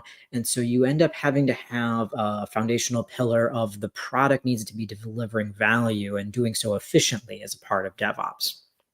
Now, the last two get a little bit more tactical, and this is what makes things easier to talk about. The next one is the process that we have to have. There needs to be a process as a part of development. Now, for things like C# development, .NET development, there are well-known processes. I know there was at least one other talk earlier today around how to get to good architectures and what things you can do to have test-driven design. So you have a set of actions that you make a part of your development process so that you end up with consistent outcomes. And ideally, these consistent outcomes are the product gets better and is more valuable. But usually to do these processes, you need tools that enable them. And at the end of the day, as somebody that works on developer tools, I'm going to tell you that they ultimately are one of the least important things, because you need the culture, you need the focus on the product, and you need agreement on a process. But the tools do enable you to end up with a DevOps cycle. And this means that we want to be able to get to a point where the database gets a development process. Your .NET app has a development process, but the database itself also should. What do I mean by your application has a development process? Well, I'm going to assume that it's a C# project, but I mean, if you're working really with any language, you generally have some kind of life cycle, really truncated down. You have a build and deployment step. Now, these usually get broken up a little bit more to where there's a culture component, where there's an agreement between different teams of the level of test coverage as a part of build, or how often you deploy, and then the communication that has the conversations throughout all of that. But then the product itself, that project that you're building, the requirements for it, the timing of the delivery to meet certain deadlines, all of those things are really important to have aligned. And then the process, obviously, when you do a C# project and you check it into source control, there's the common continuous integration, or CI, checks. If you create a new repository in a place like GitHub or GitLab, there's a template for you even that will set up a pipeline that does .NET build and .NET test to make sure that what you're checking into source control is good. And then you have additional processes that you can set up as a part of the deployment. And then finally, what are the tools that help you do all this? Now, frankly, you might get to this point and you're like, wow, he's kind of managing to make development sound kind of boring. Like, I really just want to build and ship. Like, isn't that what we're all doing as developers? Like, I just want to get to a point where I'm making something, it's valuable, and it magically goes out the door. Yes, we do want to be building and shipping. None of these DevOps foundational principles should be getting in the way. They should be making it so that you can do this faster, ultimately, and with more consistency. So in the spirit of just building and shipping, I've built something. I haven't actually shipped it because it's a little bit of a prototype. Okay, actually, it's a tutorial. But I've started building an EF Core app. This is the Razor Pages app that looks super, super fancy. It's just a student list. It's got a bunch of different enrollment information. It's not all that fulfilling. So I, started designing my models in the C# code. Like I promised you earlier, we're not starting with SQL projects. I'm just developing how, in this case, if I were an EF Core developer, I know how to best get things moving. As you can tell from this very rudimentary example, I haven't gotten very far, and I haven't gotten to a point where I can really embrace all of the best practices that come with the EF Core estate. That doesn't mean that the database should just languish. That database should also be a part of the development process as I move towards establishing best practices. What I mean by this is, in addition to running a pipeline that does .NET build, .NET test on check-in, I should also have another workflow that's keeping an eye on main, both on pushes and pull requests, that does things for my database. Why am I, maybe would I care about what's going into my database? My student example, the student model here, this is going to create a student table in the database, and there's going to be some string fields for last name, first name, and middle name. This looks fine at first glance, although maybe a little little kludgy, but we can't quite put our finger on it, depending on how seasoned you are, of what's wrong with this model from the database's perspective. If I know C# really well, I can start picking out things that I would want to add. But from the database perspective, I'm not even looking at SQL code. I may not even need to know it, but something in the process needs to be helping me figure out what's going to go wrong here. Like, where are the hidden pitfalls and traps?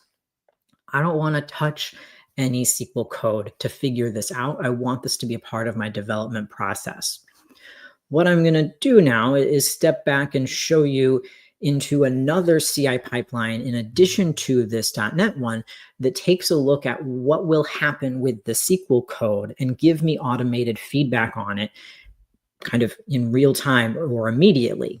Or in this case, right now on main, the last time my SQL development feedback pipeline ran, it failed. It's setting itself to fail because it's finding an abundance of warnings, no code analysis errors, and we'll get into what all these things mean in a moment, but it is finding enough warnings that it's hit my threshold to make it fail. So code analysis results over threshold. And the results that it's presenting with me now is I've hit a couple instances where I have max length character fields going into my database.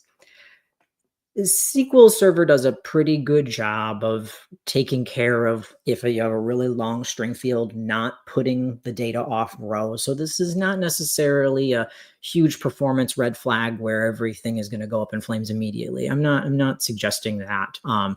What I am suggesting is that you're setting yourself up for bad design practices down the road if we end up shipping this out as is. What kinds of things can happen? And I know some of you are going to be like, that would never happen, and then you'll see it a month later. But what if we don't use this middle name field? We use first name and last name, but we leave middle name empty. We don't tie it into our application.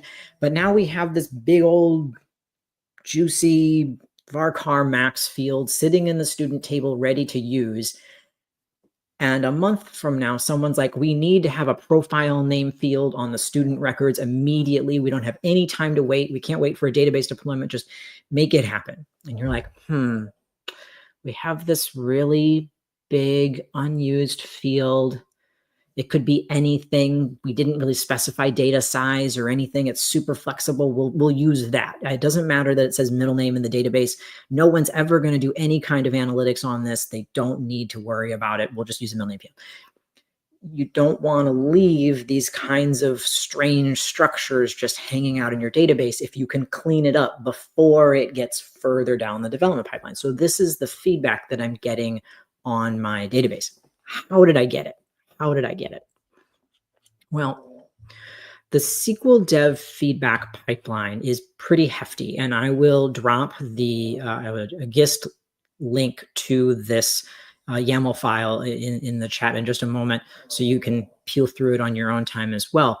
But what this workflow does is, in addition to being able to be run on demand as well as watching the main branch there, it's going to set aside a folder for Contoso DB. So this is not part of my code. I have just the EF Core app all kind of as a mono repo right now in my early state, but there's no other SQL files in my repository perpetually. However, temporarily, we're going to generate this so that we can work with it behind the scenes. We'll set it up as a DevOps process and then walk away from it and just benefit from it as our ongoing development continues. Now, the code analysis job, I'm passing it a connection string, and this connection string is localhost. Now, this is not the container running on my machine. This is a SQL Server container that's going to run inside the pipeline. I don't need to have a additional SQL instance provisioned for me somewhere else. I just need a development instance that's going to live for the lifetime of this pipeline. And I've got a password that's stored in a secret for the pipeline, but that's just kind of keeping an extra layer of security. And the reason why I have this container is that it's allowing me to tie in the same EF core migrations that I would be using as a part of my local development to test, like we had the student interface loaded in the browser earlier, but now I'm able to do this in a pipeline. I'm not having to make my development process more complex. I can continue focusing on just, I want to build and ship. But now I'm able to start thinking about the SQL in terms of, is it valid and is it good? And the way I get there is after installing a couple dependencies. So these are .NET tools, the .NET EF tool and Microsoft.SQL package. I'm able to start setting up a SQL project. This isn't something that I have to develop with, but this is something that we're going to use as a part of the files that come out of the database. Now, the database itself is getting created. So I've created the container, and now I'm going to do a create database statement on that container. So this is all these setup steps that I would have to do locally. I'm going to set up as a part of a pipeline that can continually run. And now whenever this pipeline runs, it's going to apply my EF database update. Now, if I were using Node.js, I could do the Hibernate migrations. Or if I already have Flyway set up, I could use Flyway schema changes applied on this container in the pipeline. I don't have to change all of that to be able to benefit from running code analysis on my objects. The reason that is getting the objects as scripts is a single SQL package command. Now, the SQL package CLI was a .NET tool that we installed earlier in the pipeline. And when we run extract with this CLI and say I want my extract target to be schema object type, this reads all of the objects out of the database, so just their definitions, and writes all of them to individual SQL files. This in itself can be really nice in terms of being able to give these SQL files to someone that speaks SQL instead of C#. They'd be able to see that outcome. This in this very moment is not about helping those people. This is just about giving me the developer feedback. So I'm going to take these SQL files, as well as I created a .SQL proj. So this creates that container or that logical project around all of those individual SQL files. And now I'm running .NET build on the SQL project. So this is a little bit of what I already know about, hey, if I want to build a project, I run .NET build. But now I'm leveraging SQL projects as a part of this development process here. And I'm turning code analysis on. I haven't had to open it up in Visual Studio or VS Code and change any settings. This is all being automated for me. I create it once and then it'll run every time I continue to make application changes. So if I were to run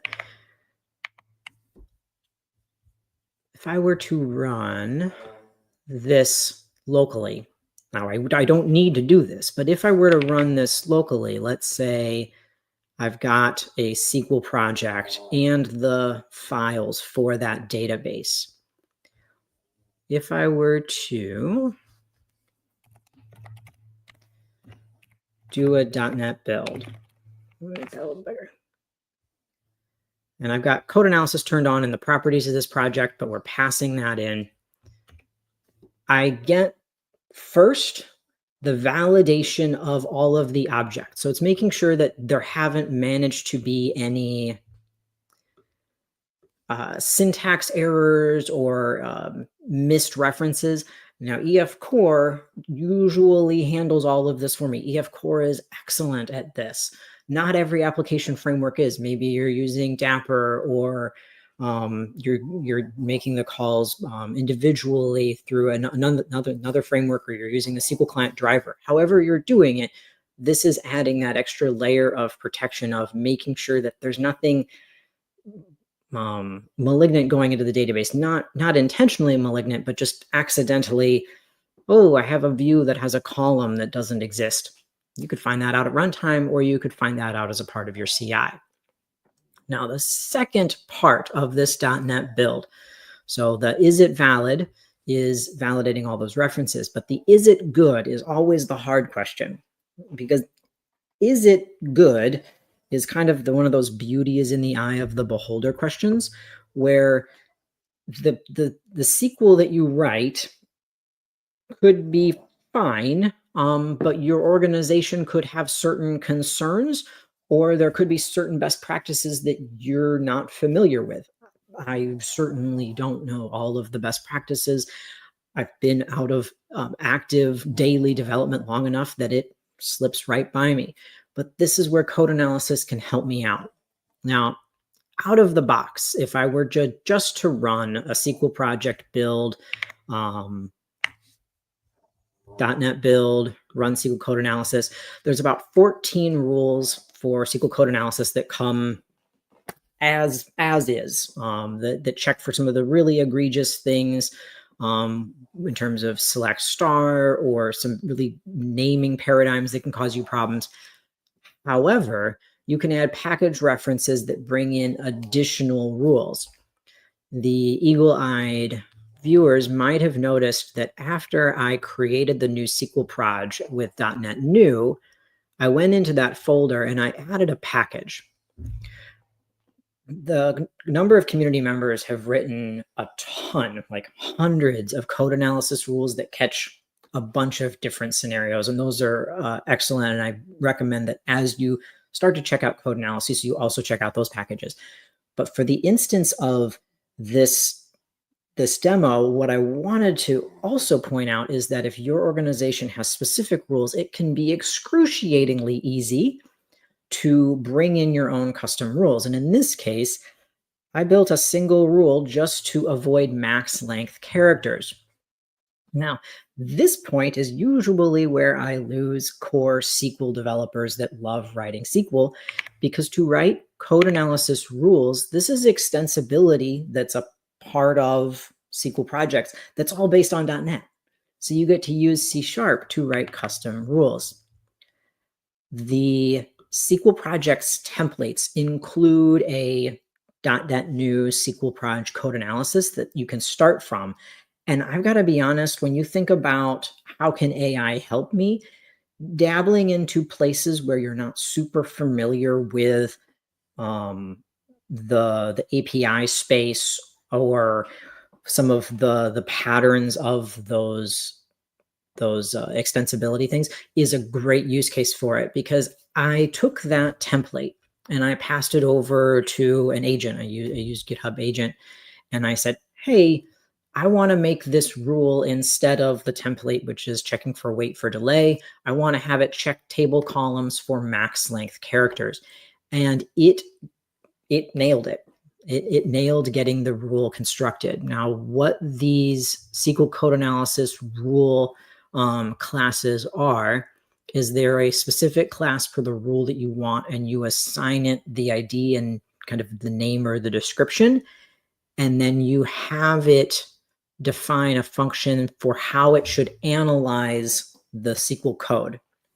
Now, you don't need to be thinking about writing regex to parse SQL code. You don't need to learn all of the intricacies of the T-SQL language, because what it is using is it's using the object model, the same object model that's a part of the .NET build, where it's able to validate those relationships. So you end up with statements like for column in visitor.column, and then checking if it's a maximum length column. So you're not having to parse out the SQL syntax, but you're able to use the same .NET constructs that you know. Building and packaging this gets me that package that ultimately becomes a package reference on my SQL project, because in that pipeline, I added it to my SQL project. So when I think about, is it good? Our code analysis pipeline can give us a range of feedback, whether it's the out-of-the-box rules, rules written by the community. And then over time within my organization, if we find patterns that we want to keep an eye for, we're able to use custom rules to add those on as well. All of this has been fun and good. And it has told me in main, I have some max length columns. We should really take care of this, and let's just get that done. The good news is I've already made the changes. I've set some string lengths, even through an error message on first name. I went ahead and shortened middle name, even though we're not necessarily using it in the interface yet, just to set us up for success. And I'll go ahead and push that out. And I'm going to open up a pull request and get that going. Now, because this pipeline stands up a container, runs EF migrations, and then creates the SQL project, standing up the container takes about a minute 10, EF migrations, another 10 seconds, creating the SQL project, another 15 seconds. So it takes about 2 minutes for the checks to run. Our .NET build is real quick because our project is not super large. So while I let that go, I'm going to touch back on why do we care about checking SQL code quality kind of at check-in time. I'm not the person necessarily that sets the bar on what the database should look like. I might have to talk to someone that's responsible for the database. It could be someone else. So this becomes part of your culture too, to have that conversation about does the database need to look differently as it gets down the road, and then the terminology of shifting it left for bringing that in as part of the culture that you have. Now, the question that came up in the YouTube chat from Rohit asks, what are the key differences between a traditional database deployment and a true database development process? I love this question because at this moment, we're seeing where we have a database development process starting to take shape. Now, the approach that we're taking in this demo is that using EF Core is great. Like I'm not taking issue with using EF Core at all. That application development is good, and using migrations to find out what the database should look like is that next step. The database development process becomes the ability for us to bring inspection of the impact on the database further left or earlier in the development process, so that when I open up a pull request, I'm starting to find out what my impact will be on the database earlier and earlier. And I'm not even looking at yet what the deployment impact will be. I'm just looking at overall, what are the SQL objects, and are they of the same quality, or am I thinking about them in the same way that I think about my .NET code? You might have a code linter for .NET, or you might be thinking about unit tests. These same kinds of thought processes, that's what gets us to a true database development process, regardless of how you're creating those SQL objects. If they're coming out of EF Core models, like that still doesn't absolve you of having a database development process. You can still introduce CI as a part of that database development process.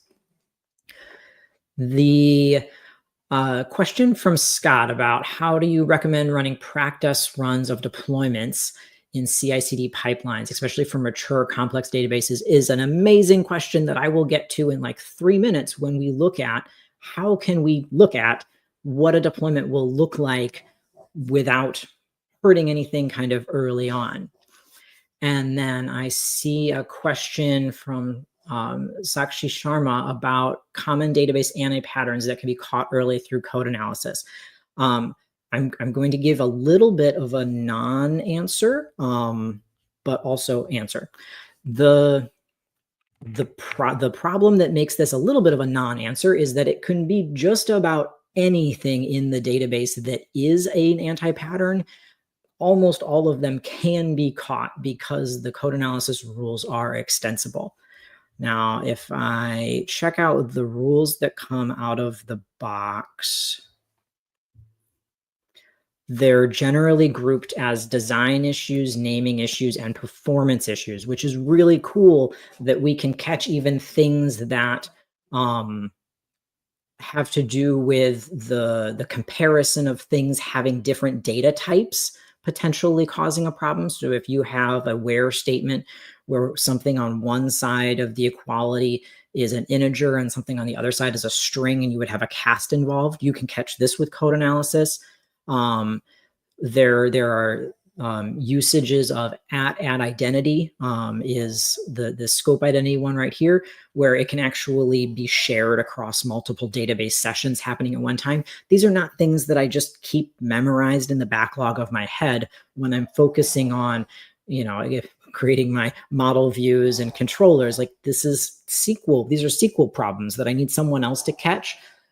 But if I use code analysis, then I can bring it back in. So the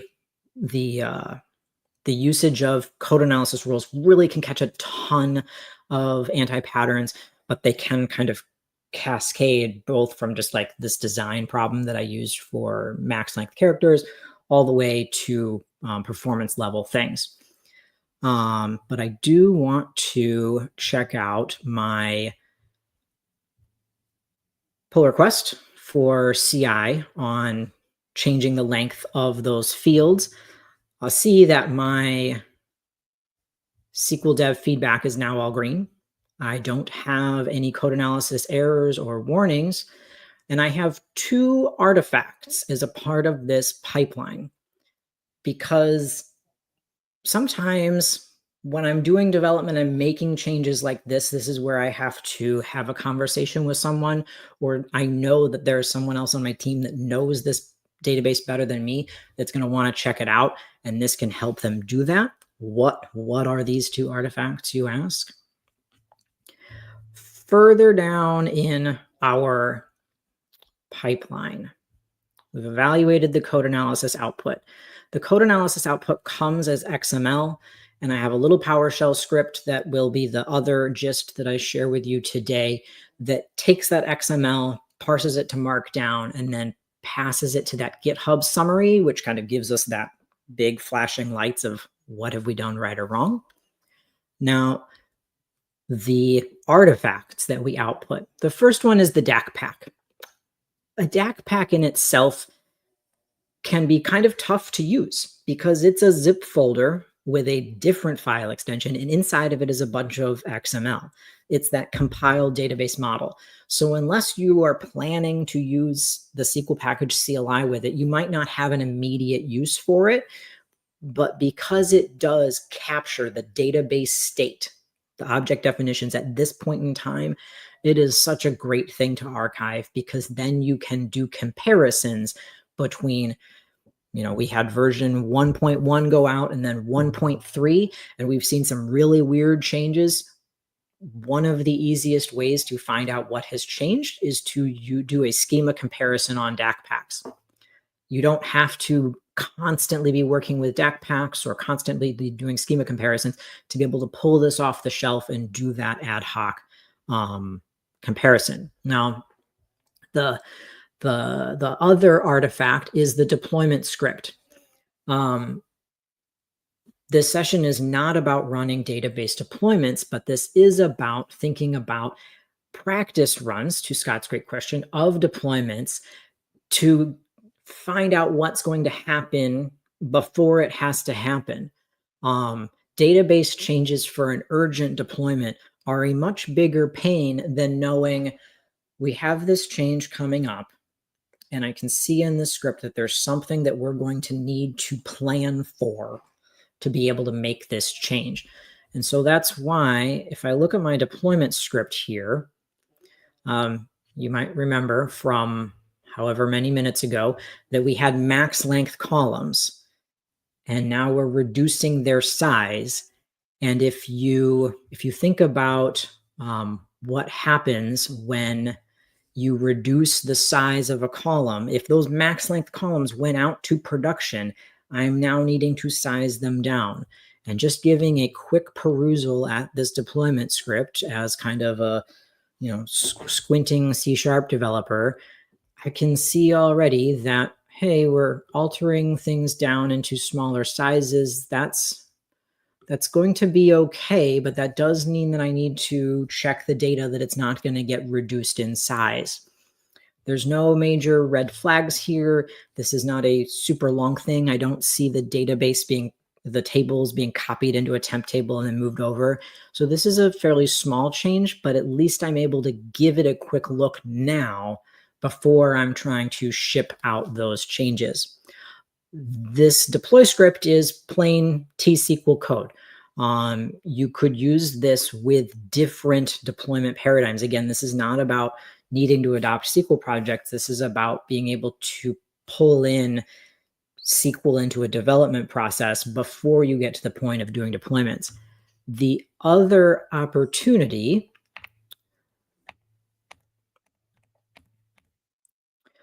when you're thinking about applying migrations is you don't want to just have the application do database.migrate. Either someone is going to do the .NET EF database update, or you're going to do other SQL scripts. However, the good news is in addition to deployment script, there is also a deploy report function coming out of SQL package that'll give you similar XML to that code analysis that you can parse as well to kind of do that practice run where it's not changing the database, but it's finding out what needs to happen. And it's giving you output in an XML format that you can then also have something parsed through and read. So we've got our deploy script out of that, and that was the other artifact. And then just in case you're wondering, why did the first one fail and the second one passed? It's not that the SQL project build was failing, but I was counting the number of errors and warnings and saying, hey, we can have 1, even 2 warnings. But at the point that our code analysis of our SQL gets to have 3 or more warnings, this is the point at which we need to stop and pause. So you can define the process for your environment if you have more mature databases where at the beginning you're going to have 200 code analysis warnings, like just very candidly, like this is normal. We've built something, it went out the door, and now we're starting to introduce database development process to it. That's okay. You can even just never have the job fail, but always provide feedback. So you can set those parameters. Now, I have used up lots and lots of great time today, and which I appreciate that you shared with me. There's the artifacts. So just kind of wrapping things up, and then to answer Nikita's question in just a moment, the toolbox basics that we needed to add to our EF core development, getting database development introduced in as a CI component, was the SQL package CLI, which I installed just like I would the EF tool. And then the SQL project's templates. I don't have to develop locally with a SQL project. I brought one into VS Code just to kind of show off, but I don't need to do that to have a CI pipeline. There's also a code analysis template in this package if you want to start creating your SQL project pack. Everything else around this development was .NET. The toolbox itself is really rather large when you start thinking about database development, but these are tools that other people can use as a part of that collaboration. When you have that collaborative team setting where you have some people that are focusing on different pieces of the application, you have some people that are focusing on parts of the database, but maybe they're incorporating your changes. And then there are additional groups of people that are potentially looking at using the data for analytics. You are going to have points when there are schema changes that you need to look at the collisions on. Visual Studio has a schema compare right now. VS Code will have a schema compare like within a couple of weeks to a month. You'll see that in public preview in VS Code. In terms of merge conflicts in SQL project files, another awesome question, because the Microsoft build.sql SDK that we saw in this SQL proj file, the large majority of merge conflicts in SQL projects came in this project file itself, where all of the individual files were listed. The merge conflicts were coming from that, but moving to this project SDK that just went GA in March, you will not have merge conflicts in this file. Now, if you have conflicts in the object definitions, which would look similar to this, then you do have to work through those individually. I do recommend using a schema compare visualizer, which can write to projects, because then you can see better which instances might result in data truncation or inadvertently losing like an index that you don't want to lose. So use those schema compare interfaces, but absolutely check out the SQL Project SDK. That'll reduce the number of merge conflicts. So that is just an introductory primer to looking at database development as a part of application development without having to necessarily change how you're developing your database components. Those can still be a part of whatever application stack you're working on. But then using that to enable you to see what you're building and shipping as a database component earlier. So just don't forget the database. Keep building and shipping, just don't forget the database. If anyone has any questions, additionally, I'm happy to take them. Those are some links for SQL package, SQL projects if you want to automate anything around that, and then the GitHub repo for the team that works on SQL projects and code analysis and these things. If you ever have any questions, we're always happy to answer them there.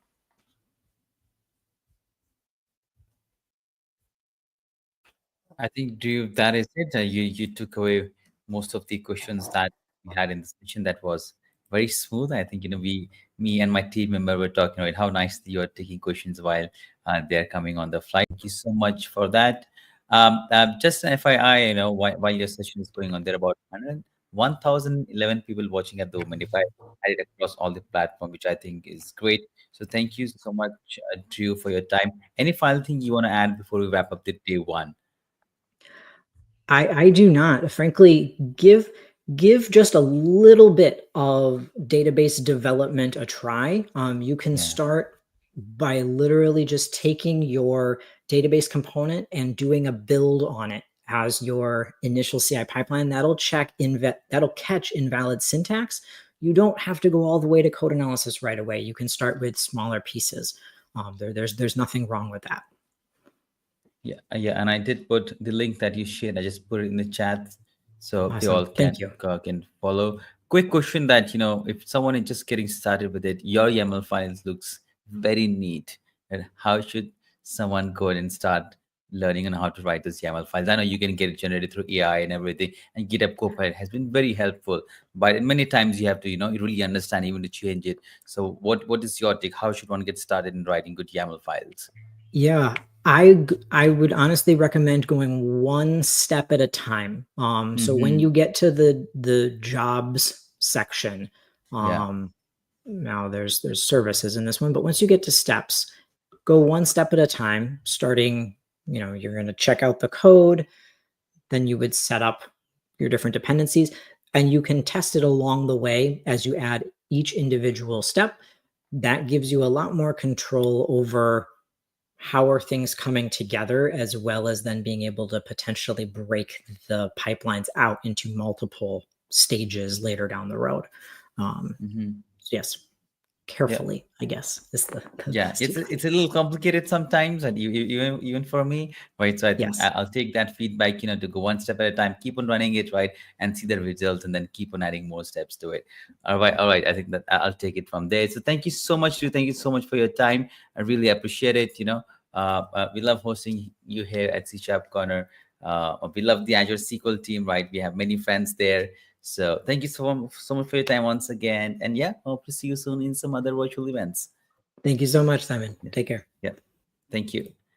All right, ladies and gentlemen, that was day one, Drew closing in with some really cool database sessions, right? And with that said, that wraps up our day one. Tomorrow when we show up, actually, right, tomorrow we have a lighter day. We usually don't if you know us, right, this is the smallest .NET conference we've ever done. Usually, our .NET conference are at least 4, 5, 6 days, right? But it's a short and sweet .NET conference that we're having this time. So thank you so much, everybody, for joining. We have some team members helping us behind the scene. For instance, Rohit is there, who's doing all the social media. All the tags that you're seeing is coming from him. Great questions from the community. Thank you so much for doing that. And yeah, we also have another show going on at the moment. That is Magnus show. He's hosting someone live at the moment.